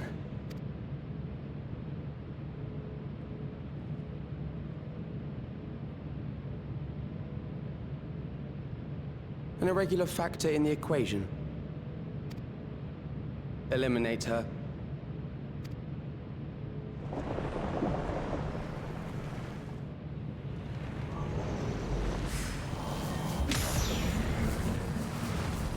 Hell yeah. Me and my stupid little paintbrush. No, you don't!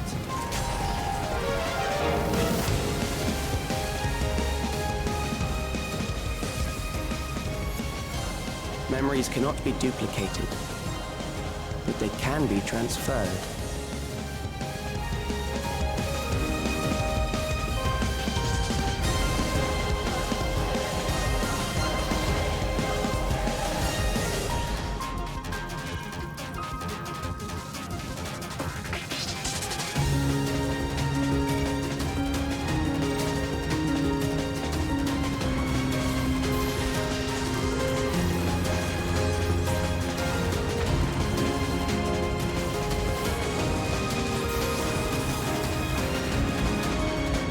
Leave the primal to us.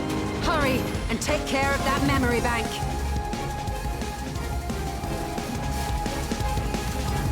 God damn it, Wuklamat. You're stealing the thunder again.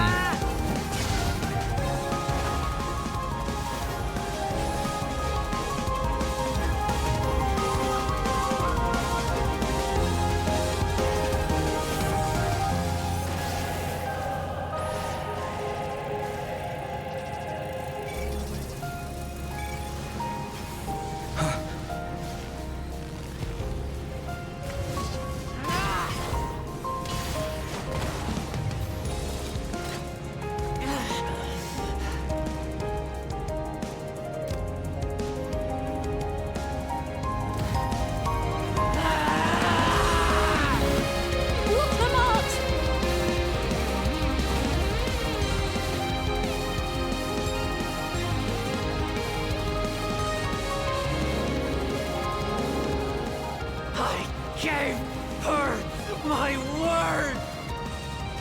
I promised I would protect her people!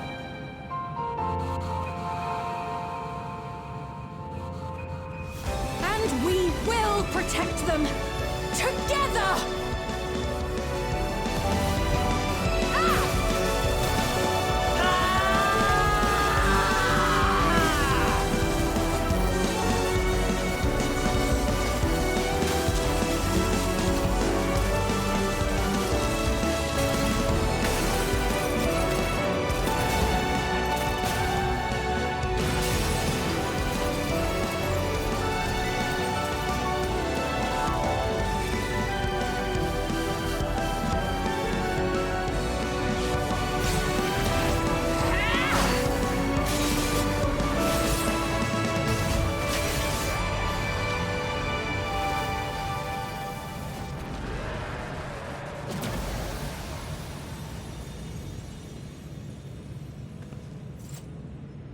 The others.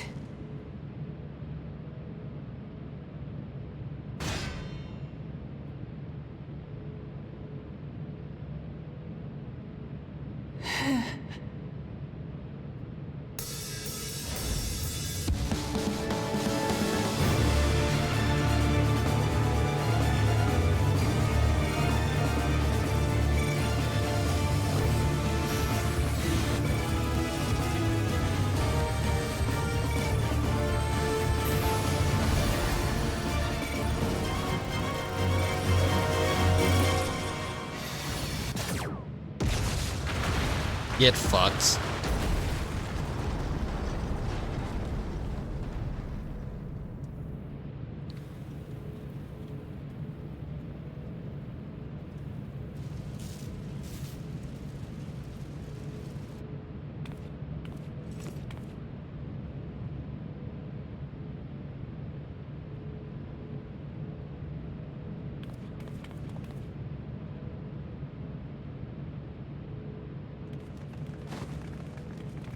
And then Wuklamat died. Nah, she's gonna be fine. And then she's gonna join the Scions. Though then we technically disband the Scions.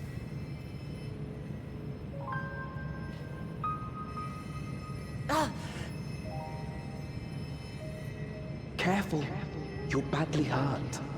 You'd be lucky if you only broke a bone or two. It won't be long until your fever rises. We need to see you back to Tulayolo and into the care of a chirurgeon.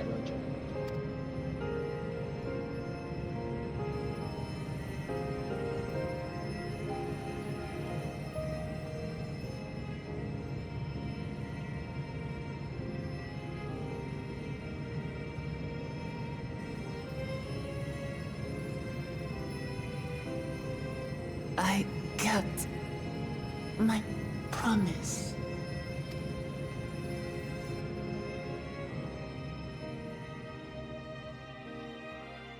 Thank you, Lamati.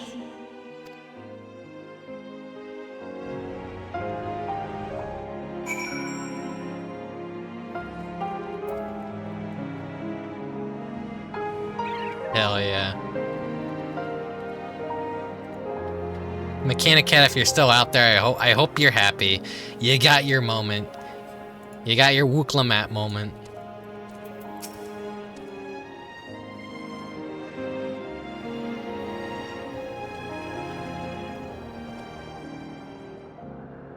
She has yet to regain consciousness, but worry not, Lamati will be fine.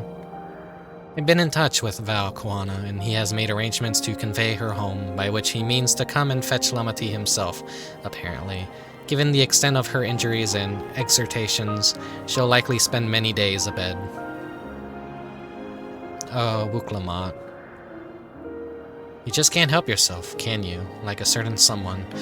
That said, we couldn't have done it without you. And once she had the barrier down, you saw to that Calyx's stored memories were destroyed, along with the memory bank, which means preservation is no more, I pray.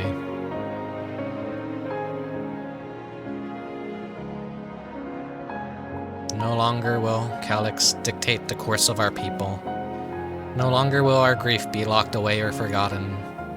The freedom to feel joy and sadness, to feel all that we are meant to experience, is in the hands of the Alexandrians once more. I can never thank you enough.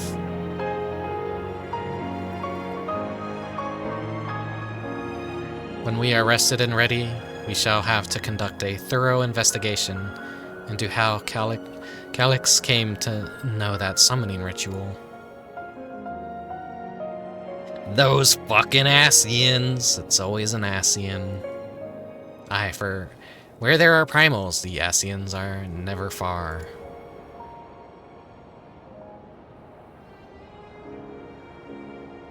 And we must consider that those who offered up prayers during the summoning may very well have fallen under the entity's sway. I shall wait here with our patient until Val Koana arrives. Feel free to go on ahead and attend to Alexandria's needs in the meantime. Yes, we shall get going. I'll contact Shale en route and ask for an update on the situation in the city. Shall we make for the outskirts then? We can check on things there before heading into Everkeep.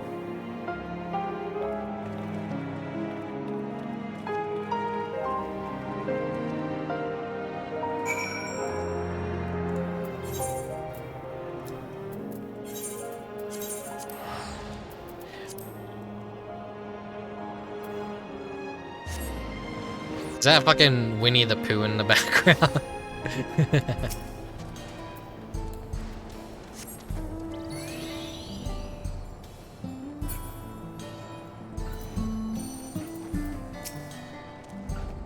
Rickubus, everyone has been teaching me what it means to be enthralled by a primal. The outskirts seem untouched by the trouble, as far as I can tell, but what if something awful has happened? Deep breaths. Sphene, Erenvale and Shale have brought me up to speed.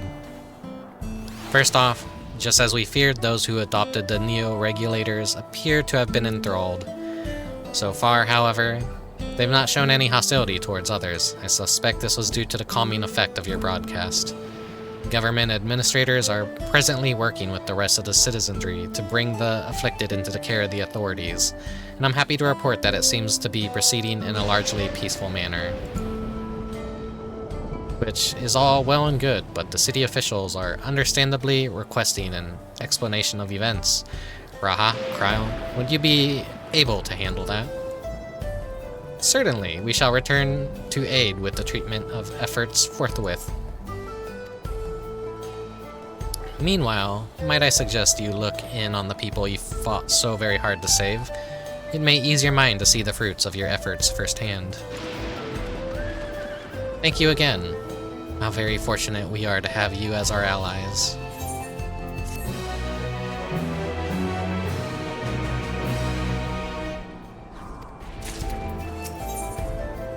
Blades awaiting. Mayhap I will take you up on your suggestion, only am I concerned that given who I am approaching, those unaware of my return may only serve to confuse them further. Then why not speak with Mahusa? She works the fields at Yayupi's Halo not far from here. As one of those who came to see you off before our clash with Calyx, she will surely be glad to know you are safe and sound. What an excellent idea. I shall do just that. Thank you, Cryle.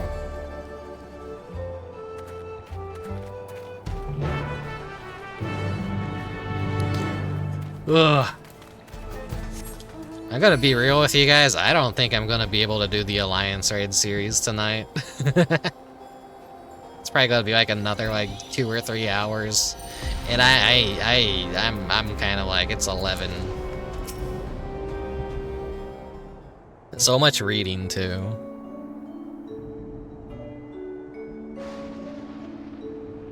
Look who it is. Good to see you again, hale and healthy.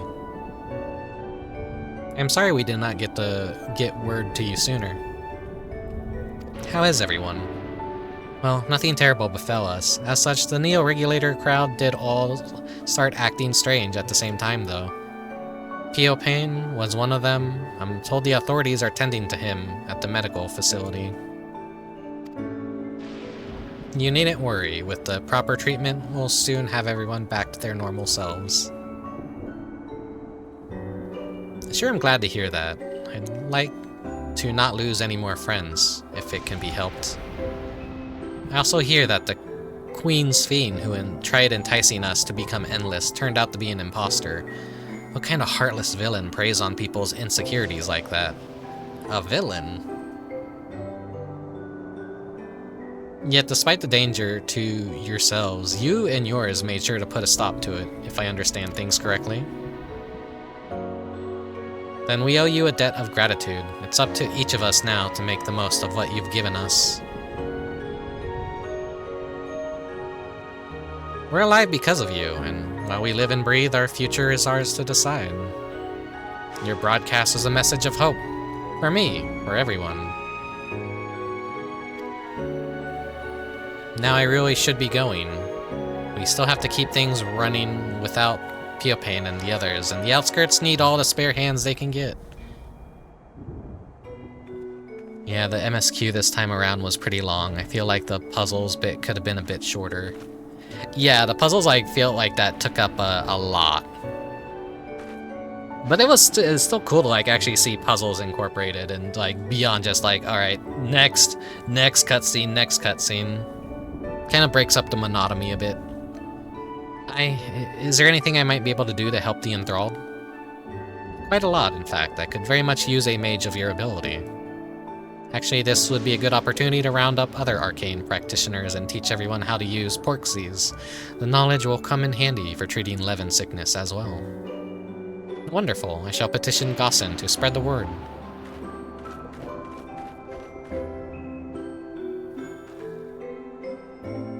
Our outskirts tour is cancelled, it would seem.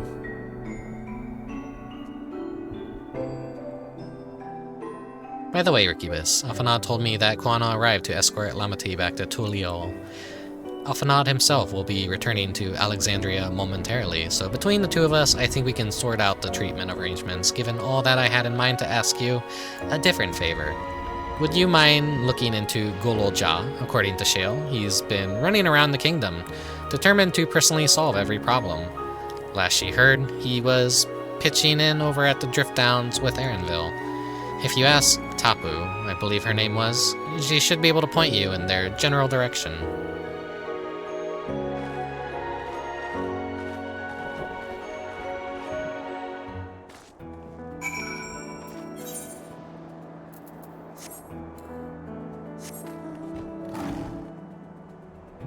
Yeah, I didn't get to like introduce this mount, but Decodere, Colchis, Impoki, and we got our 5 clears of Eureka Orthos, the deep dungeon. And on one of the later minor patches of this major patch, they will be introducing a new deep dungeon to do. But this new deep dungeon is going to be a lot more casual, so Eureka Orthos will probably still be the king of difficult deep dungeons. I don't know if we'll do streams of the new one over on Colchis' channel, but we'll see how we feel when it comes out. Ah, I know that voice. I'm happy to hear it. We all prayed fervently for your safe return.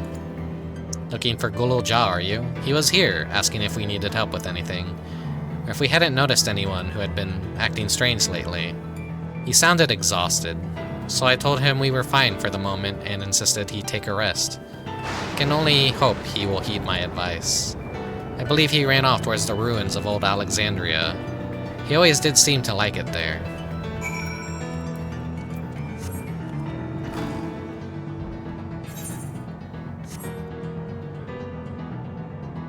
Yeah, in this you can see the remains of the old Alexandria before they had to, like, you know, build Solution 9 to protect themselves against the constant lightning.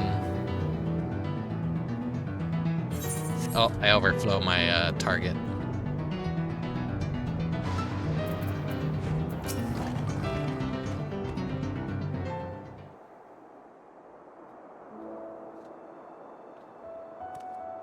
Oh, welcome back.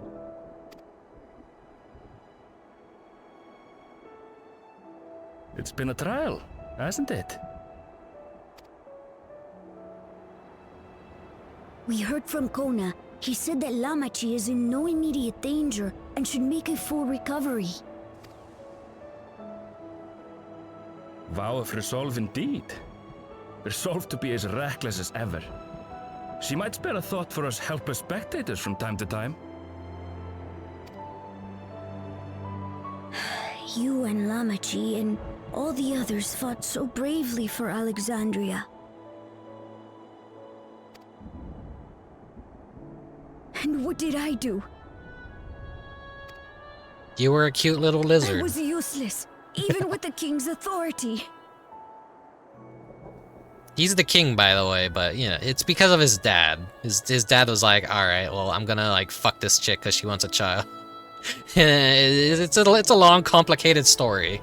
But go check out, like, what was it, 7.1 for that realization, I think it was? Or was it 7.2? I'm forgetting already. No, it's like 7.1. If I were strong, more people might still be alive. But I'm weak. So weak. You're a kid, relax.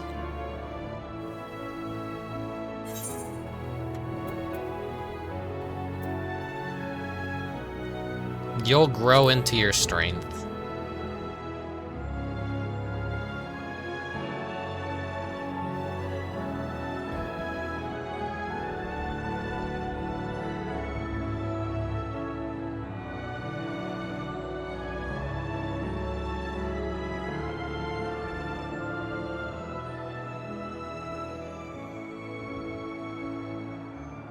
That's right. And you have your whole life ahead of you. We all start somewhere.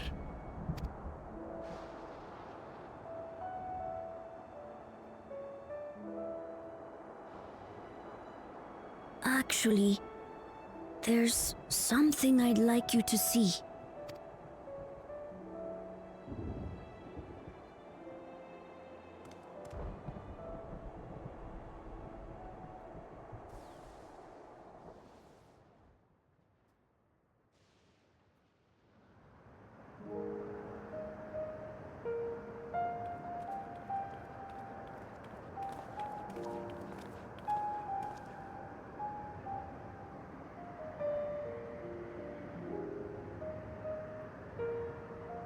My father and Odyssey's swords.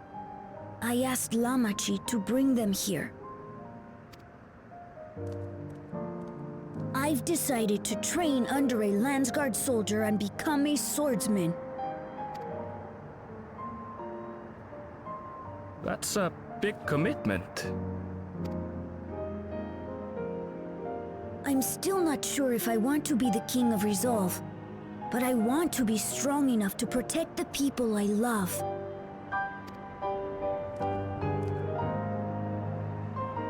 So I'll train as hard as I can, and then I'll come back here when I'm ready to take up these blades.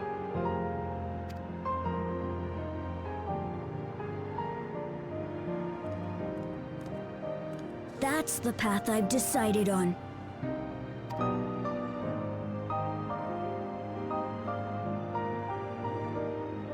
Good for you, Gululja. I look forward to seeing your progress.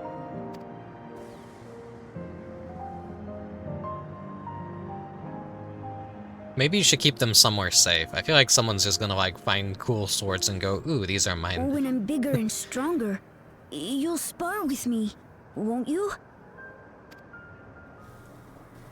Yeah, just like your grandpa.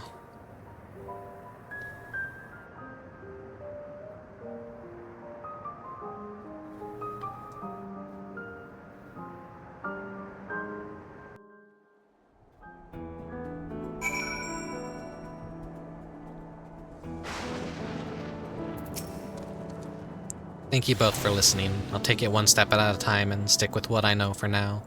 Like cooking the meals that Otis taught me and keeping everyone's bellies full. How does that sound? Sounds like a fine idea. Everyone's been working hard, so I'm sure a good meal will be much appreciated. Well, I think we passed a milestone here. What about the back room? If you haven't already, I expect Shale and the others would appreciate you stopping by to say hello. I think this means like maybe this is the final quest. Maybe if it's like go to the back rooms. Unless the final quest sends us to Tuliol. Because this should be the end. The finale of the Alexandria arc.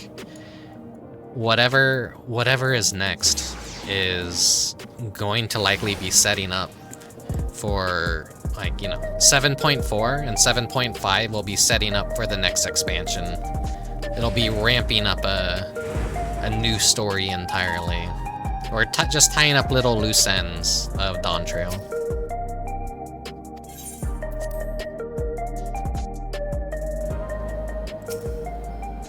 Rickubus. Oh, thank the stars you're safe. I heard the reports, of course, but there's no substitute for actually seeing it. Welcome back. We have so much to thank you for. Oh, here we go. Of course, it's like the final quest is always named after the patch.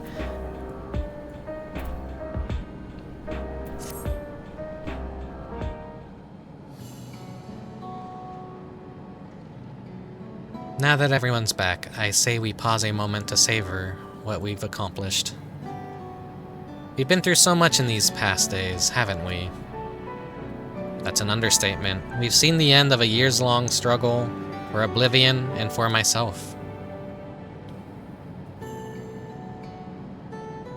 Hosea and Geode would be happy for us. Oddly enough. Yet fulfilling our purpose has somehow left me with even more work to do. The government has tasked me with conducting a more complete survey of the containment complex.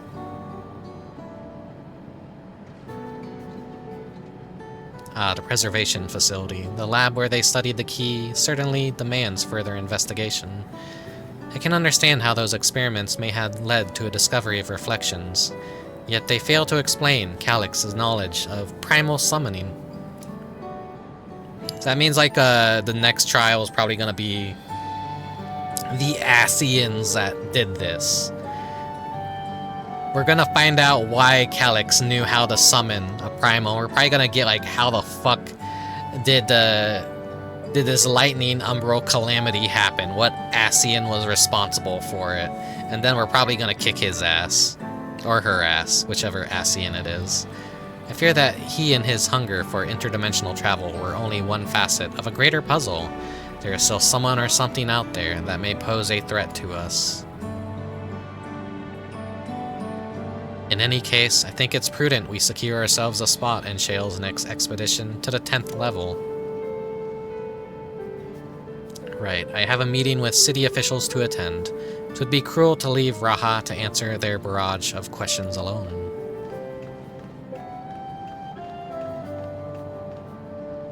I should return to my work as well. My first job will be to analyze the data we have pulled from the containment complex 1029 and locate other facilities of interest. I can only hope the information we uncover will serve Alexandria in the future we want to build. Whatever we end up finding, however, it's like to take some weeks to put the city back to rights. All these ambitious plans aside, I think you've earned a rest, don't you? Our break room is yours to bunk in for as long as you like. Say the word and I'll help you settle in.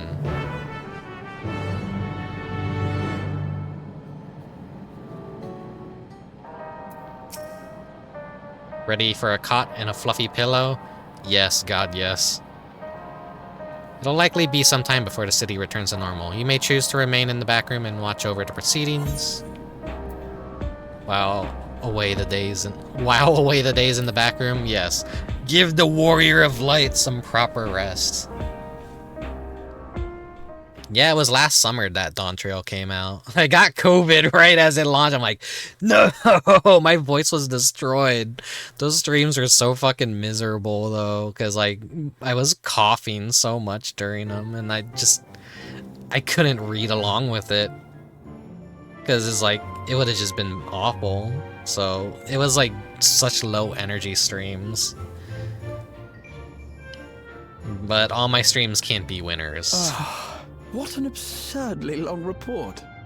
Even working together, it took us an age to finish. Well, to be fair, it was a rather absurd series of events. The mystery behind Grandfather's letter took us further than we could have ever imagined. I just had to kind of elevate myself a bit because, man, my ass is sore. I haven't taken a single BRB yet. Oh, God. Truly. It feels like a lifetime ago that it all began. Right then, one last bit of proofreading.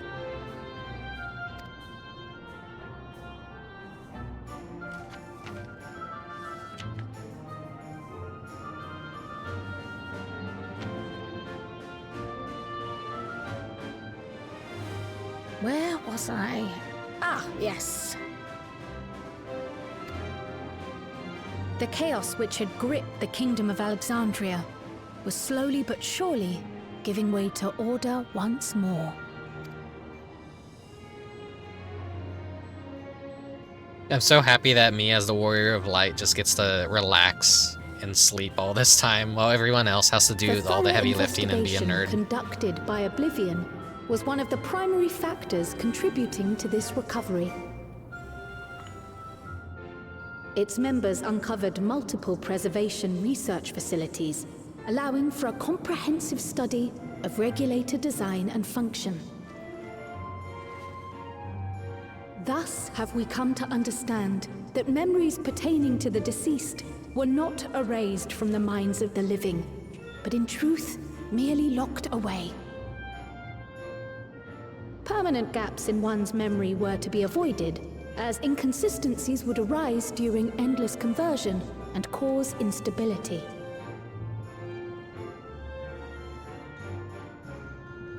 When the time came, restoring these buried memories would be a simple matter of transmitting a signal from the Meso terminal. It's just like Kaiba. They can restore the memories. The Alexandrian government announced plans for a memory restoration initiative, open to willing participants. This reignited the discussion surrounding mortality, as people continued to debate how best to face the inevitability of death. No matter the answer at which they arrive, it is certain to herald a major shift in the nation's philosophy.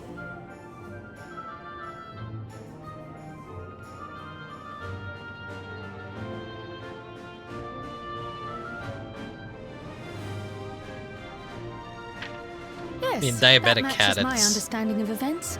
Excellent work, Raha. I said it earlier, but Final Fantasy is a series that is both sci-fi and fantasy, and it always has been. So it's not too out of the ordinary. It's just people have preconceived notions of what fantasy means. In a way, sci-fi is also just fantasy when you think about it. Just a completely different take on fantasy. I'm glad it serves. Shall we make our way over then?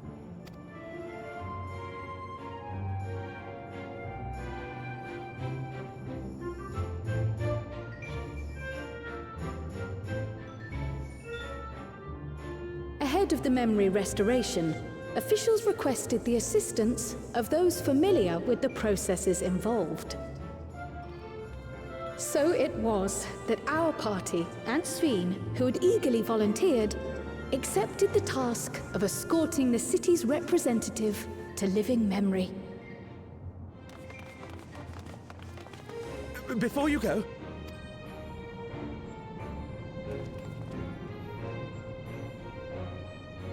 we just wanted to say that we haven't made this decision lightly.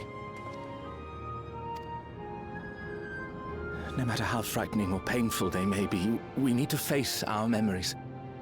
Not only to honor those who are gone, but to make whole those who are still here. So no second thoughts. We'll be waiting.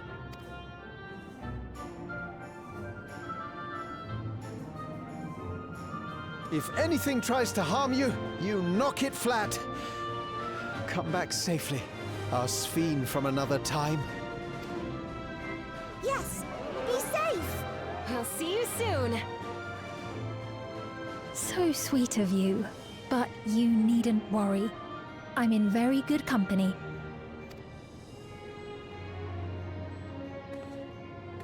Thank you all for your well wishes.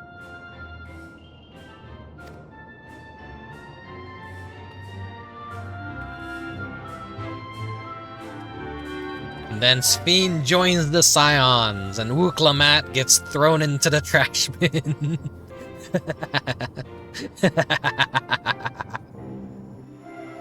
Well, we'll see.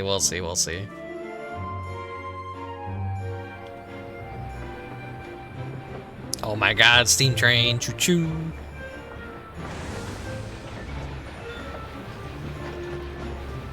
Hey Lois, remember the one time we built a giant bomb disguised as a train? And it played the world's happiest song Despite the while we were doing disruption caused by the dome's arrival, the people in the surrounding region have since reclaimed their normal lives. Wait, you're just making a joke about it. Okay. I see a lot of people like criticize the sci-fi element of Final Fantasy XIV, but there's a lot of people that play Final Fantasy XIV that have never touched a Final Fantasy game in their entire life, so they don't actually know. They just don't know.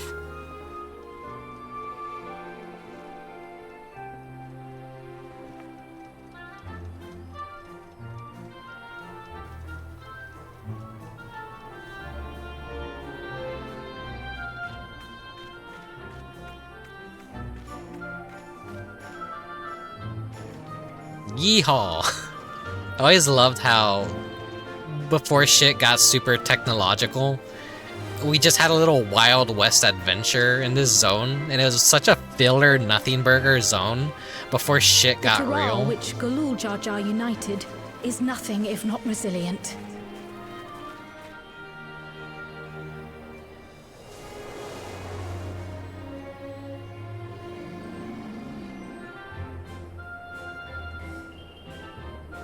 The winds of change are fickle. A sudden gust often the bearer of challenging trials.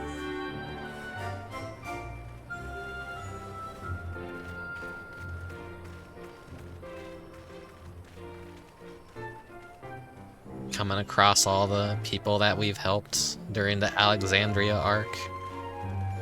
But so too do they spur us onward, keeping our feet ever moving along life's path.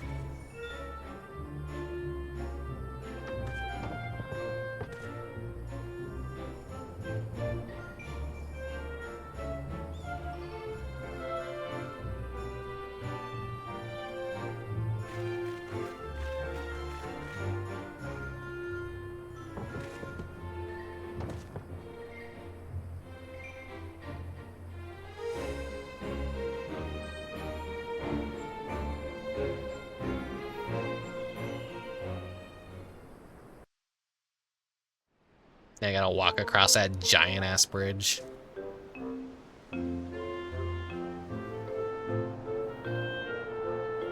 Hey, Bakul Jaja.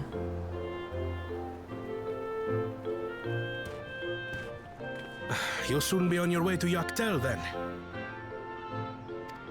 Yes, we've just come from making arrangements with the dirigible master.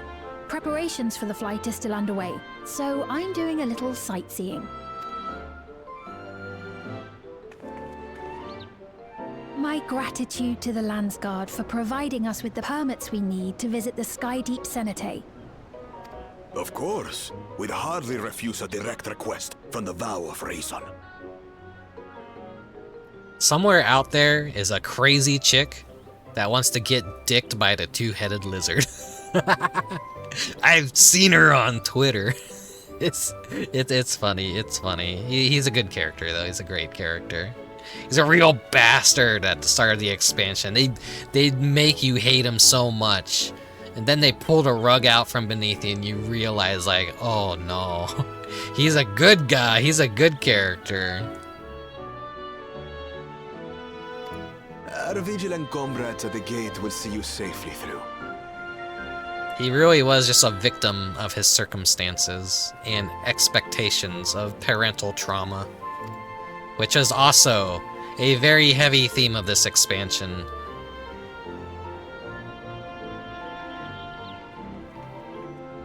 Death and parental trauma, and like generational trauma. Kind of like Katamari Damacy. Here, of course. She is still convalescing, I take it. Indeed. She's presently confined to bed and permitted no visitors. Weakened as she is, we cannot be too careful. I can scarcely sleep at night for the worry. Oh my. Please, forgive me.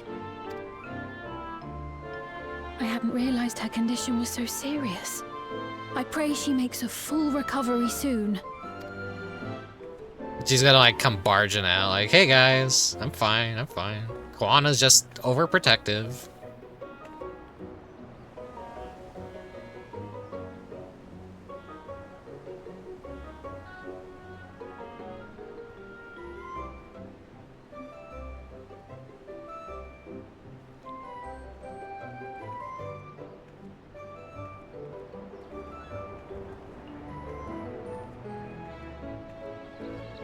Greetings!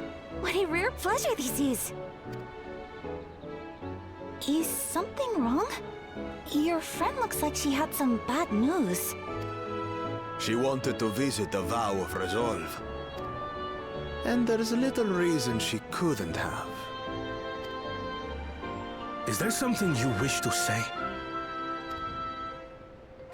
I see. I'm glad there's nothing terrible afoot. And yet, where there's a need... Sorry, I just remembered a pressing errand. Let's talk again soon.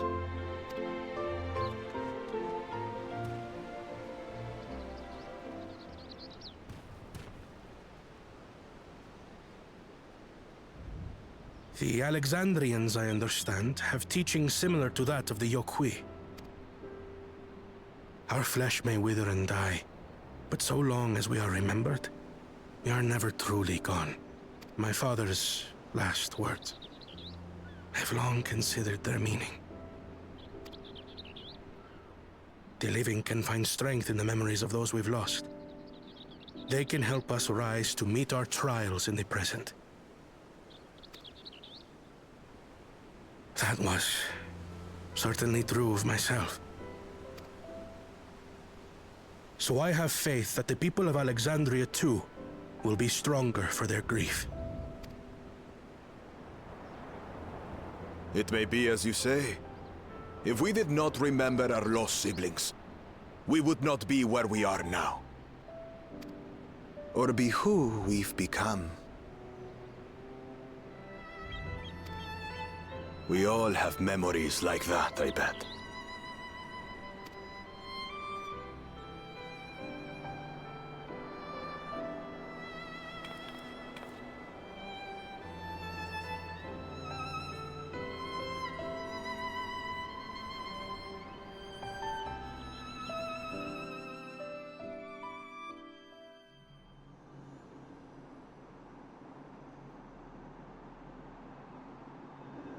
What's going on here?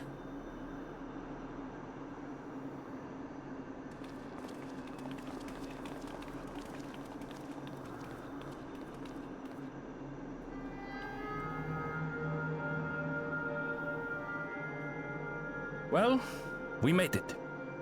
The journey was so smooth as to be almost disappointing. I can only agree, especially after our first visit felt so fraught with danger.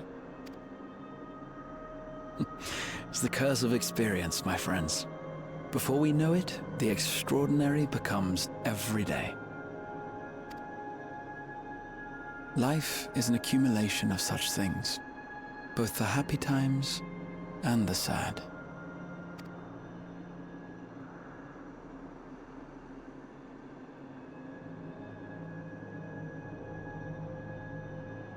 Right. Let's go over Shale's instructions on performing the memory restoration. The first step is to reactivate all the terminals at the same time. This will supply the ether necessary to operate the equipment, without creating any new Endless, of course. Once things are up and running, we use the Meso terminal to transmit the signal and unlock the sealed memories. Wait, are we gonna, like... There are 5 terminals in total. Might you lend us a hand with one, Sveen? Are we gonna reactivate the thing? Yes, I can do that. Not to butt in, but would you mind letting me take it? Ramichi! Should you be up and about? I snuck out without Koana knowing. I'm fine. My worrywart of a brother exaggerates. Mablu came by to fill me in on your plans. After that, I couldn't stand being cooped up a moment longer, so she helped me sneak out of the palace.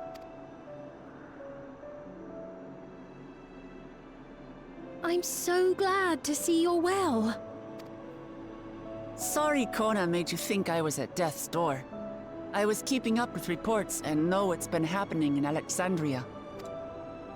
I made the decision to erase the Endless, and bore witness to their final moments. And though it's only a tiny fragment, their hopes live on in me.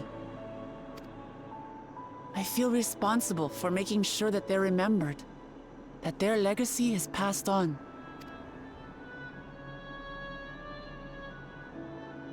So please, let me help with sending the signal. You've made a convincing case, but do take it slowly. The way is not without its perils. I'll be careful. Thanks. Very well then. I leave these tasks in your capable hands.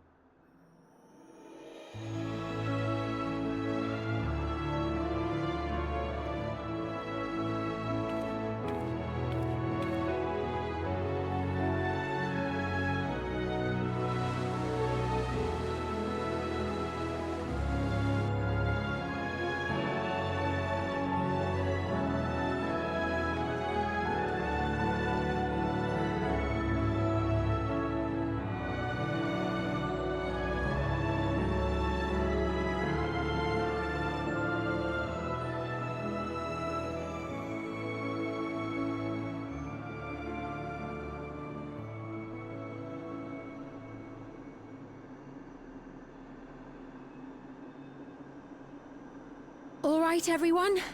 Begin.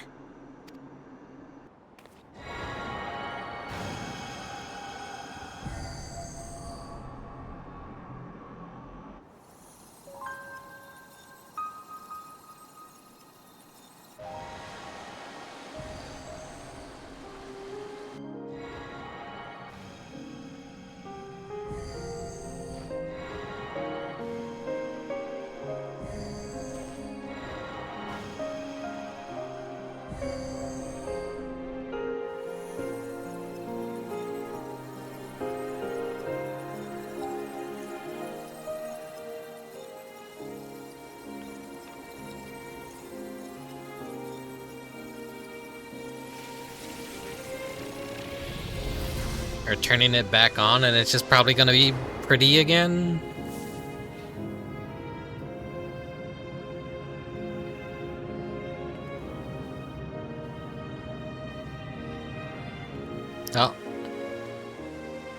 It's a little bit glitchy, but... Was the sight we saw no more than a trick of the light? Maybe it's just temporary.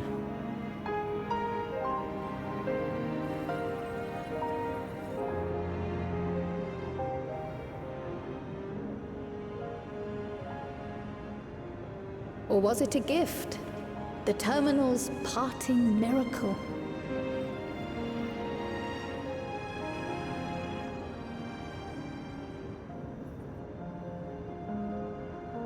But those days are gone. We chose to move forward. We hold fast to our memories of sorrow and of grief.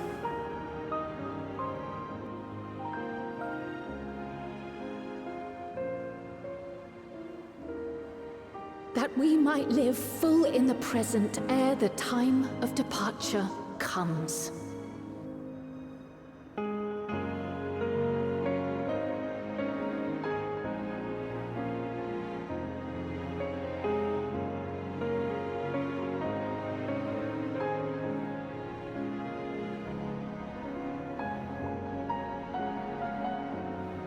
Let's go home. To our beloved Alexandria.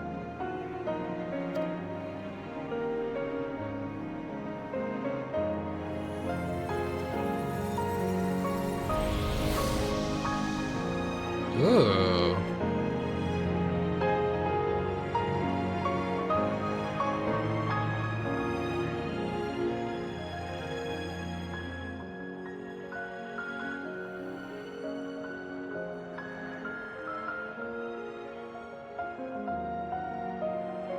So it's restored now, but it's also like it's not as thick and heavily oppressive with the like dark elements. It's like more of a dawn, like Dawntrail.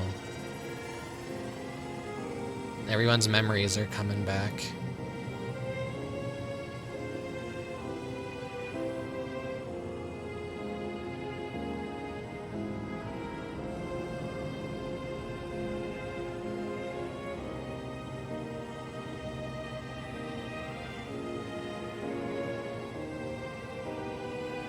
Because every time someone would die, they would just erase all their memories. Or at least lock them away of the people they lost. They never had to feel any sort of grief or sadness or worry or stuff like that. You protected me. I remember now. In soft golden light, the memories of the lost returned. There to be clutched tight by loved ones, never again to be surrendered.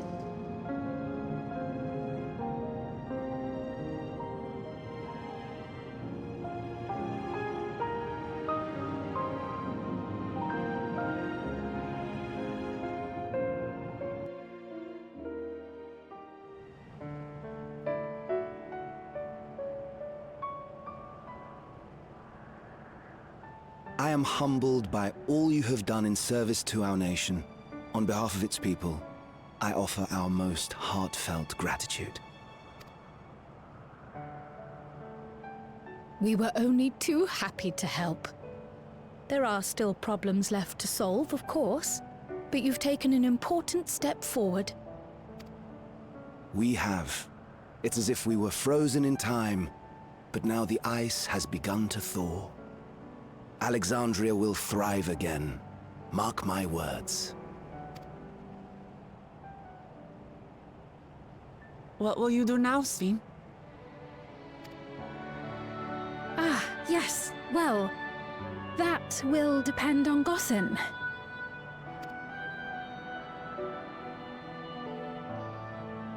With your permission, I wish to continue living in Alexandria.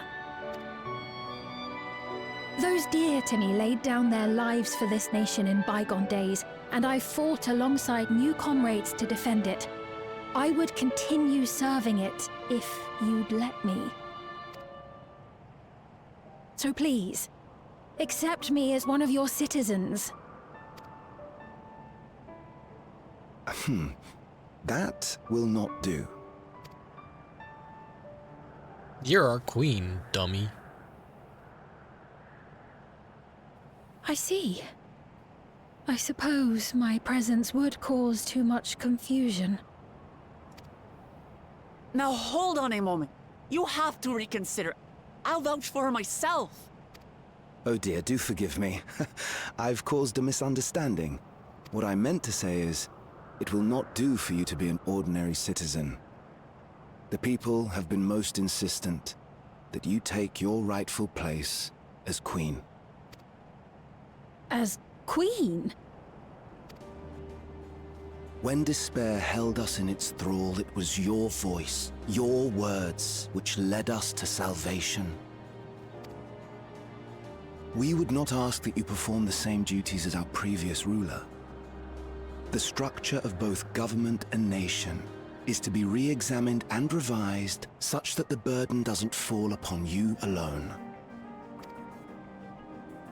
If that is acceptable, we implore you, please live among us and lend us your gentle guidance.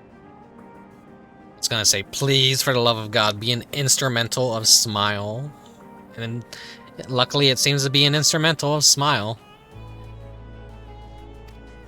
No one actually likes the lyrical version of Smile. Of old cared for us and fought for us, and you stand proud among them. But I... Oh, what of Galuja? You have him, don't you? Alexandria has 2 thrones to fill now. What one ruler might struggle with, the 2 of you can accomplish together.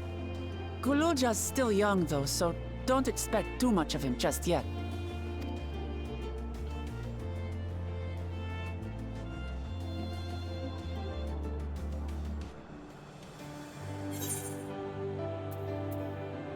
The voices of the past will be your guide. You already know what to do.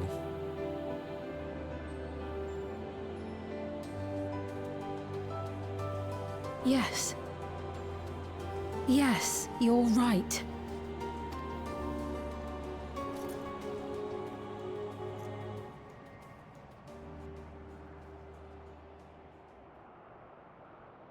For centuries, my other self bore this tiara, and with it the hopes and dreams of Alexandrians.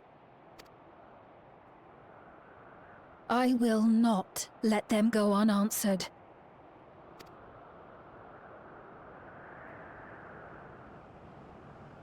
I will heed the wishes of the people. With peace and prosperity for Alexandria as my foremost purpose, I accept the role of Queen of Reason. Not fucking... The fucking lyrics are... Fuck off, Smile. You're ruining a good moment. Stupid cheesy ass song. It's not an easy road. We'll walk it side by side. That way, neither of us gets lost.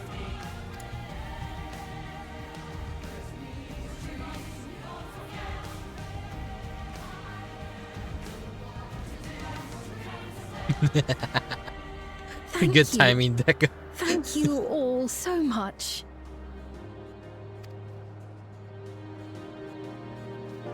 This part of the song, though, is so good.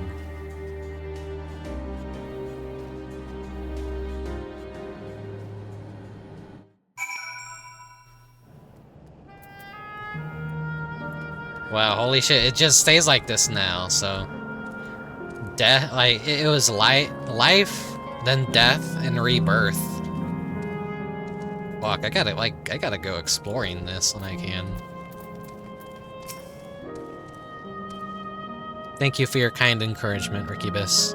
Uklamat is right. Ours will not be an easy road. But with your words to lend me strength, I shall take it one step at a time. And Tulial will be there to support you. Speaking of which, I should be getting back to the palace. I'll make my next visit an official one. No sneaking out under Quana's nose like this time. The vow of resolve and reason will both come, and we can discuss our futures together. I look forward to it. Shall we begin our journey home? I just like notice that guy in the background. He's just standing there, naked, menacingly.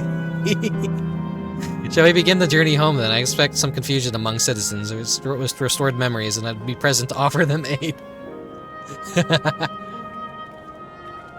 Don't instantly teleport me back. I need to go inspect things. Well, I believe this marks the end of my role's guide. I was intending to accompany Wuklamat back to Tuliol. But what are your plans, Rickubus? Didn't you have other matters yet to attend to in Alexandria? No. You need to stop by the palace first. Quan has been wanting to thank you properly, but everything's going on. He hasn't had a chance. Please come back with us, or I'll never hear the end of it.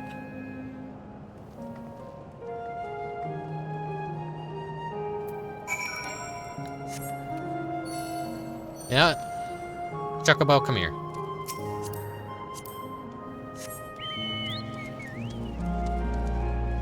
Fuck it, he's all stanced up. Look at him. He knows like that cutscene.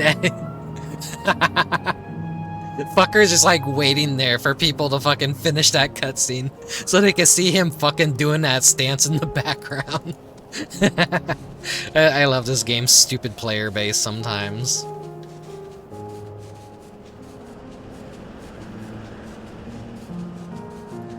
But yeah, we don't have the Endless anymore. All the memories of them have kind of like been restored. To get the Gimme Cat popcorn buckets. I forget the name of this guy already, but like the magical rodent.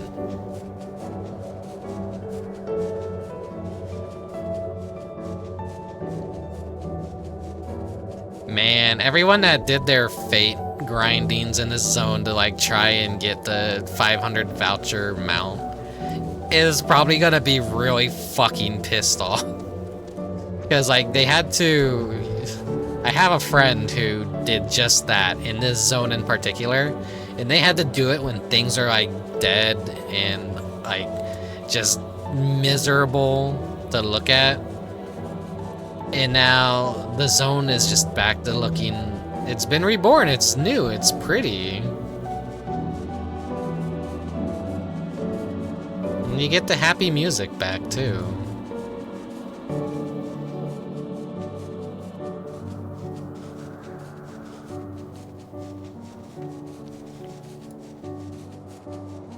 Man, Poon Poon, your wing flapping is kind of a little bit loud. I might have to like give you a rest.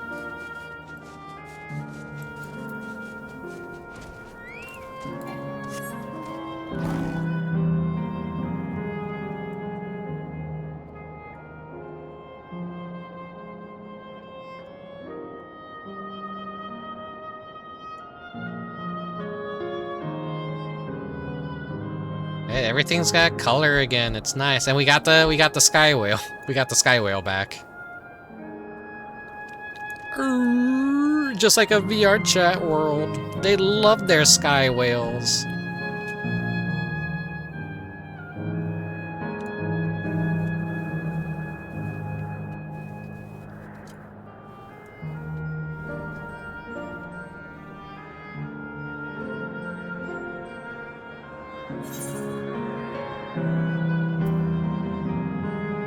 Then, of course,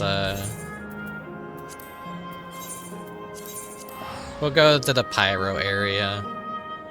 Nothing really special there besides, like, the little water park.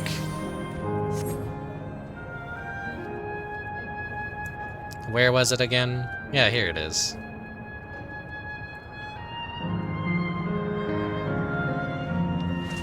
They got, like, the rainbow hot tubs.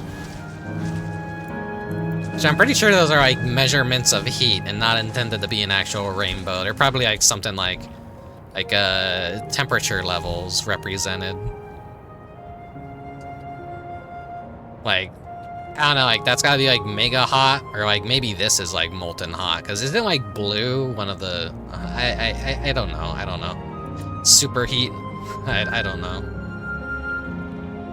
I'm not a scientist. Oh, don't you fucking punch me. I'm having a moment here. I'm going through the lazy river.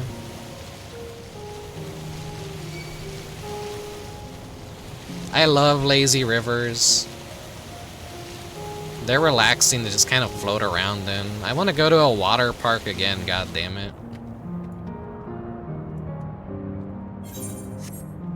Let's head on down to the Alexandria Castle Town segment.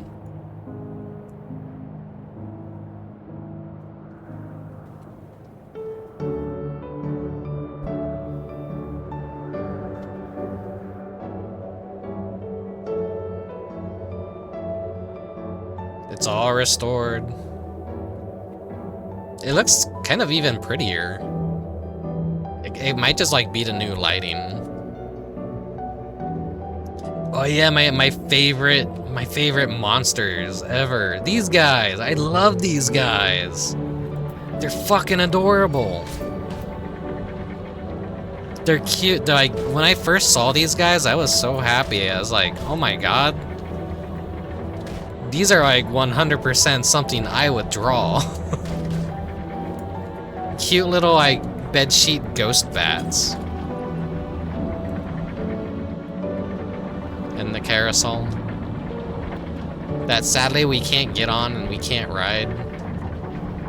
But, you know, we could fly inside of it and act like we're doing something.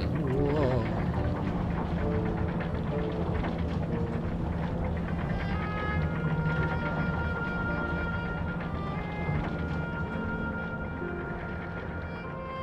Yeah, the whole concept of this just being a fun little theme park version of Alexandria.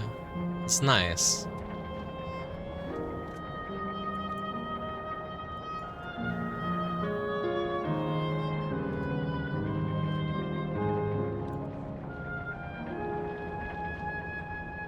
And of course this expansion had my favorite dungeon. The Strayboro Deadwalk was such an amazing post-game dungeon for 7.0. I was so happy with that place.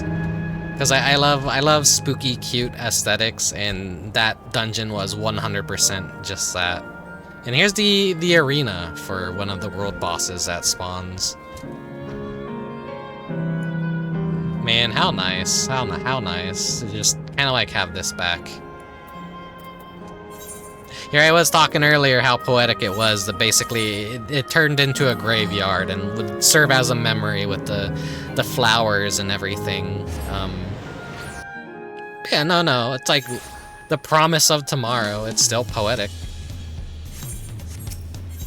Here,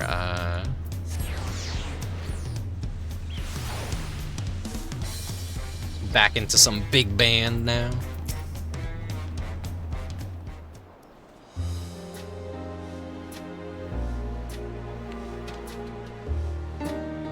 It's good to be home. Thanks for coming along.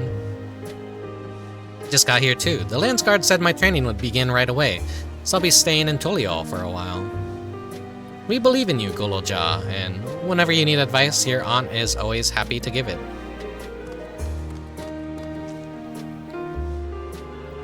Oh dear, our vow of reason is out of sorts. By the way, it's like a lot of adoptive family stuff going on, so that's like why Wuklamat is technically the little lizard's aunt.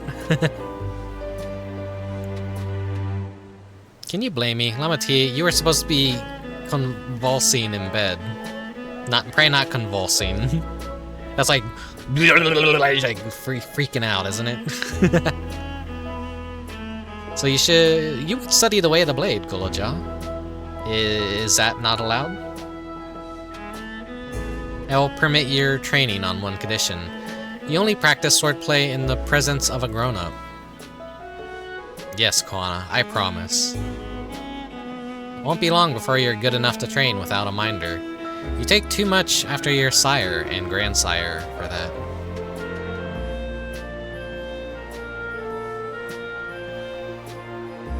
Wait, so if you're back here, does that mean everyone already got their memories back? Not everyone.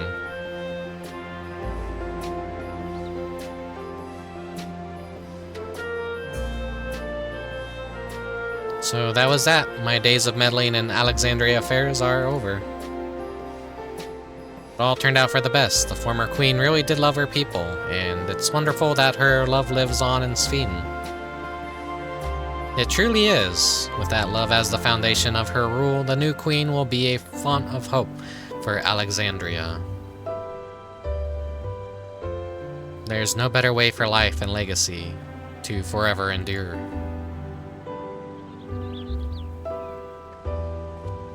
You'll be heading back there, won't you? To Alexandria?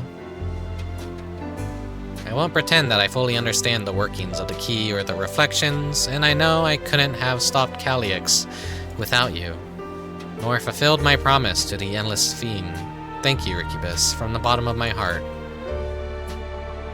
Be sure to come and visit us again in Tolial. You'll always be welcome here. I don't hate Wooglamat 100%, but she is annoying. It's time I moved on myself. Once I've made the necessary preparations and arrangements, I will embark on an extended journey. I guess ENVtuber is like exiting the plot too now, maybe. Well, I expect my days will be filled with administrative duties, much as they already are. I am hoping to compile a comprehensive history of Tolial, however. The tale of our beautiful and resilient nation should be preserved for the future, with each successive generation adding their own chapter to the saga. I think I've learned to be happy with who I am, Rickubus. That's good, that's good. Even when I make mistakes and cry and look silly. And it's all because of the amazing things I've seen with you. They remind me there's always tomorrow. Becoming the King of Resolve is not something I need to think about until I'm older, but my father's authority did pass to me, so until that day comes, I'll study and train and do the best I can. You've come really far, Gololja, and you'll keep on doing us proud, I'm sure of it. I guess you have to go now, so be safe and enjoy your travels. We'll miss you. Send our best to Sphene and the others.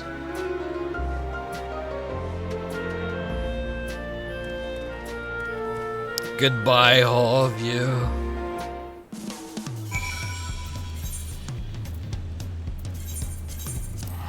And we gotta go back.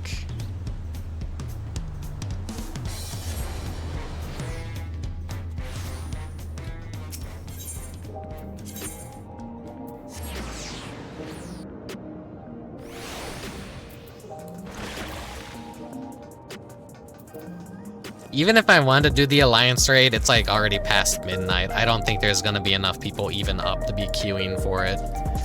The entire East Coast is in bed.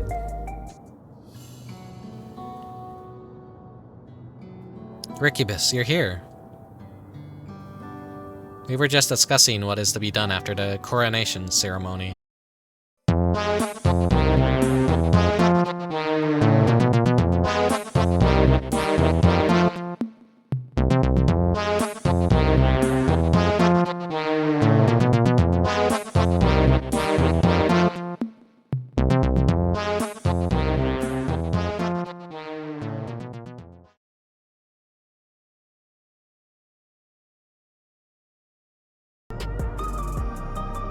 Hello.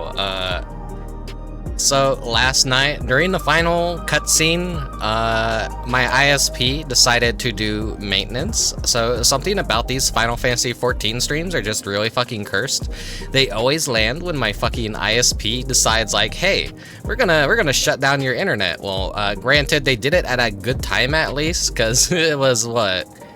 Closing in on 1 AM, I believe, at the time, so, you know, they're trying not to, like, be too invasive to hours normal people would be up playing the fucking, like, well, normal people are all in bed and not using the fucking internet around that time, but me, I'm important. I got fucking Final Fantasy XIV to play. You can't be fucking inconveniencing me. I need to stream this game to a whole 3 people that are interested in it. But yeah, hello everyone, hello, welcome back. I'm pretty sure all interest will have died off at this point, since the combo has been broken. But yeah, I am just gonna be finishing up the final cutscene, and then we have the new Alliance raid that we could do, because like right as a stream cut out, I was like, you know, It's like past midnight. I don't think anyone's probably even gonna be queuing for the new Alliance raid, so I don't know if this is gonna be working out. Plus, I ended up losing like a ton of my stream stamina. Like my hit points are like pretty low. I'm just like, oh man, I'm fucking tired. It was a long action-packed story. Well, not action-packed for like the first 3 hours, but like once we got to the end there, yeah, that was so crazy. That's some crazy shit. Am I white? Okay, yeah, pretty much we just have to watch the final cutscene here and see what they allude to in 7.4 and what the hell is going to be happening in the plot. Anyways, I'm alive. I'm okay. I don't know how long the new Alliance raid is gonna be story-wise. Probably a 3-hour stream. Anyways, yeah, here we go. Right where we cut out. Rickubus, you're here. We were just discussing what it is to be done. What is to be done after the coronation ceremony. Our heretofore isolated kingdom must join its peers on the world stage. The fact that Alexandria is, or was a nation in the 9th, will be cause of some consternation. It may smooth introductions were the science to provide an explanation for its arrival in the source. Because yeah, they just kind of like phased into our shard and they're like, hey yeah, we live here now. they fused with our world and it's kind of like messed up. Rest assured, Sphene, Aetherius' leaders are well accustomed to hearing Alphanod report on fantastical events. Once again, I am in your debt. I dread to imagine what might have come to pass had you never come to our aid. Everything's working just fine. Okay. I was like, just checking, because I was just like a little bit worried, like, what if everything's not working? What if I'm muted? No, everything's fine. It's being picked up. Once again, I am in your debt. I dread to imagine what might have come to pass had you never come to our aid.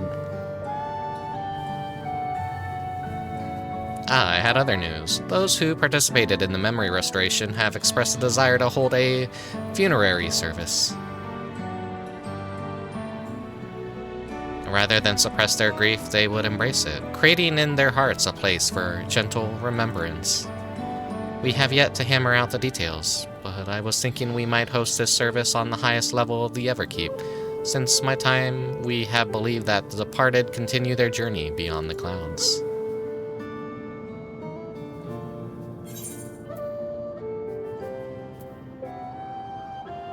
That's a lovely idea.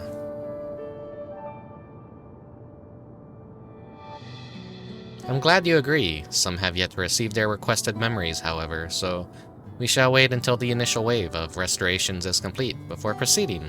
So we'll probably see that in the next patch if I had to guess. We'll kind of like do a funeral service for all the people and see like how the kingdom has progressed. After so long distancing themselves from the realities of death, the Alexandrians are to be commended for their courage. Yes, 'tis a tremendously brave thing they're doing. Perhaps our hearts can never capture a memory as perfectly as data in a file. But what precious recollections we do keep will guide and sustain us as we fulfill the promise of tomorrow. You've busy days ahead of you, Your Majesty. Oblivion stands ready to pitch in as needed. Oh, and what of my investigations, Shale? I hope you've left some time in your schedule for me.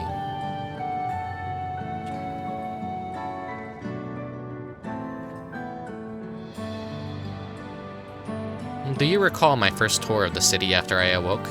It was all so strange and frightening, but I've only grown more at home here ever since.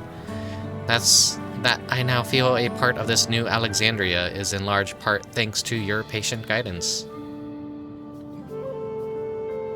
And so here I will remain, should you ever have need of my aid without anything at all. Pray do not hesitate to ask. Some few of us will stay here a while. As it happens, we've made several interesting breakthroughs and have no shortage of mysteries into which we would delve. then be welcome as honored guests for as long as you like. You are, and always will be, my cherished comrades.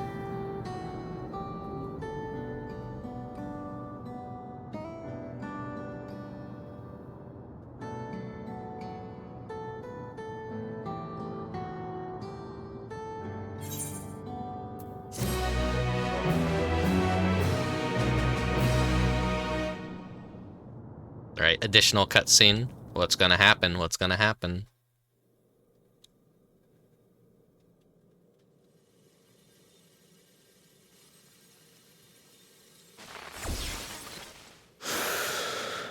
Oh, fuck.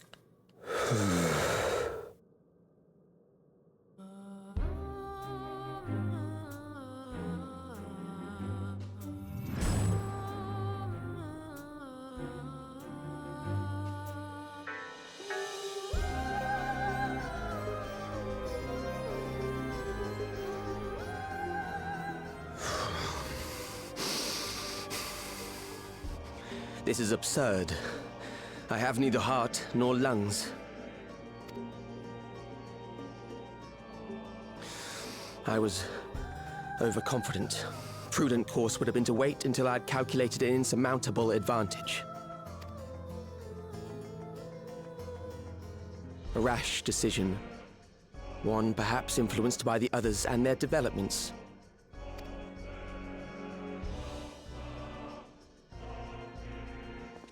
How are you still alive? No matter. Learn from this setback, and next time...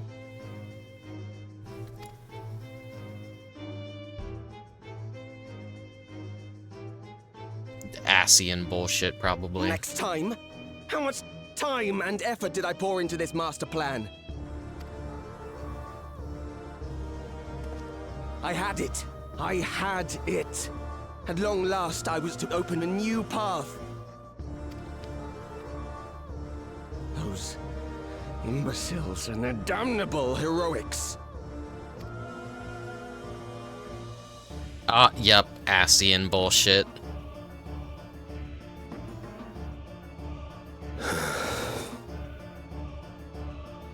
Detected the stench of failure already, have you?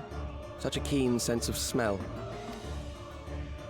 Yes, I will give my report, as is protocol.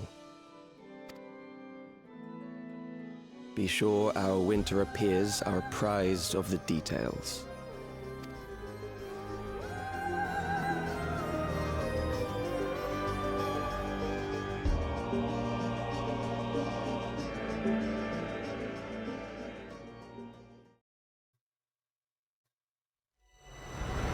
If none shall know eternity, what waits for those who hold the key?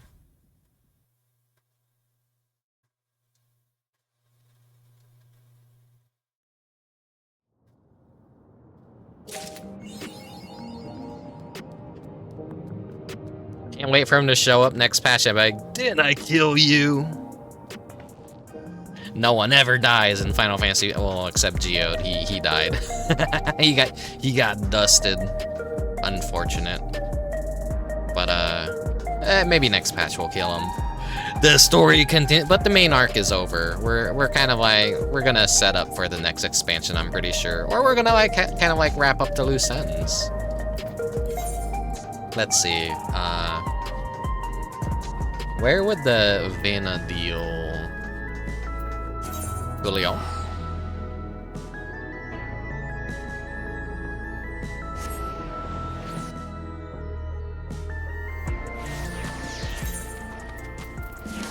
Let me go ahead and use the Promise of Tomorrow.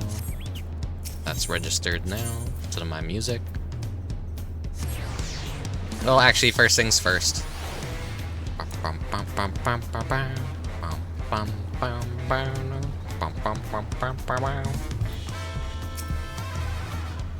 Have you come here to share a heroic yarn with me, Rickubus? Please do go on. You have my rapt attention. Necron. So, what have you brought for me today?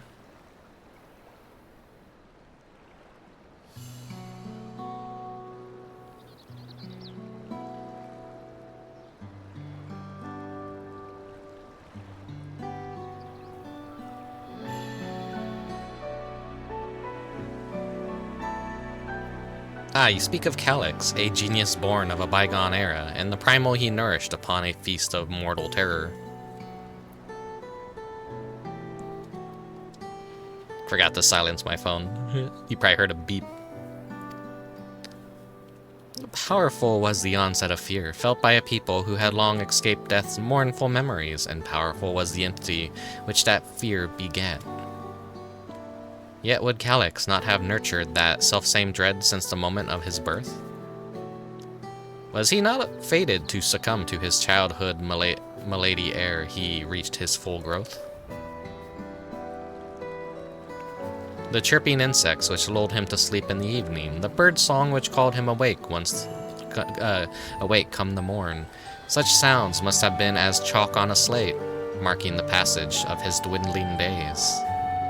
Surely 'twas Calyx himself, more than any other, who nurtured the deepest, darkest fear of death. Dwelling upon the beleaguered heart, I am inspired to sing of the horror it may have spawned.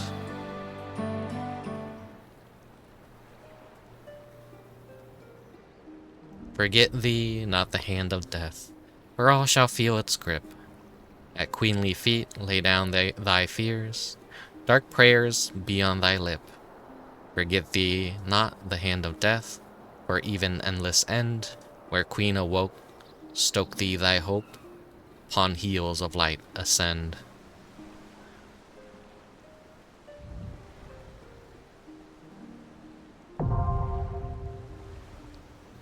So what I just did was I unlocked the extreme version of that fight, which is a much more difficult version of the Necron boss battle. And that's like typically like when the new expansion comes out and the new trial and you do like the story version of it, which is like basically the normal mode. You come to this guy and you unlock the extreme modes, and that's how people get like their kind of like their best in slot weapon for this patch sometimes. And then they could get like a special mount. There's always a mount associated with the fight. So yeah, I usually don't mess with the extremes because I'm a pretty casual player and everything. Dreams of Paradise. Oh, okay, it's up there. But first, I wanna check something.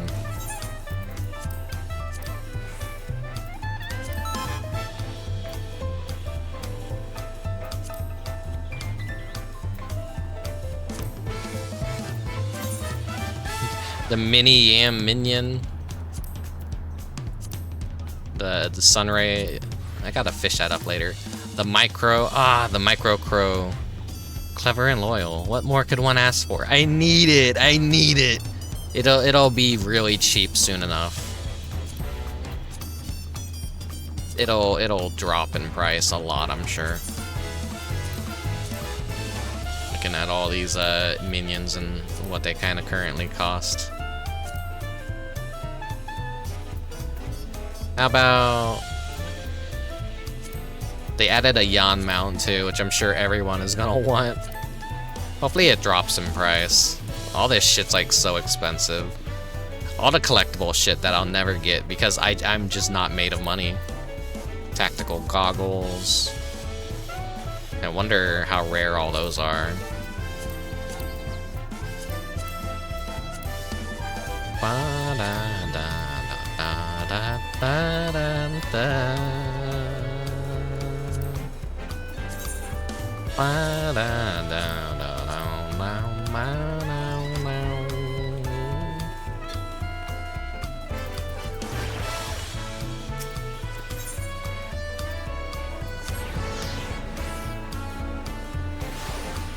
So typically how you remember, like, alright, a new piece of content is out, the last place that it ended is usually the place you have to go to start the next chapter of it when it essentially releases. So I was like trying to remember, they need to like implement something that like kind of like gives you a breadcrumb of where the fuck to go in game.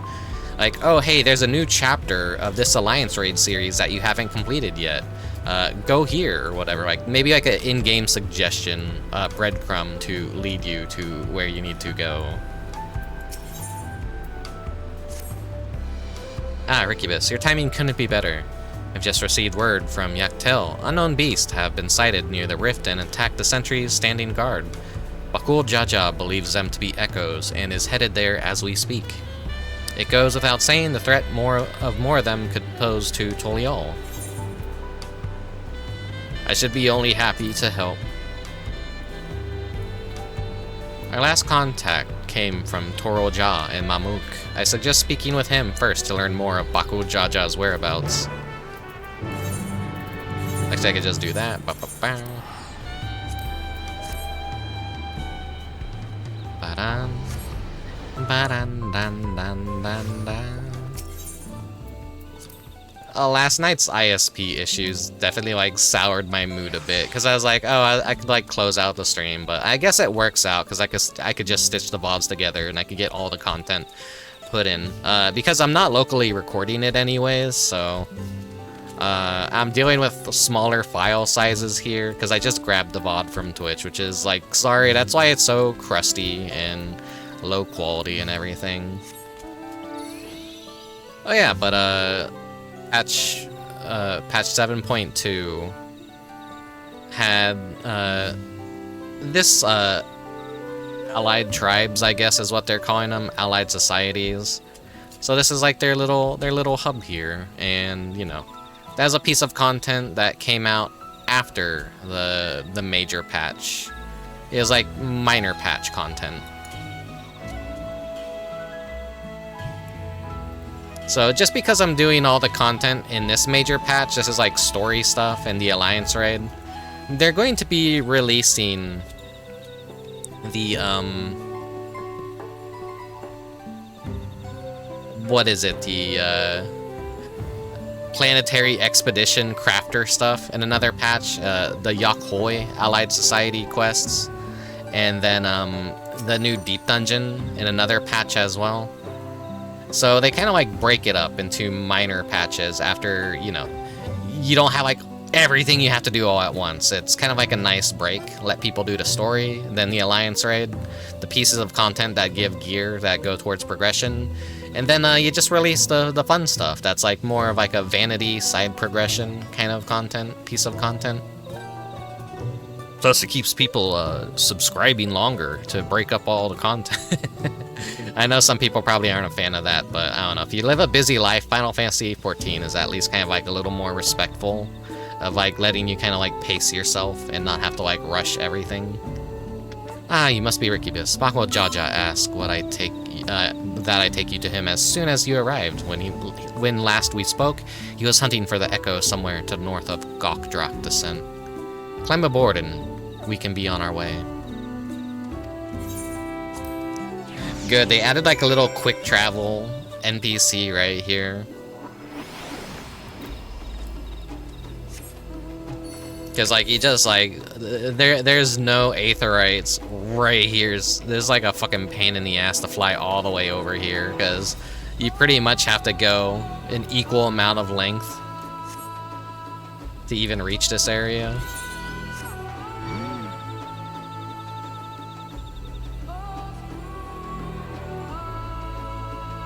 Where is he at?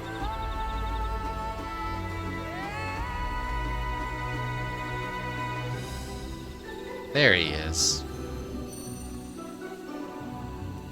Are these the orc fellows?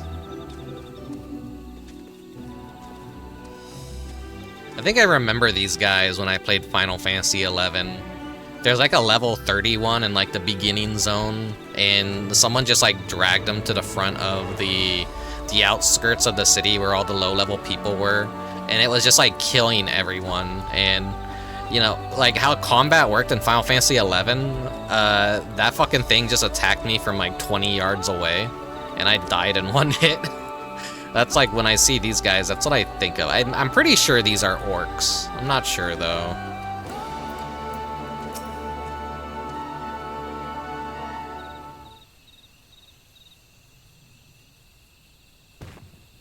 There you are. I'm afraid you've missed all the excitement.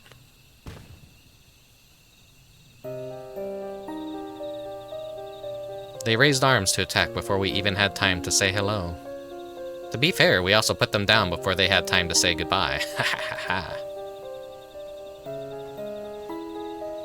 Rickubus, Bakwo Jaja, we came just as fast as we could.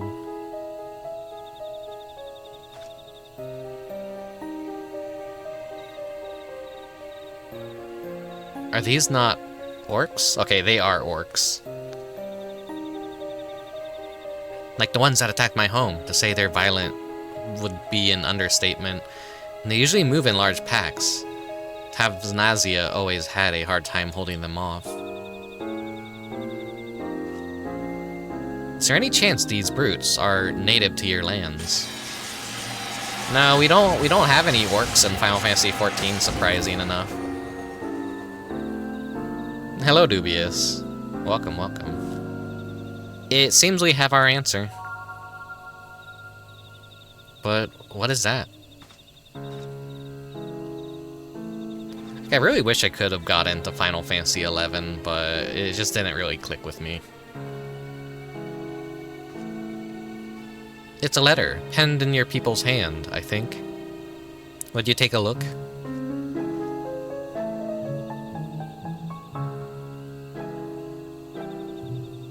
To the Dawn Servant's champion, the stage has been set for your next challenge, thus do I hereby invite you to return to Juno. Should you refuse, a horde of echoes will be unleashed upon Yaktel. The choice is yours. We can all get together once Cole gets to Final Fantasy XI. Maybe I'll take you up on that, maybe. Like, if I actually had reliable people to play with, maybe it might be fun. So this is his long-awaited invitation. I know a snake when I see one, and this one is rotten to its core. What choice do we have but to accept? That bastard, let's get going. The sooner we're back in Juno, the sooner he can get reacquainted with my fists.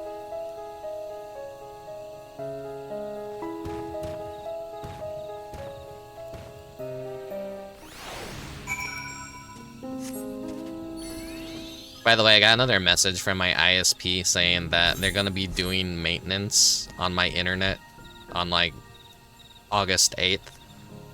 Which, if you're familiar with what I do, fucking I have huge plans on that day to stream. So I hope it's not during it doesn't occur when I'm doing the stream. I'm anxious now. Big events make me anxious. Why do I do this to myself?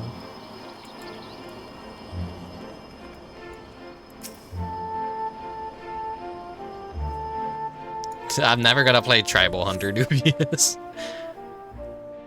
That's not a thing, too. We're not gonna race that game. Well, maybe one year we can. I don't know. I'm gonna run out of content for Vorday anyways.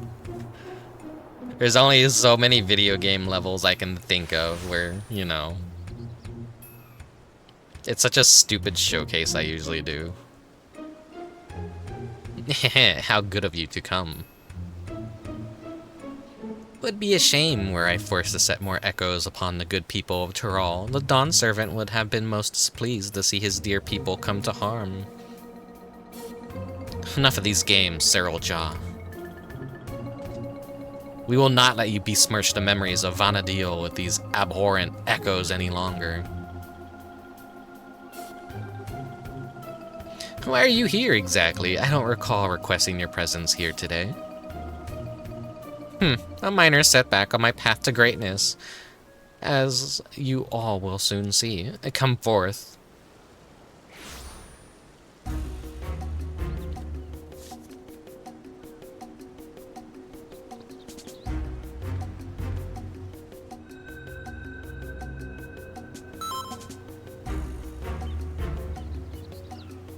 Allow me to introduce you to Kamlanat, Archduke of the Grand Duchy of Juno, but do not let his title deceive you, for he is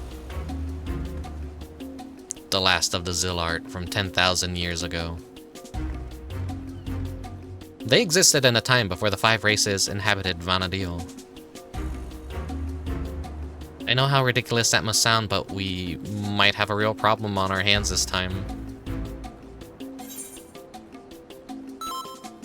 Oh gods, he sounds like an Asian. I've said Ascian a million times. Why did I hesitate and struggle there? You had ancients like Zillart here too? Our worlds are more alike than I thought. Yeah, they're kind of like a great value copy-pasted. If I remember correctly, Kamlanot had an older brother. I can't imagine Sarl Jah would have overlooked such a detail. Older brother? How would you know anything about that? God, the huntling shell's popping off today. Come now, Kamlamont. You needn't trouble yourself with the ramblings of a dead man. I see. You would use these adventurers to take my measure?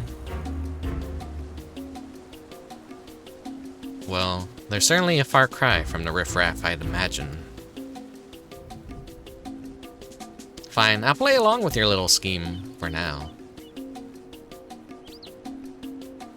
You look like you got a dent in your head.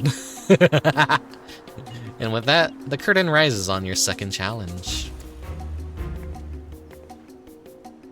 Sarl Jah, wait.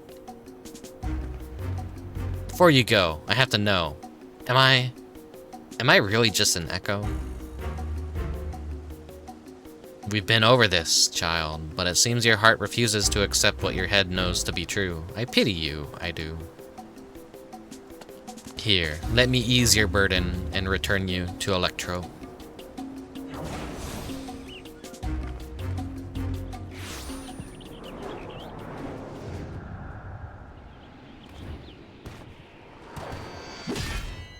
Yeah. Buckle Jaja.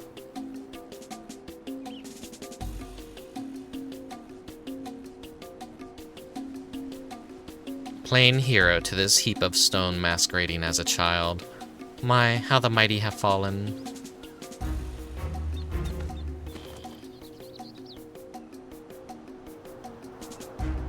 With him out of the way, that's one less distraction for you in the coming contest, so come bring your all to bear, that I may create the perfect vessel, the perfect ruler.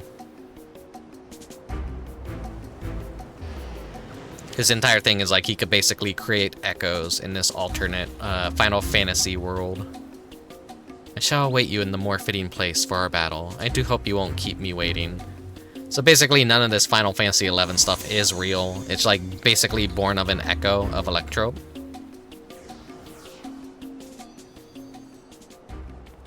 And so the old ruler of Tulial was he's like been re-manifested. And that evil guy's idea is, I'm gonna raise the perfect ruler, and then because I got fucking backstabbed during the main story, I'm gonna like use this ultimate version of our old leader to rule over everything myself. I'm gonna use this puppet. So like we're trying to stop his plans, and he's using Final Fantasy XI stuff to try and get in our way. Are you alright? Gods, this is all my fault. As much as I love to hand Sarl Jah a fat knuckle sandwich, I can't leave you here like this.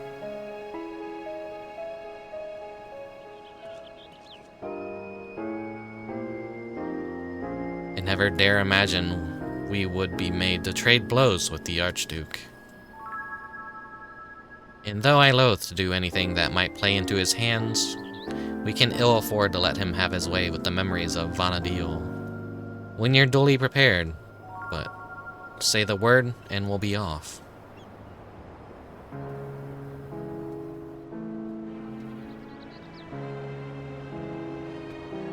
Ah. Bumped my hand. Sandoria, the second walk.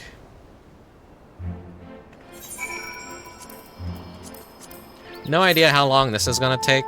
Probably about 20 minutes or whatever. I'm queuing as a DPS like a day later, so. What do you have to say? Ah, there you are. If you're any burning questions about this place or anything else in Vana'diel, I should be happy to answer them. Oh, this is, that's just like talking about any, like, additional lore. Yeah, it's like a player. Like, it was playing Dead in the Fountain here.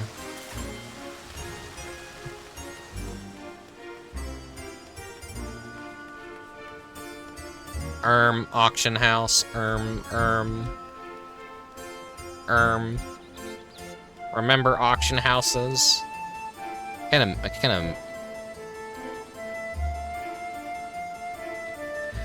kind of miss auction houses, though the market board's like completely fine.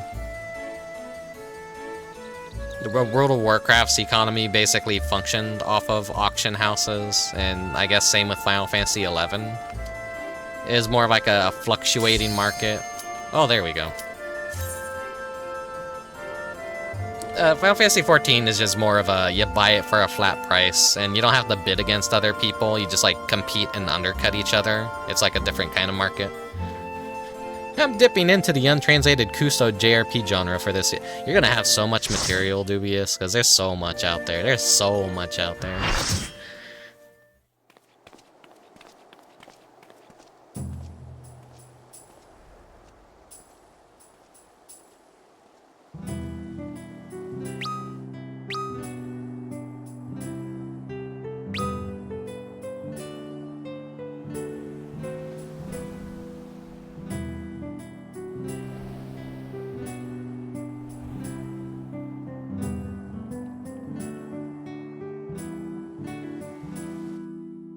Yeah, this like super serious fantasy place, and then you just have a bunny in her pajamas.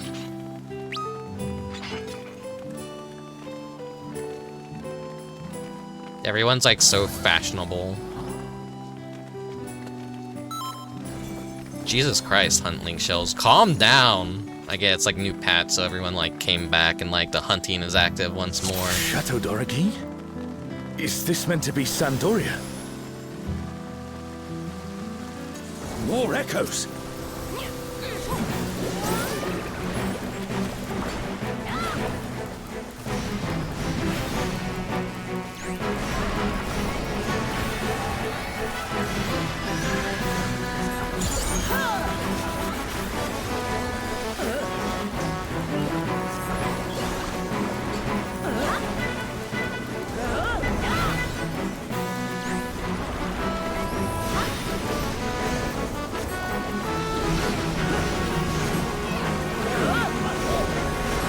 Pretty sure these guys just exist to help you charge up your stuff before you get to a fight, but we'll see. Maybe there's more.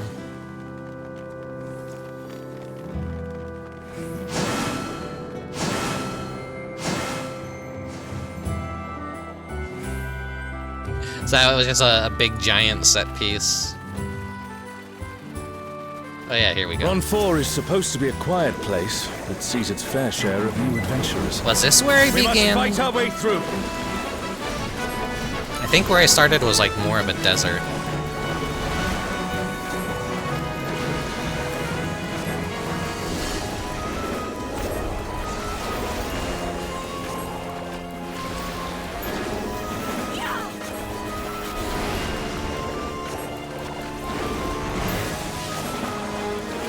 Okay, got a full charge of everything.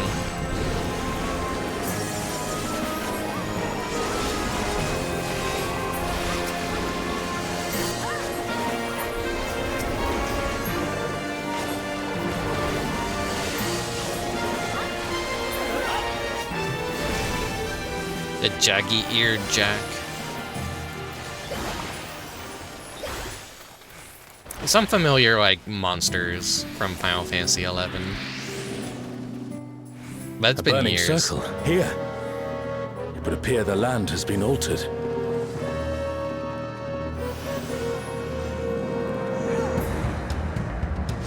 This is all a peak. We must be ready for anything.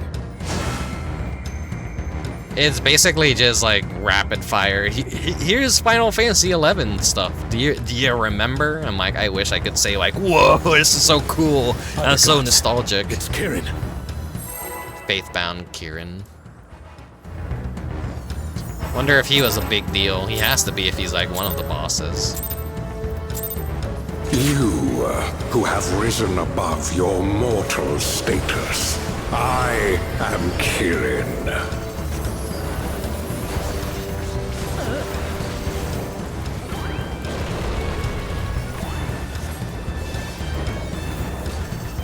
messed up my rotation. This surging power I bring to bear! Not that this is high-level play or anything. This is no power I've seen before, but I won't be daunted.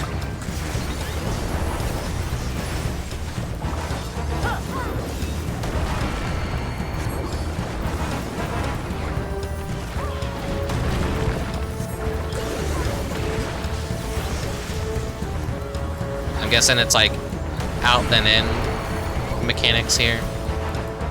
Yeah. A comrade is in trouble. Someone heal them.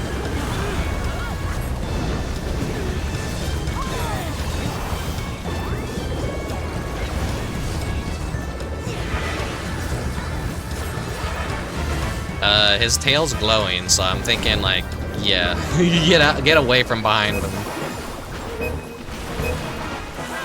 Oh, Guardians Divine, lend me now your might. Summoning sigil. There's Shinjin. Oh, Byakko, rend with fang and claw. Oh, Byakko.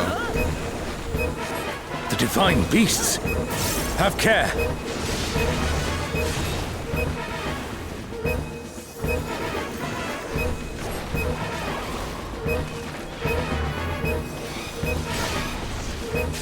So I guess the divine beast did exist in Final Fantasy XI. Someone revive them.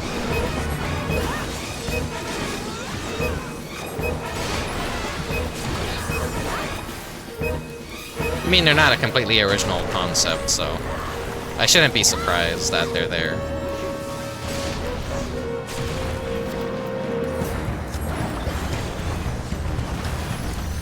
Will you overcome my trial?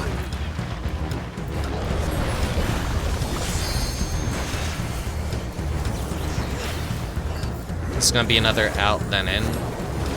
Or do the hands mimic that circular motion? No, I was wrong. I was wrong. I thought I was gonna like do a giant smash and then you had to hug the corner. Striking left.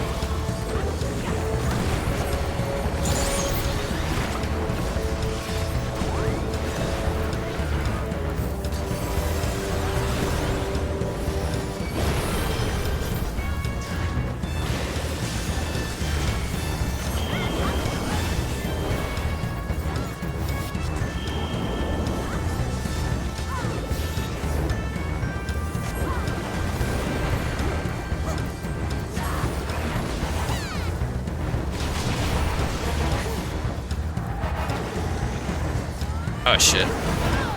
Caught me off guard. 4 vulnerability stacks. You shall reap the rewards for daring to contend with the gods.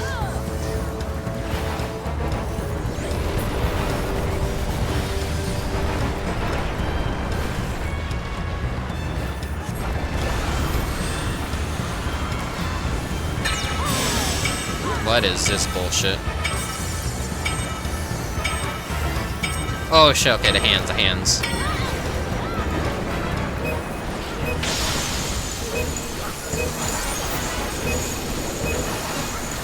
Get in the hitbox, and then, like, I could just shoot at the other one. There is no escape!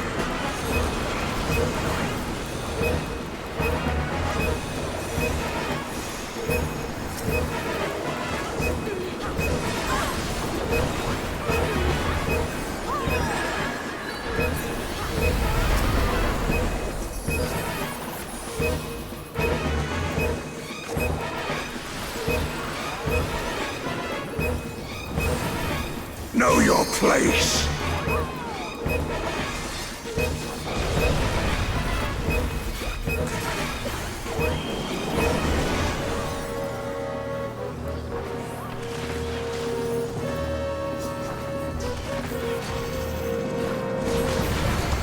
I must thank you, mortals. It seems we've impressed Kirin. Let us keep up the good work. Nothing for me.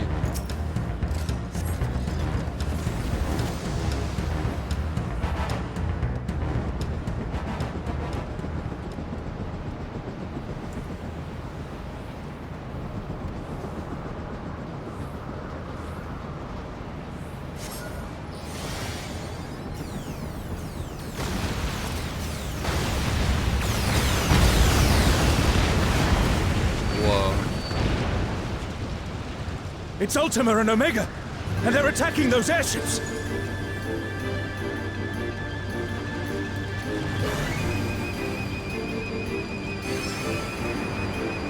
Oh, okay, I see. Ultima and Omega are on a rampage.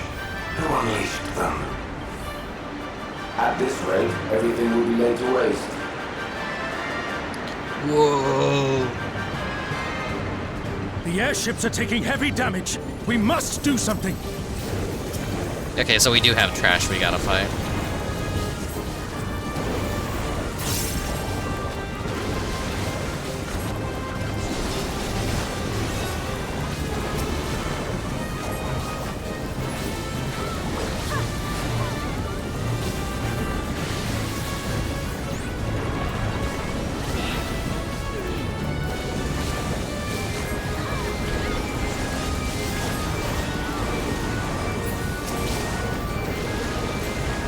I haven't heard this music since Baldisi and Arsenal. I was like, wait a second, I've heard this music before, and I do understand it's from Final Fantasy XI. I'm glad you're safe. Come, let's keep moving. The Eureka content was kind of like based on Final Fantasy XI as well. Holy shit. Just got blasted. I do not see an easy way back, but I'm sure you can handle things without me. Ultima the feared and Omega the one. Oh, it's a double boss fight, okay.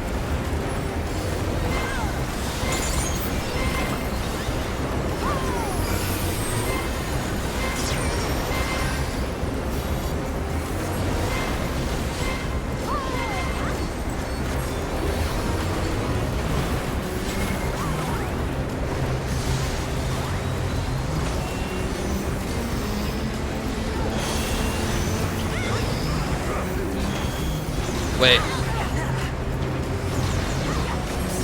I can't like tell what the hell is going on right there.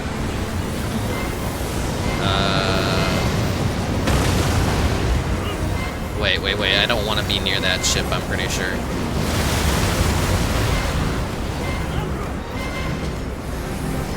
Get the fuck away!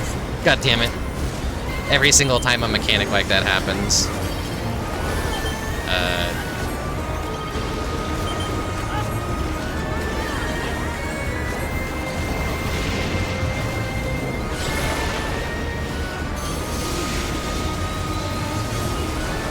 I hear some, okay. Get the fuck away from me, please.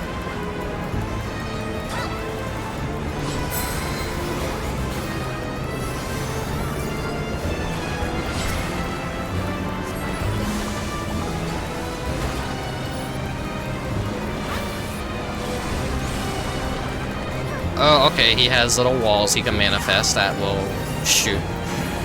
Okay, the mirror shot. God, fuck off.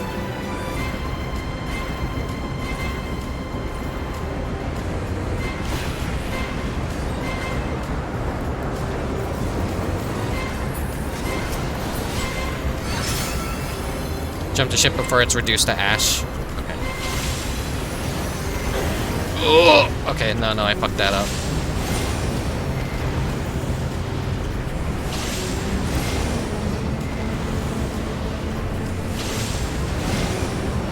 I don't get to do the cool jump.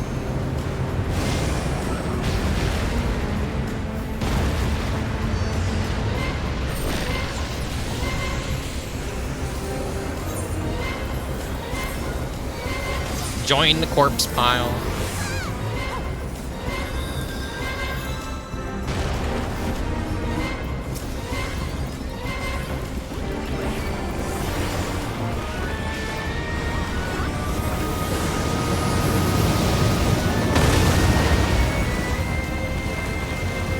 Are they gonna mix this up somehow?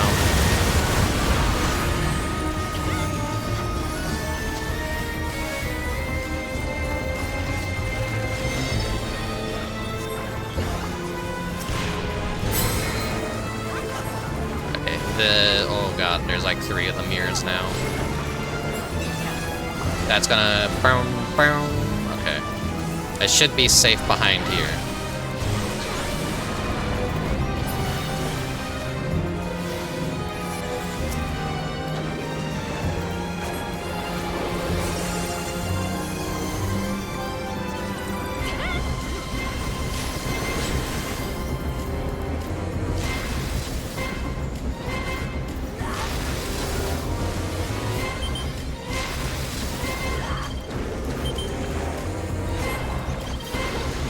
Stay here for 2. Move on 3rd. 1, 2. I'll get to the other side. Get in the middle.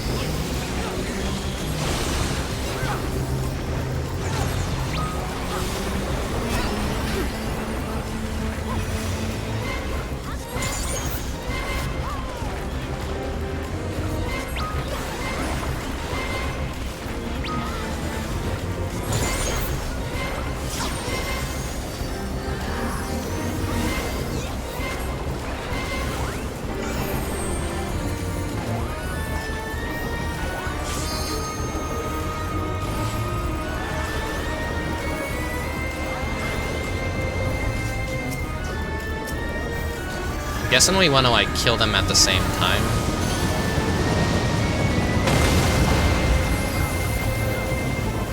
Wait, did he do that before? Oh no, that's just a pull.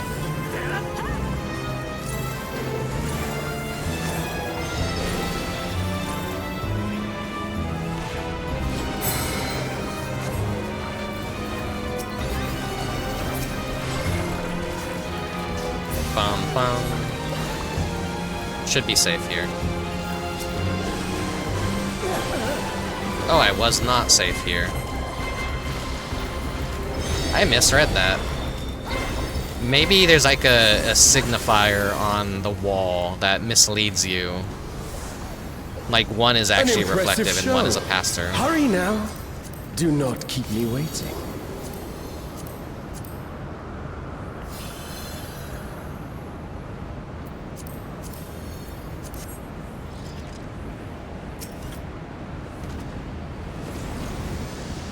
It's nice that they added music scrolls, like a bunch of them, so that they're not as rare as they were in the first raid. Ooh, pretty. I'm being flashbanged here.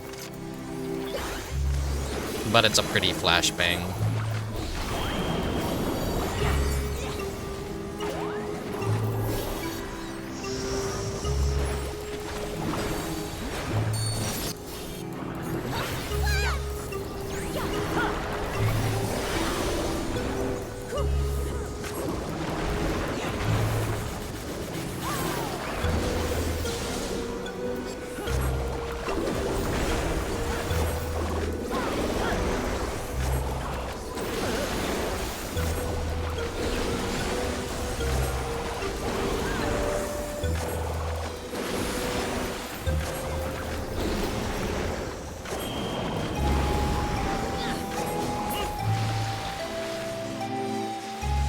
I like the music. It's kind of like clown music.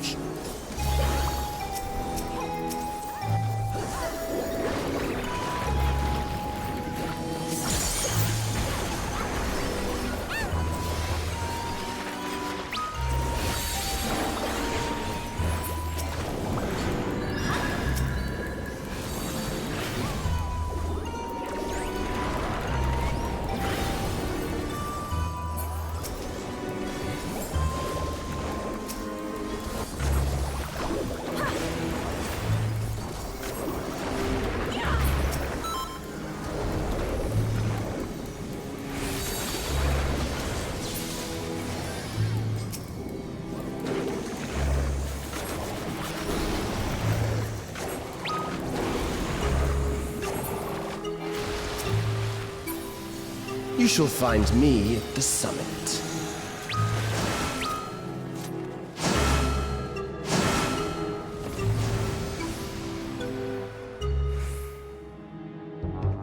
Stellar Fulcrum.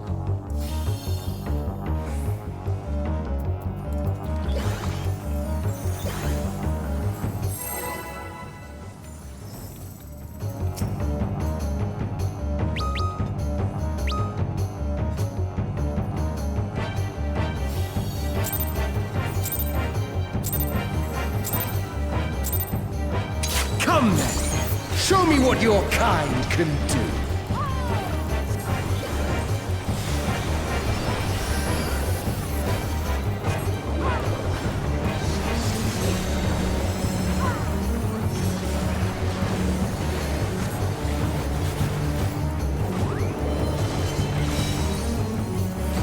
Oh, sublime Estok! Drink deep of the elements!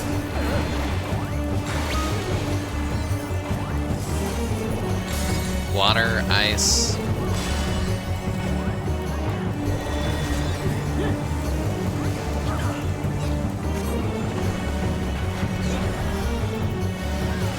Oh, I see.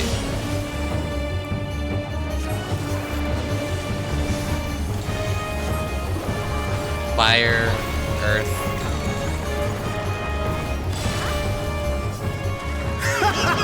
Once more, shall we? So that would be safe right here.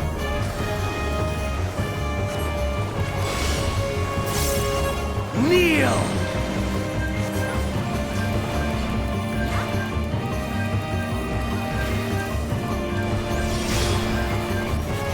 Behold the glory of the Zarat!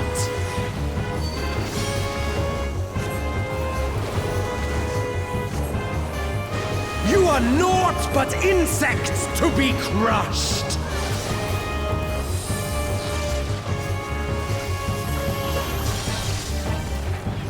Accept your fate!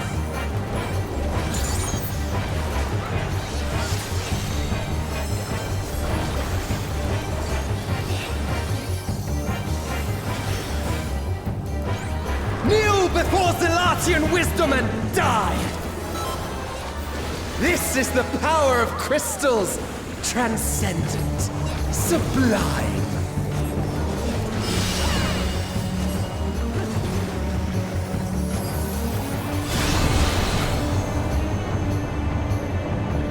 Okay, what the hell is this gonna do?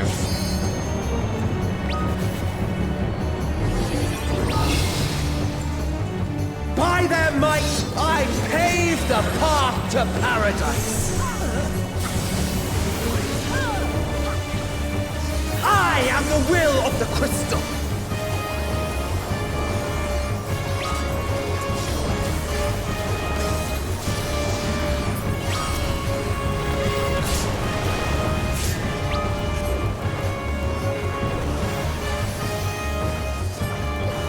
That you should still stand? Very well then.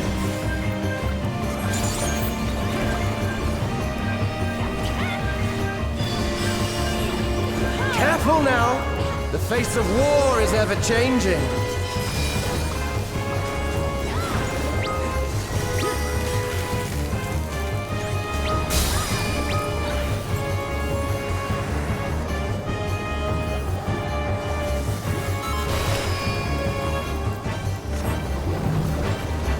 Tremble! Wait.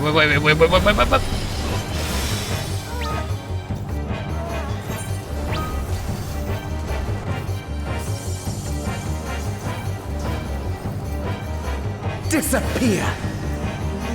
Oh, I see. That's why those are there.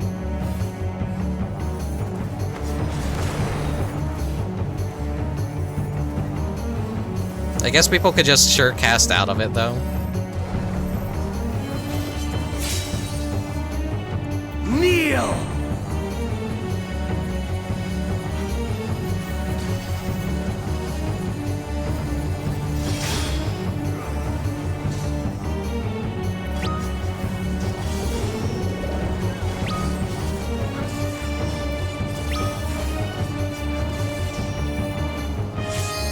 I'm surprised I haven't gotten a resurrection yet.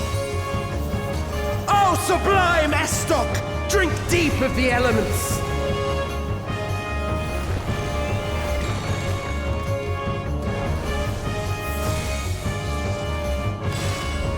Don't mind me, guys. Just rotting in the corner, keeping the floor warm.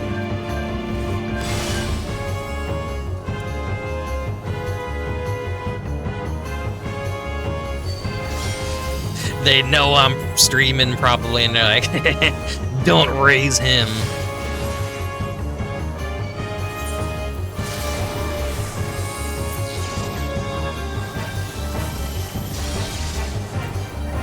Accept your fate!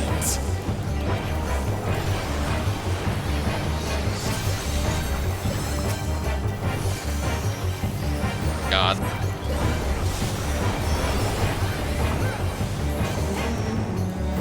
His big room-wide AoEs hit like a goddamn truck.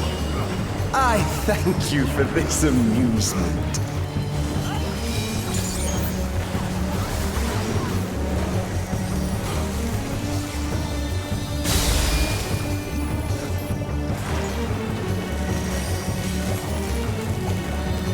Oh god, no, no! I wasn't like picking up. Oh, it hits the crystal and then those crystals explode. Okay, that's the mechanic there. I was like wondering. When you're doing all these fights for the first time, you're basically kind of like learning what their core function is, and like it's all just down the memory.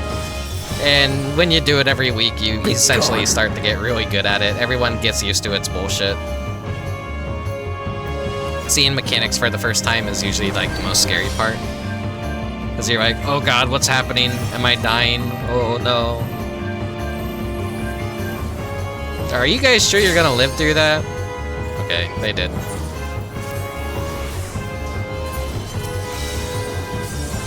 Oh, sublime Estok! Drink deep of the elements!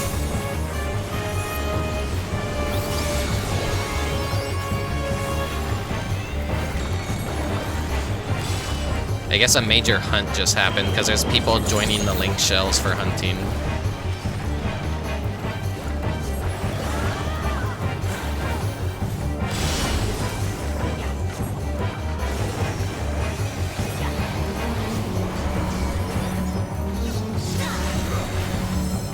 One of the currencies for hunting is like called nuts, so that explains the name. Defeated by mere mortals. Farewell, my little brother. Return to the crystal from which you were born. As for the rest of you, I invite you to the Gate of the Gods.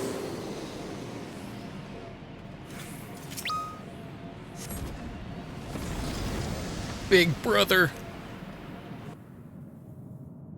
The Shrine of Ru'avitao. You have the privilege of walking within the heart of Tulia. Do not disappoint me.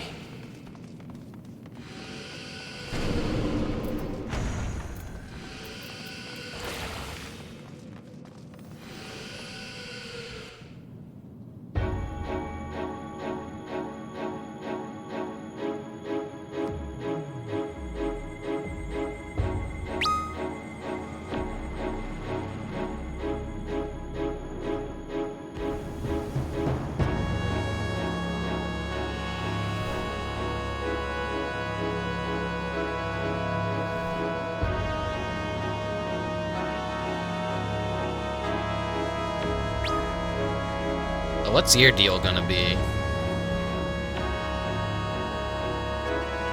Eldnarch?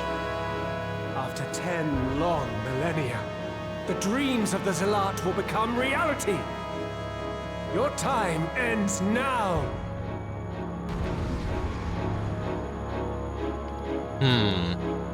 He's gonna have another form. Maybe. Maybe he's like more of a big deal in Final Fantasy XI. I just don't realize it. It seems a little underwhelming.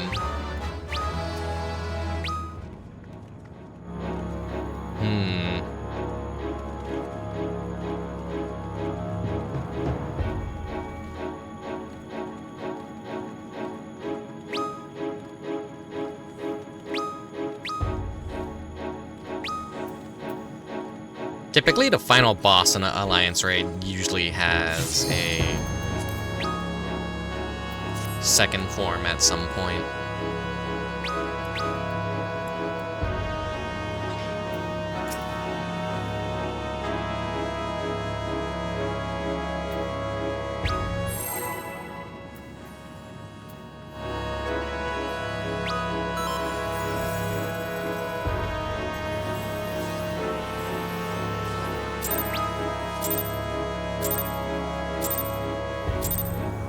This world shall belong to the Zealot.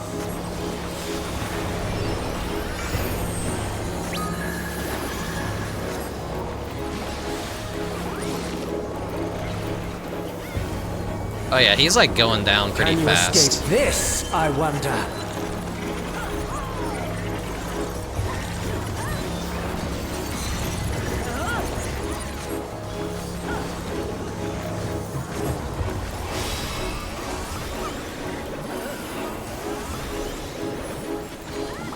Begone!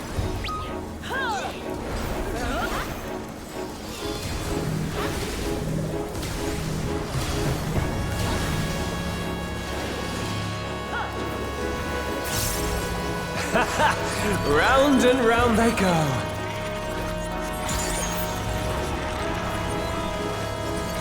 Oh.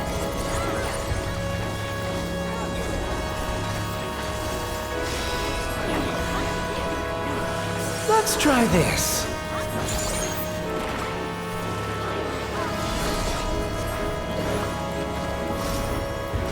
Oh, that mechanic. Kefka used to do that. I think.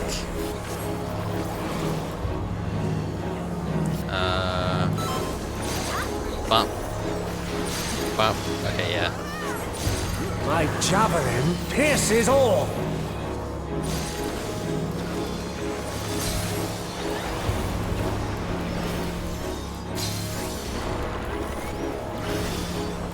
Allow me to show you a trick I've learned. Duplicate.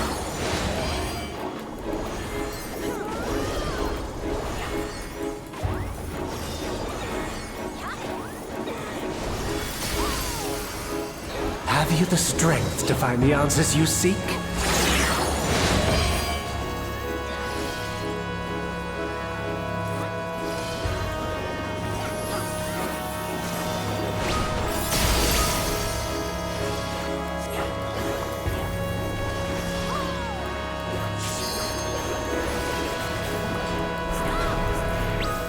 This is not Vana'diel. I'm well aware of that.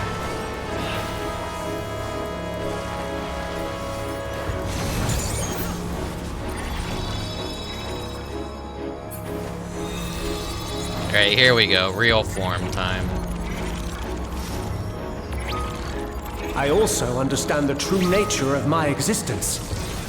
So come, let us finish this.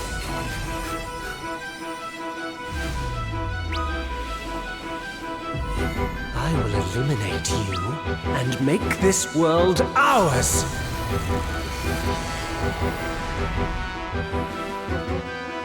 The time for games is over. Behold my true power! I shall forge a more fitting This is where stage for absolute our battle. virtue is, right? In Final Fantasy. I think this is like, yeah, this is the absolute virtue area. All pales before our brilliance.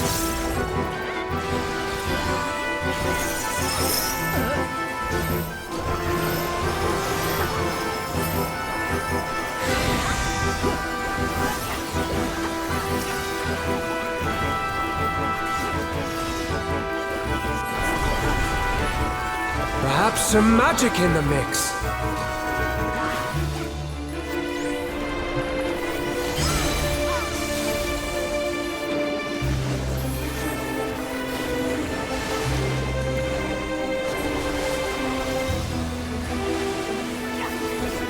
You fought well, but it's time to say goodbye.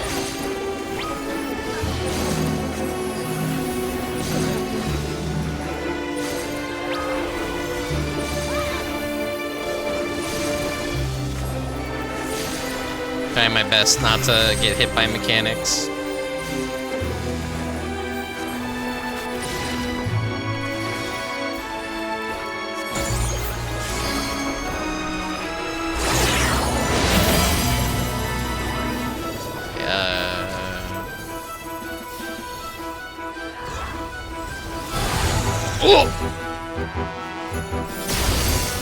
My javelin pierces all.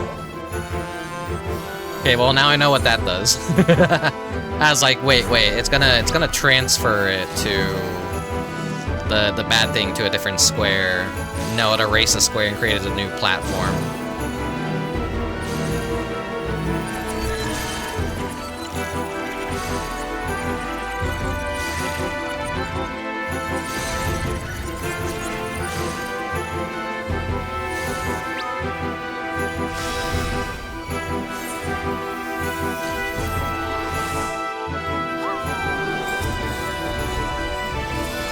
Don't move.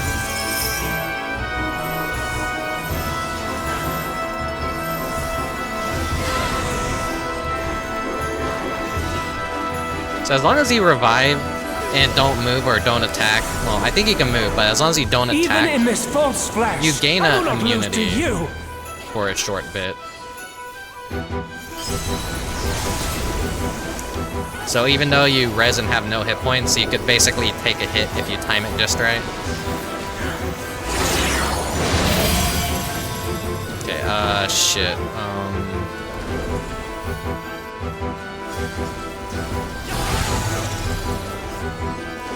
No, I'm safe here.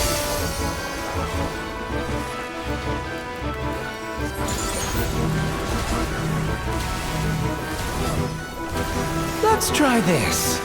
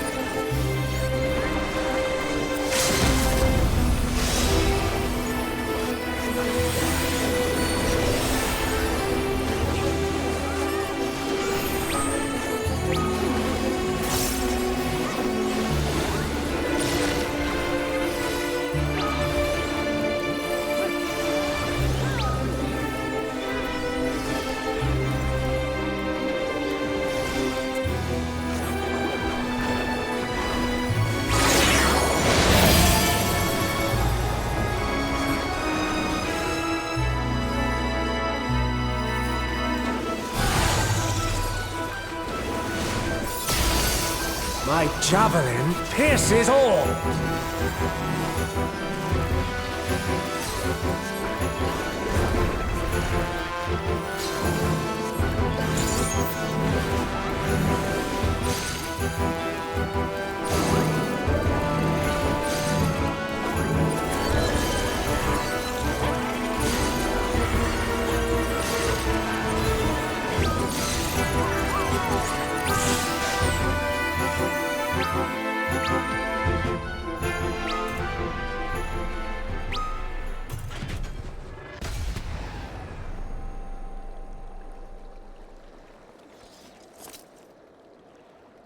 I'm sure it would have been a much more cooler fight had I had any context of like how important that character was, but I'm gonna be real with you guys, this is kind of like a nothing burger alliance, right? I'm just kind of like straight face the entire time.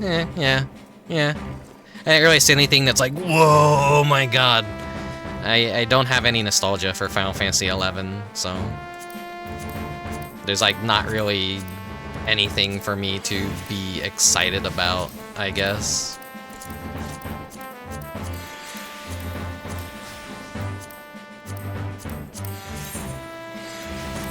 I don't even like how the gear looks. That's hearsay. People are gonna like rip my head off, like, wow, get a load of this. Final Fantasy 14 player trashing on Final Fantasy. Nah, it's just, I don't know. It's like, yeah, it's visually cool. I don't really like... yeah, it's just like, whatever. First raid was cooler, honestly. This one was just like, I don't know. It was just kind of like, whatever. Man, I just like didn't get shit, huh?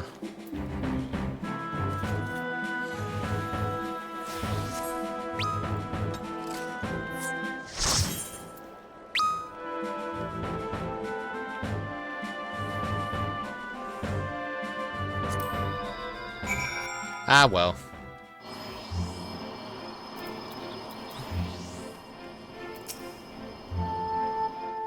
Let's wrap up the story. I think there's like 4 quests total, so there's like gonna be a lot of talking from this point on. Rickubus, you're back, and still in one piece.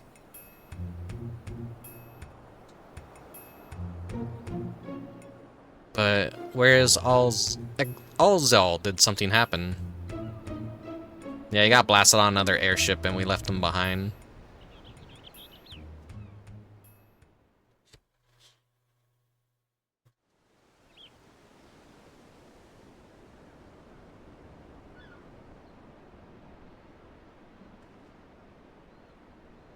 You had to fight Omega and Ultima too? Wow, Cyril Jaw wasn't holding back this time. But you made it out fine, and I'm sure XL did too.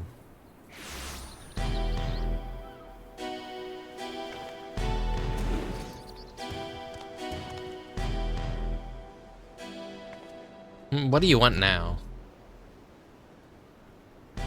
Oh dear, it seems your merry little band is a member short. Could it be their life was cut tragically short on the field of battle?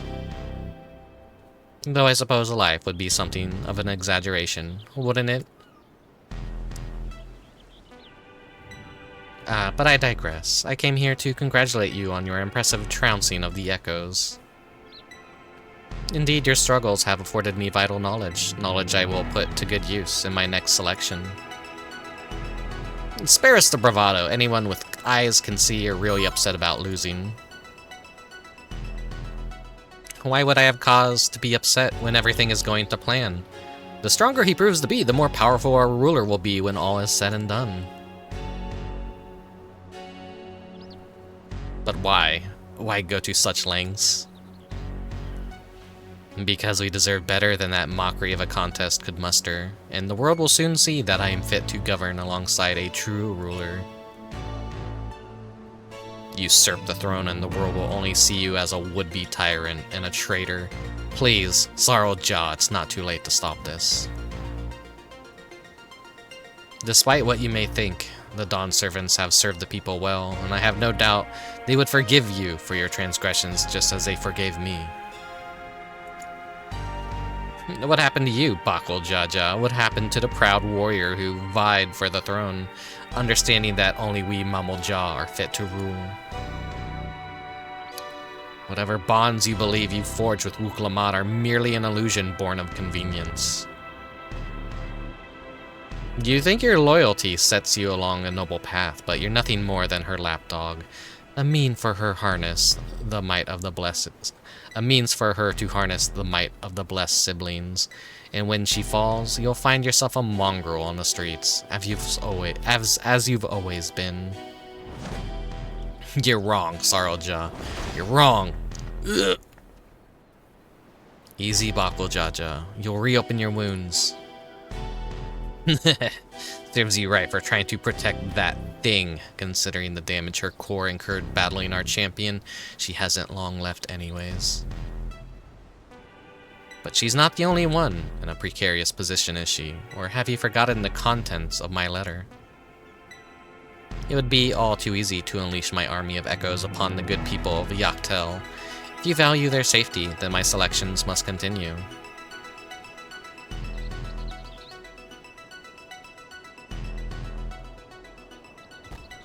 You disgust me, Saralja, and that's saying something.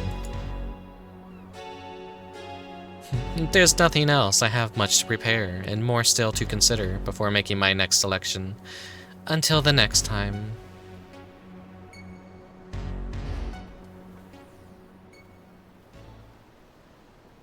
Hello, Mechanicat. I just finished the Alliance raid, so all the exciting stuff is kind of like done with. Oh, there he is. He's not dead.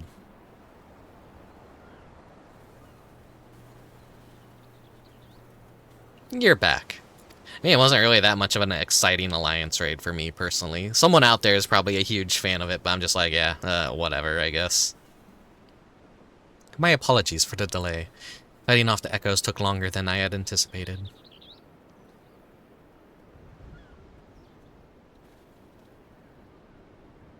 Clearly you had no trouble fighting your way out, so why the long faces? Did something happen?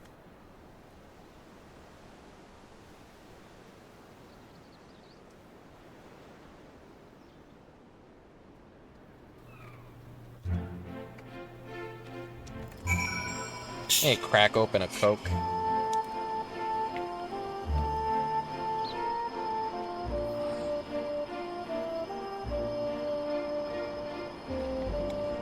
I had my drink here this entire time, and I didn't get to drink it yet.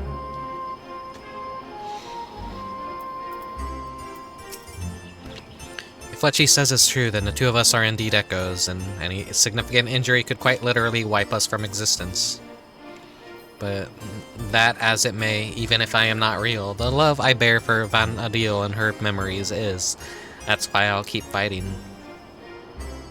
Me too. Worrying about it isn't going to get us anywhere. I already know the truth. Oh yeah, Phoenix Downs are finally a real item in the game. We could just like revive people, but like only in specific instances. And they have a long cooldown on Phoenix Downs, so like you can't like be a non-healer and then spam those on people dying. They have a cast time, they have a long cooldown, and they have limitations on where you can use them. But say, hey, if your healer dies, you no longer really have to worry about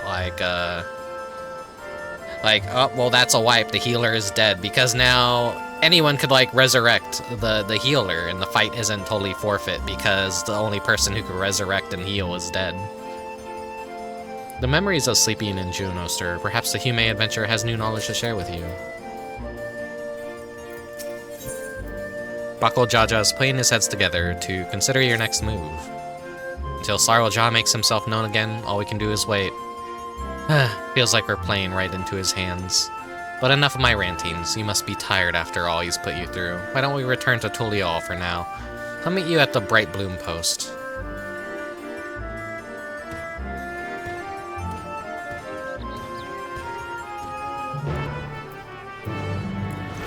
Let's see, let's get the lore.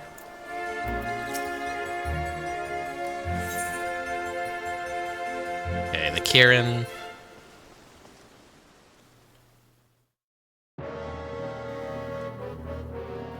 A talking manticore possessed by powerful elemental magics, only Kirin comes to mind. Master of the Shijin, residing within the deepest reaches of the shrine of Ruavetu, is said to be a creature of boundless power and wisdom both. Only those who can best the four Shijin and can claim their seals are granted an audience. I can say I've managed it just the once with a band of adventurers many moons ago.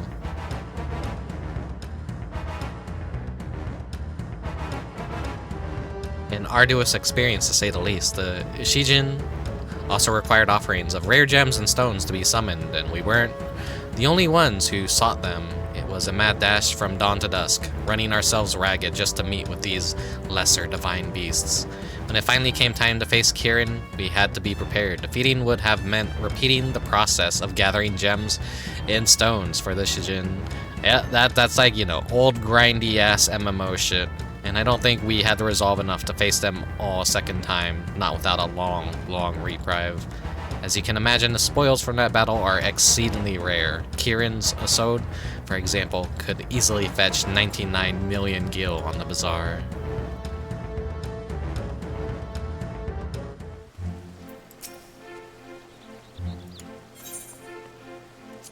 Ultima and Omega.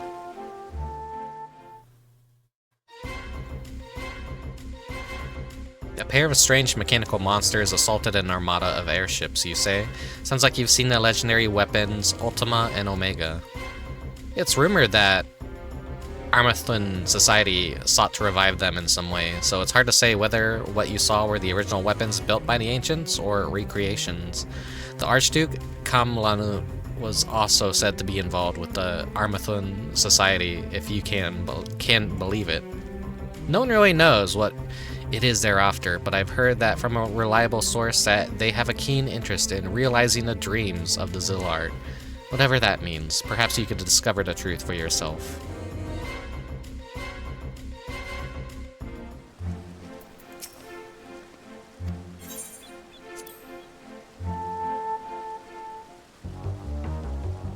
The Archduke is the reason Juno grew from a small fishing village into the bustling city we know today.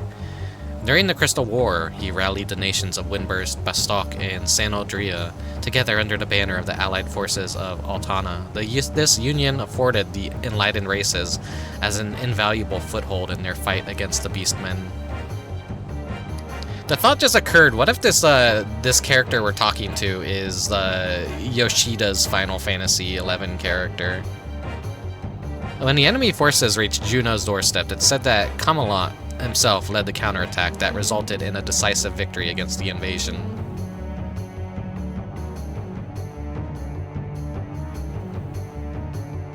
While widely regarded as a hero of the people, some believe he's not all that he appears to be. He is rumored to have ties to the Zillart, an ancient race whose people flourished some 10,000 years ago. Which begs the question, does he intend to use his position as an Archduke to further some unknown agenda? And what would an ostensibly extinct people have to gain from it? Only the gods know, I suppose. After being away from the public eye, I never would have imagined that he'd reveal himself.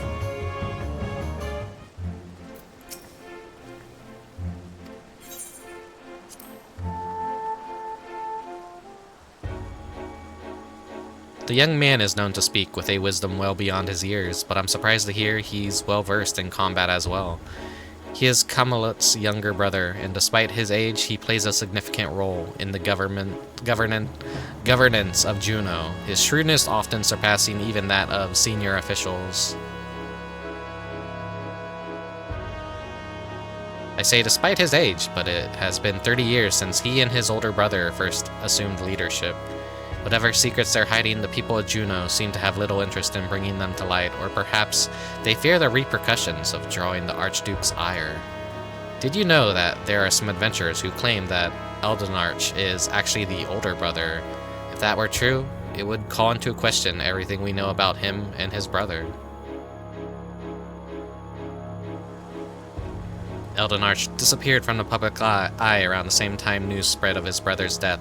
As for why, one prevailing theory points to the involvement of a seasoned adventurer.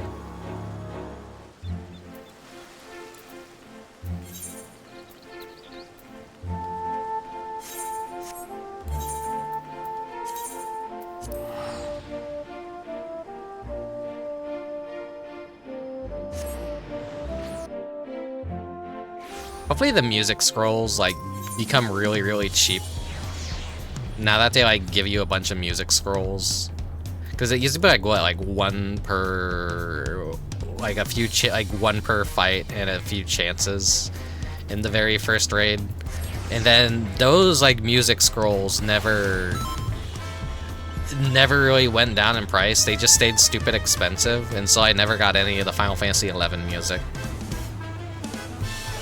during the entirety of that patch.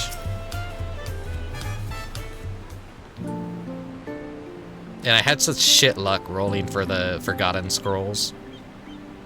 After those orcs and everything else Sarljaw threw at us, it's nice to finally get a chance to breathe, ain't it?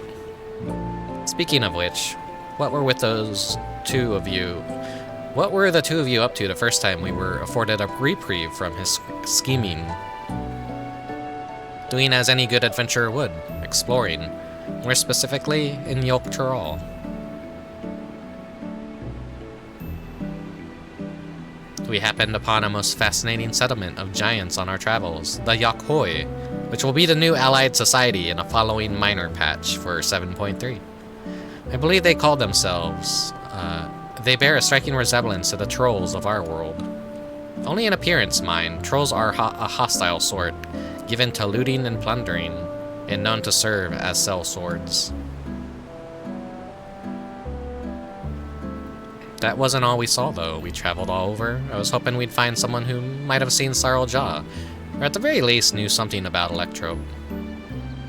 I'd be surprised if you did. Electrope isn't native to Turul. It comes from the kingdom of Alexandria inside the dome in Yogg-Turul. The dome? They said we needed some sort of permit to cross the bridge leading north. If that's where Electrope comes from, do you reckon there's anyone there who could help figure out if we're really echoes? Oblivion may be able to shed some light on things, as they've been working rather closely with the Landsguard of late. I see no reason why a request couldn't be made through the Wing of Reflection. Meaning we should go and pay them a visit, yes? Just as well. We're going to get these 2 travel passes. I'm sure the guard will expedite the process if we mention they're there to accompany Rickubus.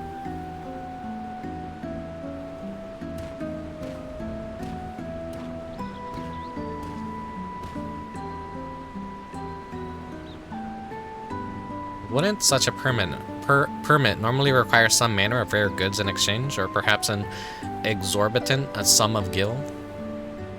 Alright, I've heard stories about adventurers struggling to get a pass for the airships in Vana'diel. I'd sooner walk if I had to pay those prices. Old MMO markets, huh? If you weren't rich, you were basically poor.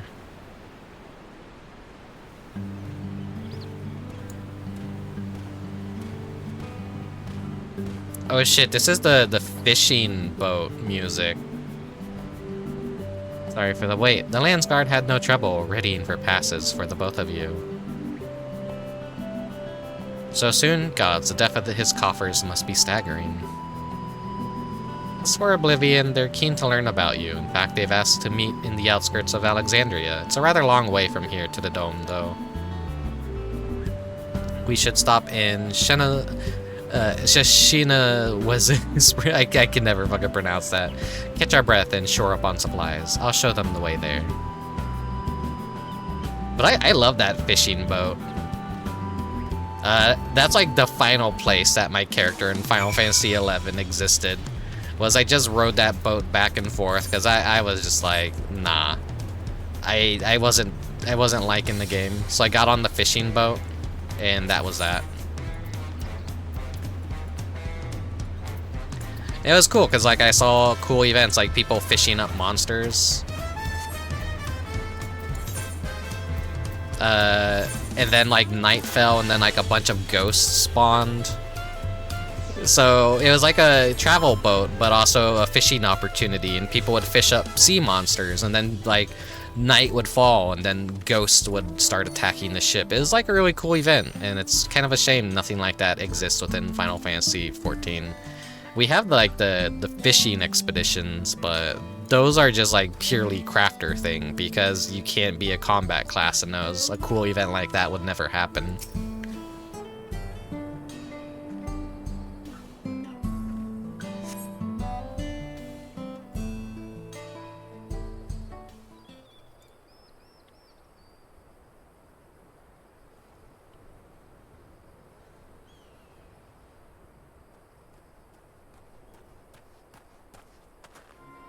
Excuse me, sir. I'm looking for my daughter. Have you seen a little Eldite girl anywhere?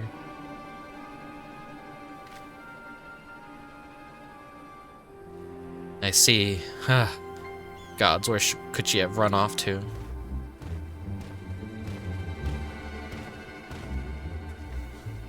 They don't have the teleportation magic that I do, so it takes them a while to get there by foot. Say, you're from the Dome, aren't you? What's got you so worked up and in a hurry? Yes, I am. My name is Jasper, and it's my daughter. She's gone missing. Try to stay calm, alright? Maybe we can help. What does she look like? Right, her name is Scoria. She's an Eldite like me, with long red hair. We were planning to move from Solution 9 to Tuliol, and we came to visit first. Learn about our home to be.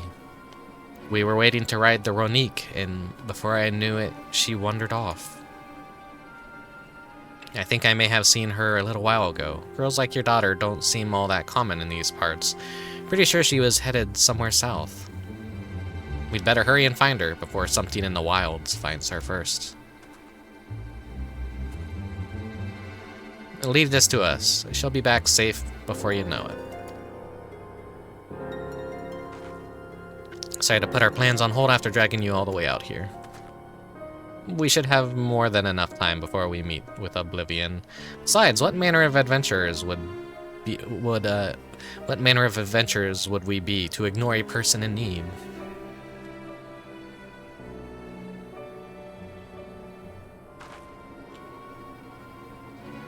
Well, let's be quick about it. I'll go with Jasper and ask around if anyone has seen Scoria. You three, check to the south.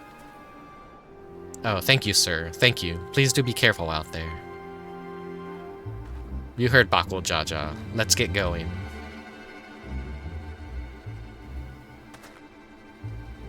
There was a settlement to the south, if memory serves. Perhaps someone there has seen Scoria.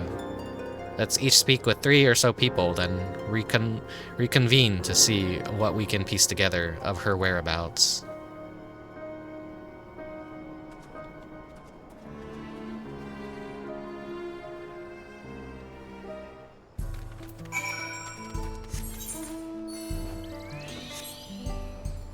Wow, wait, we're gonna go to this village that served no purpose in the MSQ at all. Like, I don't think we ever came to this village to do anything important or of note. It just kind of existed as a bunch of side quests, and I think some of the Aether Current quests to learn how to fly in this zone. You just like had to kind of come over here, and it was like, whoa, a little village. What purpose does any of this serve? It just kind of exists.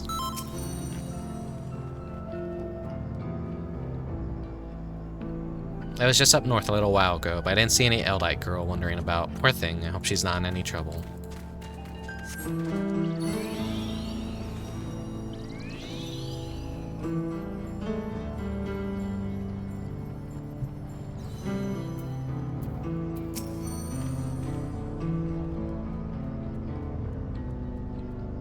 I saw her wandering about outside of town, but only for a moment. No sooner had our eyes met than she'd ran off. I'd love to help, but I have to get back to work.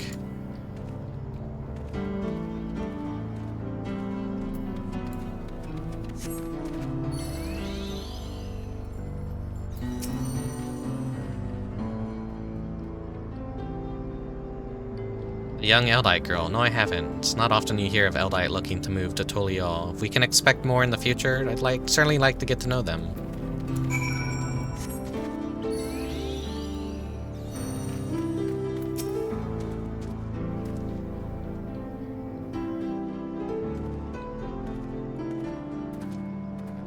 I think I've learned all I can from the people here. Did you discover anything of note? I heard much of the same, so we can say with certainty that she passed through here not long ago. Let's continue on southward.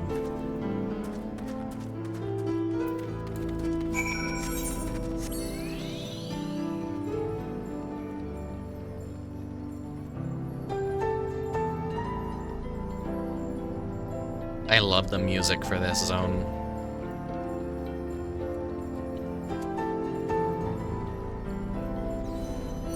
Prish's just out here fighting T-Rexes. There you are. I take it you haven't had any luck finding her either. All I found searching around here was monsters, to be honest. Felt like a waste of time at first. Well, I was thumping this one, though. I could have sworn I saw a kid run off in the distance. I'm betting it was her. If we hurry, we might be able to catch her. Whoever that was I saw scurrying off can't be far. Let's go before any monsters find them.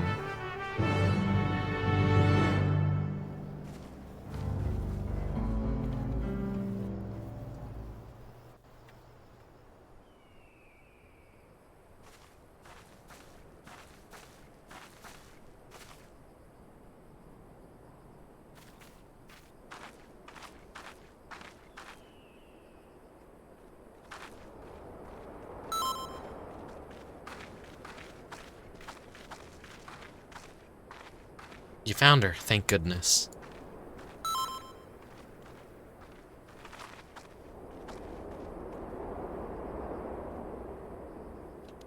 Who are you people? The name's Prish. Your father asked us to come find you. What are you doing out here all by yourself? He said we had to move, but I don't want to go. I want to stay in Alexandria and be a singer.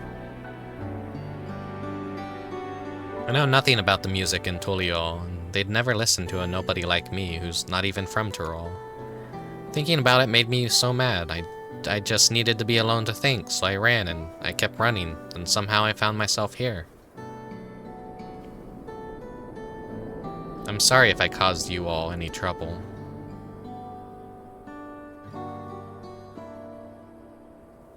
No need to be sorry. You're safe, and that's all that matters. You know, you remind me of a friend of mine. Omia. One day I found her out near the coast with a beautiful view, just like this, crying like it was the end of the world. She had been trying to join the choir, but turns out she was too nervous to sing in front of people. Kind of like me in streaming in a way. I'm like always nervous, but I want to stream. I power through my nervousness and my fears, and I try and at least do good streams. But this world is one damn big place. If you spend all your time dwelling on small setbacks, you'll never be able to appreciate the bigger picture.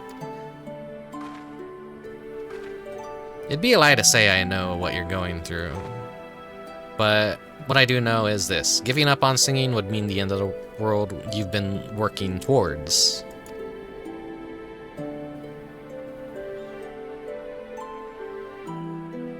I told Olmia the same thing, and you know what? She kept pursuing her passion for singing, and eventually joined the Tavznazian Cathedral Choir, and she, just like she always dreamed.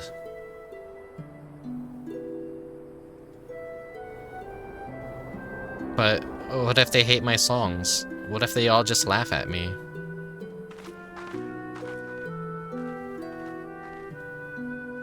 All sorts of people live here in Tural, you know? And now there are even folks from another world mingling with the locals. It's full to bursting with diversity.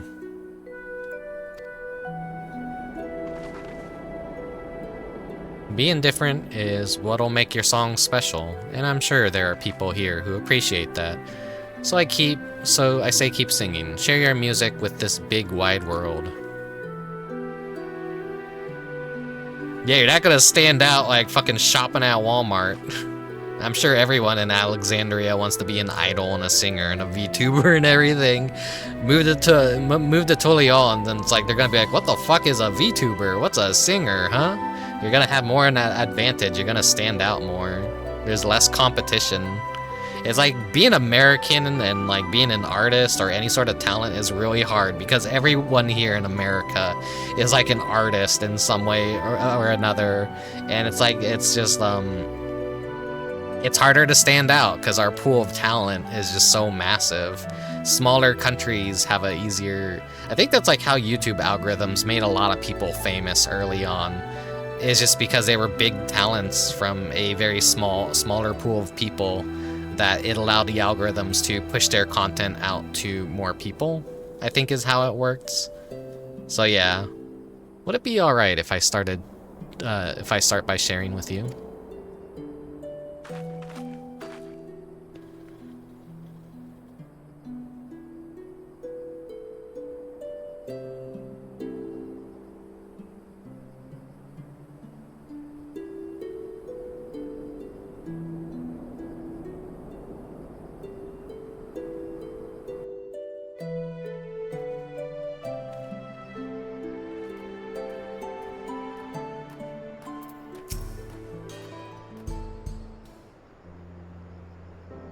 Ah, there you are. It's so good to see you all safe. Scoria has told me everything. I don't know how I could ever repay you. But after we've finished moving to Toliol, I certainly intend to try. You have my word on that. I hope to see you again soon, and I'd love to meet your friend Olmia as well. You and me both. And when we do, we'll be certain to tell Olmia and Presh has another dear friend who is dying to meet her. I can hardly wait. And I promise to keep singing, sharing my music with the world, just like you said. So you better come back. I'll have a front row seat waiting for you. Right, of course. We had better be on our way. Thank you again for everything.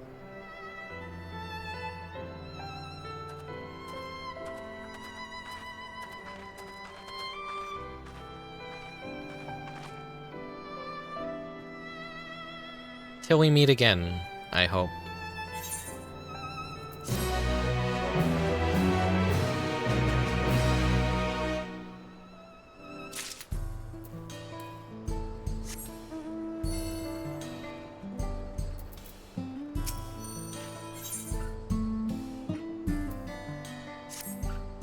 It does suck that everything is basically so reliant on algorithms. Good talent gets fucking buried in this day and age. It's so hard to be any sort of creative type anymore, because just fucking algorithms ruin everything, and it influences people to do such dog shit, low quality things just to like stand out, and it sucks. It sucks. The world's a very creative place, but it's very hostile towards creative people right now, sadly. Really just creativity is in a really weird place. Now that Scoria is safe and reunited with her father, I think it's time we make for the dome. We can take the train from Shaloni Station. Prish, it's time to go. Alright, sorry. Let's get going. Don't take me into don't take me into Solution 9, please. My PC is like, I don't wanna set foot in there again. If I don't have to while streaming.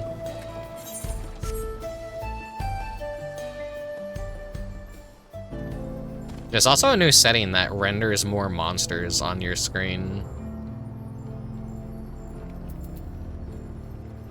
I don't know if that's like on by default, or like, I think it's like monsters and player characters, because after a while, you kind of just see them fade in as you go. It's like rendering and de-rendering things, just for optimization's sake.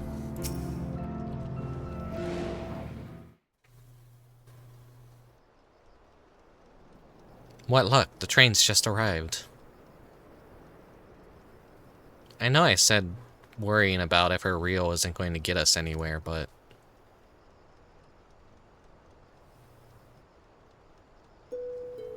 Gods, I feel like such a damn hypocrite. I can't stop thinking about what Cyril Joss said. I'm not scared though. I mean, it is a little scary, but more than that, it's why does it have to be so complicated?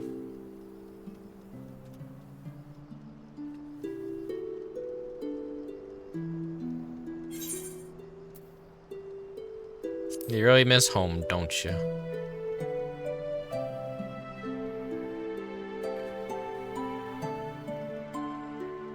That's probably it. Listening to Scoria sing reminded me of Omia and home. It makes me wonder what everyone is up to. I can think of at least one person who's already in the midst of their next grand adventure. The player character. Even if we're merely echoes, who is to say we cannot return to Vana'diel? I've no doubt Cyril Jah would know a way. And what place would I have in Vana'diel when the real Presh is already there?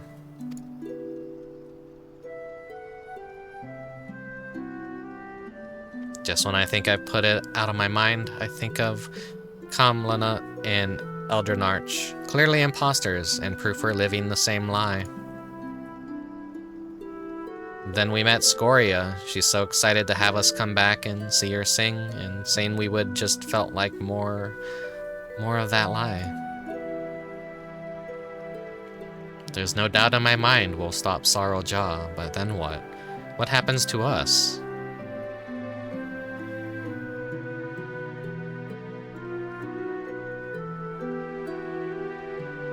Would that I had an answer for you, but I don't. No one does, because the future is what we make of it.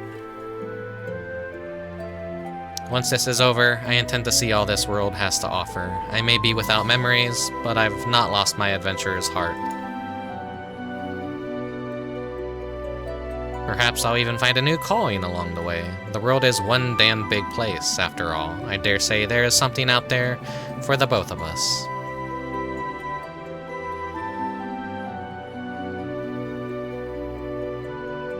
When you're right, you're right. I guess we'll find our own place to call home. They'll be like Alpha and Omega, probably, and just wander the world when this Alliance Raid story wraps up. But first things first, we need to go and meet with Oblivion.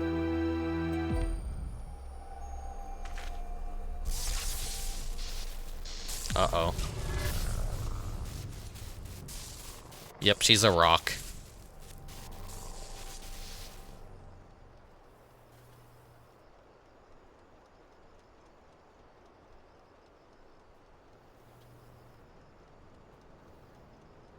Damn it all. we had better hurry.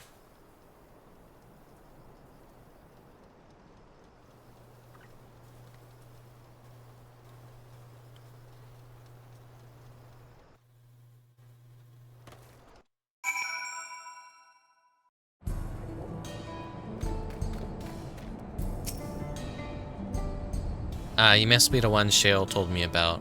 I'm Kikwazana, one of the Electrope engineers. So, what was it you wanted to discuss?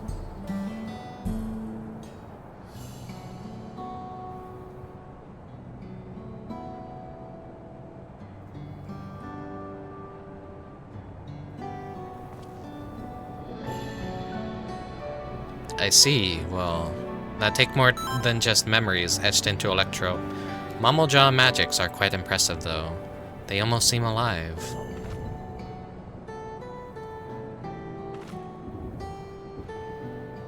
I mean, of course you're alive. Technically. Maybe. Let's just forget I said anything, alright? Don't worry about it. We're not even sure ourselves, to be honest. The only thing we're certain of is that our bodies are made from Electrope. We were hoping you could help figure out what that means for us. We can't just sit around moping, you know?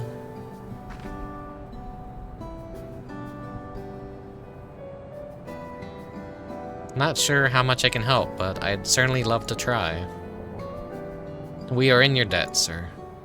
While you're conducting your tests, would it be alright if we have a look around? There's something about unfamiliar lands that stirs an adventurer's blood, and... Oh, wait, if we're made of Electrope, do we even have blood to stir? Even if we don't. That's an absurd question to ask, don't you think? Well, at least they seem to be in better spirits. Perhaps they simply find the truth comforting. If we might return to the topic at hand, yes, feel free to explore as you like. Then it's settled. The site of our next adventure will be here in the Dome, and then Zaktaral. I hope we'll see you around, Rickubus. And worry not, I will keep a close eye on Presh and ensure we're not away over long. We mustn't lose sight of our true goal after all. To defeat Saralja and the gods willing, secure a means of persisting without his magics.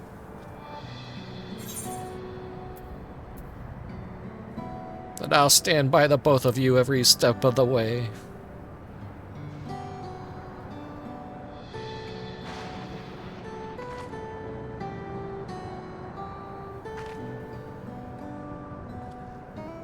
If the two of you will follow me, I need to collect a few samples.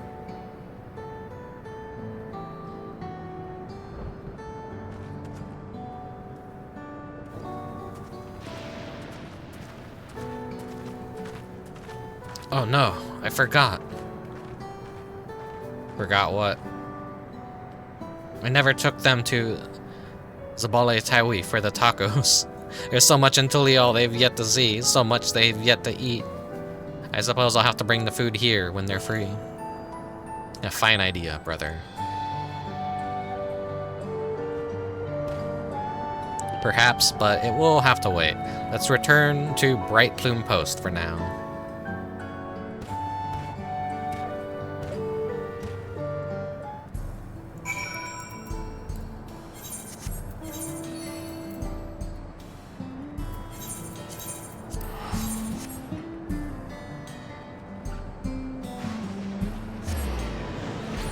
So today is like gonna be like just pretty much a short stream. The last quest to do is this one, and then yeah, I have like 2 VODs to basically download and stitch together, and then get this uploaded on YouTube. And then I have things to prepare for the 8th. So I just like decided like, well, there's like one last cutscene I have to view. I may as well squeeze this in.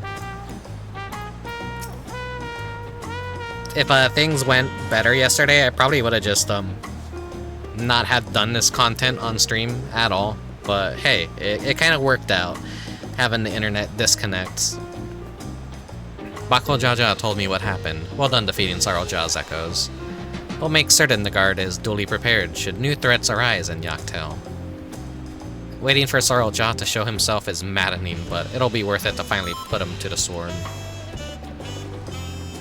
At the first sign of activity in those woods, you can be certain the Landsguard will contact you. Until next time, take care.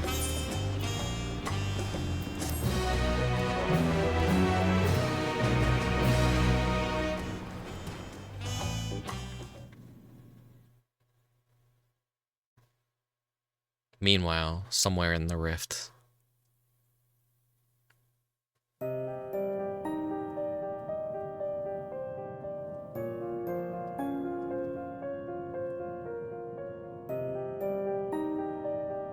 How much longer must I wait for this vessel you promised me?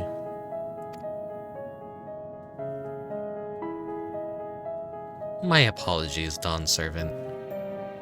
It is no simple matter to fashion a vessel befitting one of your majesty, but soon, very soon, preparations will be complete.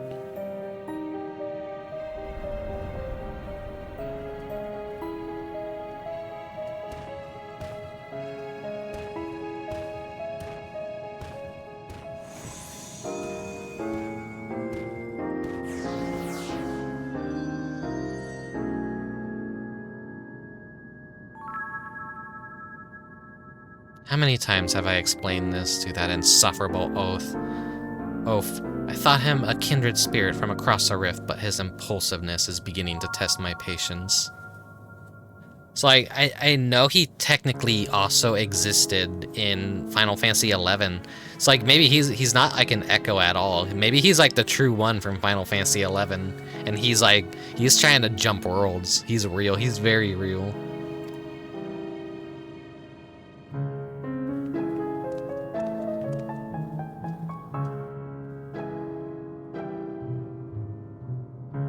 At least the adventurer, for their part, continues to exceed my expectations. Once I find the echo that proves his match, everything else will fall into place.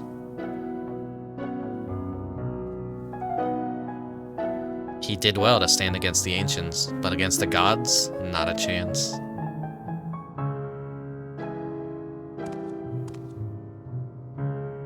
His companions will need to be dealt with as well. Rish will be simple enough, but the other one?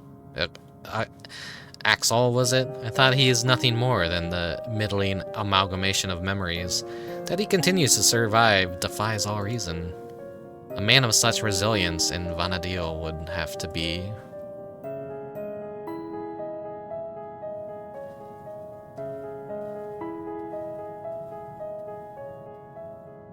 No, it couldn't be. Is he the player character? If I'm right about this, then no matter. Thankfully, I'm not without my contingencies. We deserve better. We will have better. Only blessed siblings, possessed of resolve and reason, are fit to rule. Bakul Jaja was little more than a witless brute before, but clearly his companions have stirred something within him. Perhaps he's not without value after all.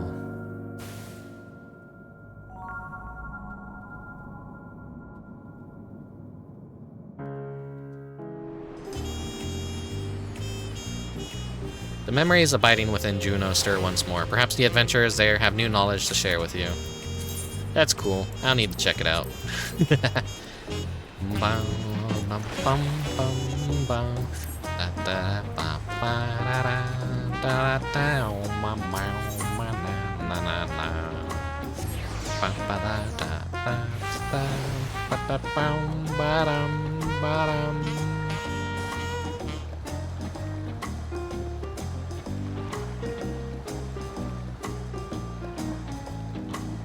And here we are, where we usually end every Final Fantasy XIV main story stream.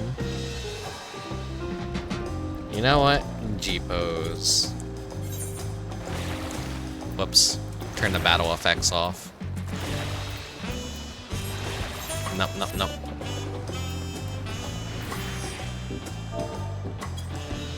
Cancel out the animations there.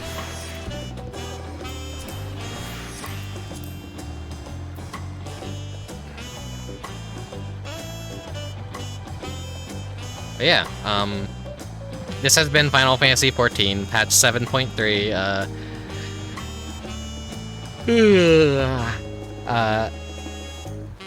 It was a good story patch. The MSQ stuff was good. It led up to a satisfying finale of the current arc, and now it has left even more questions of what the hell they're going to do for 7.4 and 7.5 of the story.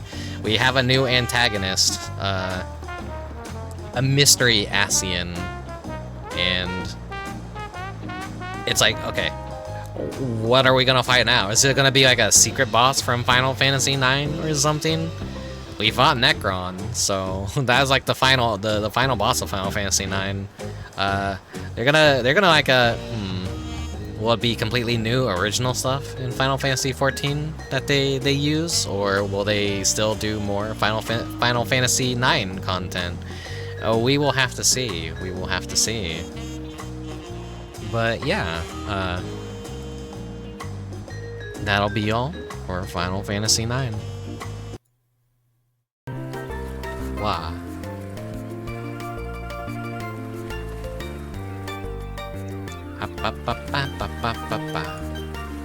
There we go, there we go. I don't really have much to talk about. Expect a stream on Friday if my internet doesn't explode. I have a lot to prepare. I have things to set up and get ready, and maybe like try and like get through a few games and get some more content for the 8th, or maybe I'll just keep it light this year. I don't know. It's been a lot of reading. The Final Fantasy streams, even though they're not really all that popular, they do take the piss out of me. They give my throat a workout by having to read so much and read out loud. Usually, you know, when I play games, I kind of just like to be silent and, you know, just talk occasionally and be autistic about things. But Final Fantasy XIV is kind of like playing a visual novel. You have to read a lot. And, you know, I'm always debating, like, do I just like let you guys read along, and do I just sit here in silence and make it a boring stream? Or do I at least try and make it a little bit entertaining, you know, use my voice, read it out, even though I'm a dog shit reader and I pronounce all these names and locations completely wrong.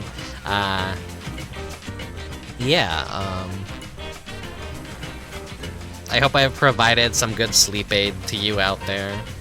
There's actually a surprising amount of people lurking last night, and you know, there's some people lurking here today too. Whether you're just grinding channel points for the eventual good redeems that I will never add, or you just need the voice on in the background to listen to, yeah, I'm glad I could be of some service, I suppose. Anyways, yeah, that's Final Fantasy 7.3, or Final Fantasy XIV 7.3, and thanks for watching, thanks for lurking, hey Nano. Sorry for the short stream today. It was a gorilla. I did put out my first schedule ever, which is this right here. What the fuck? A schedule? What the hell? Rick never fucking does schedules. I didn't give you guys a time though, so yeah, I don't know. It's just like letting you guys know on like what days there'd be there's like 2 major events happening this week, so that's why there's a schedule. I've had this schedule screen for fucking ever, and I've just never used it until now. I made this like when I first started wait, wrong screen. I made that when before I even first started VTubing. I made that asset and everything. I'd say like after like 3 years later, I need to go back and like fix some things up about it and like figure things out if I'm ever even gonna do schedules. But I figured I just like wanted to let you guys know like at least 2 major streams were happening this week: the Final Fantasy patch day and you know, the August 8th stream. So see you there or not, I don't know. How much more of my idiocy can people stomach? Thanks for watching. Thanks for lurking. Thanks for following me on the YouTube, any social media I have. Thank you for all the support. I appreciate it. see you on Friday. Until then, farewell. Have a good night. Sayonara, oyasumi, and I'll see you next time. Until then, bye-bye.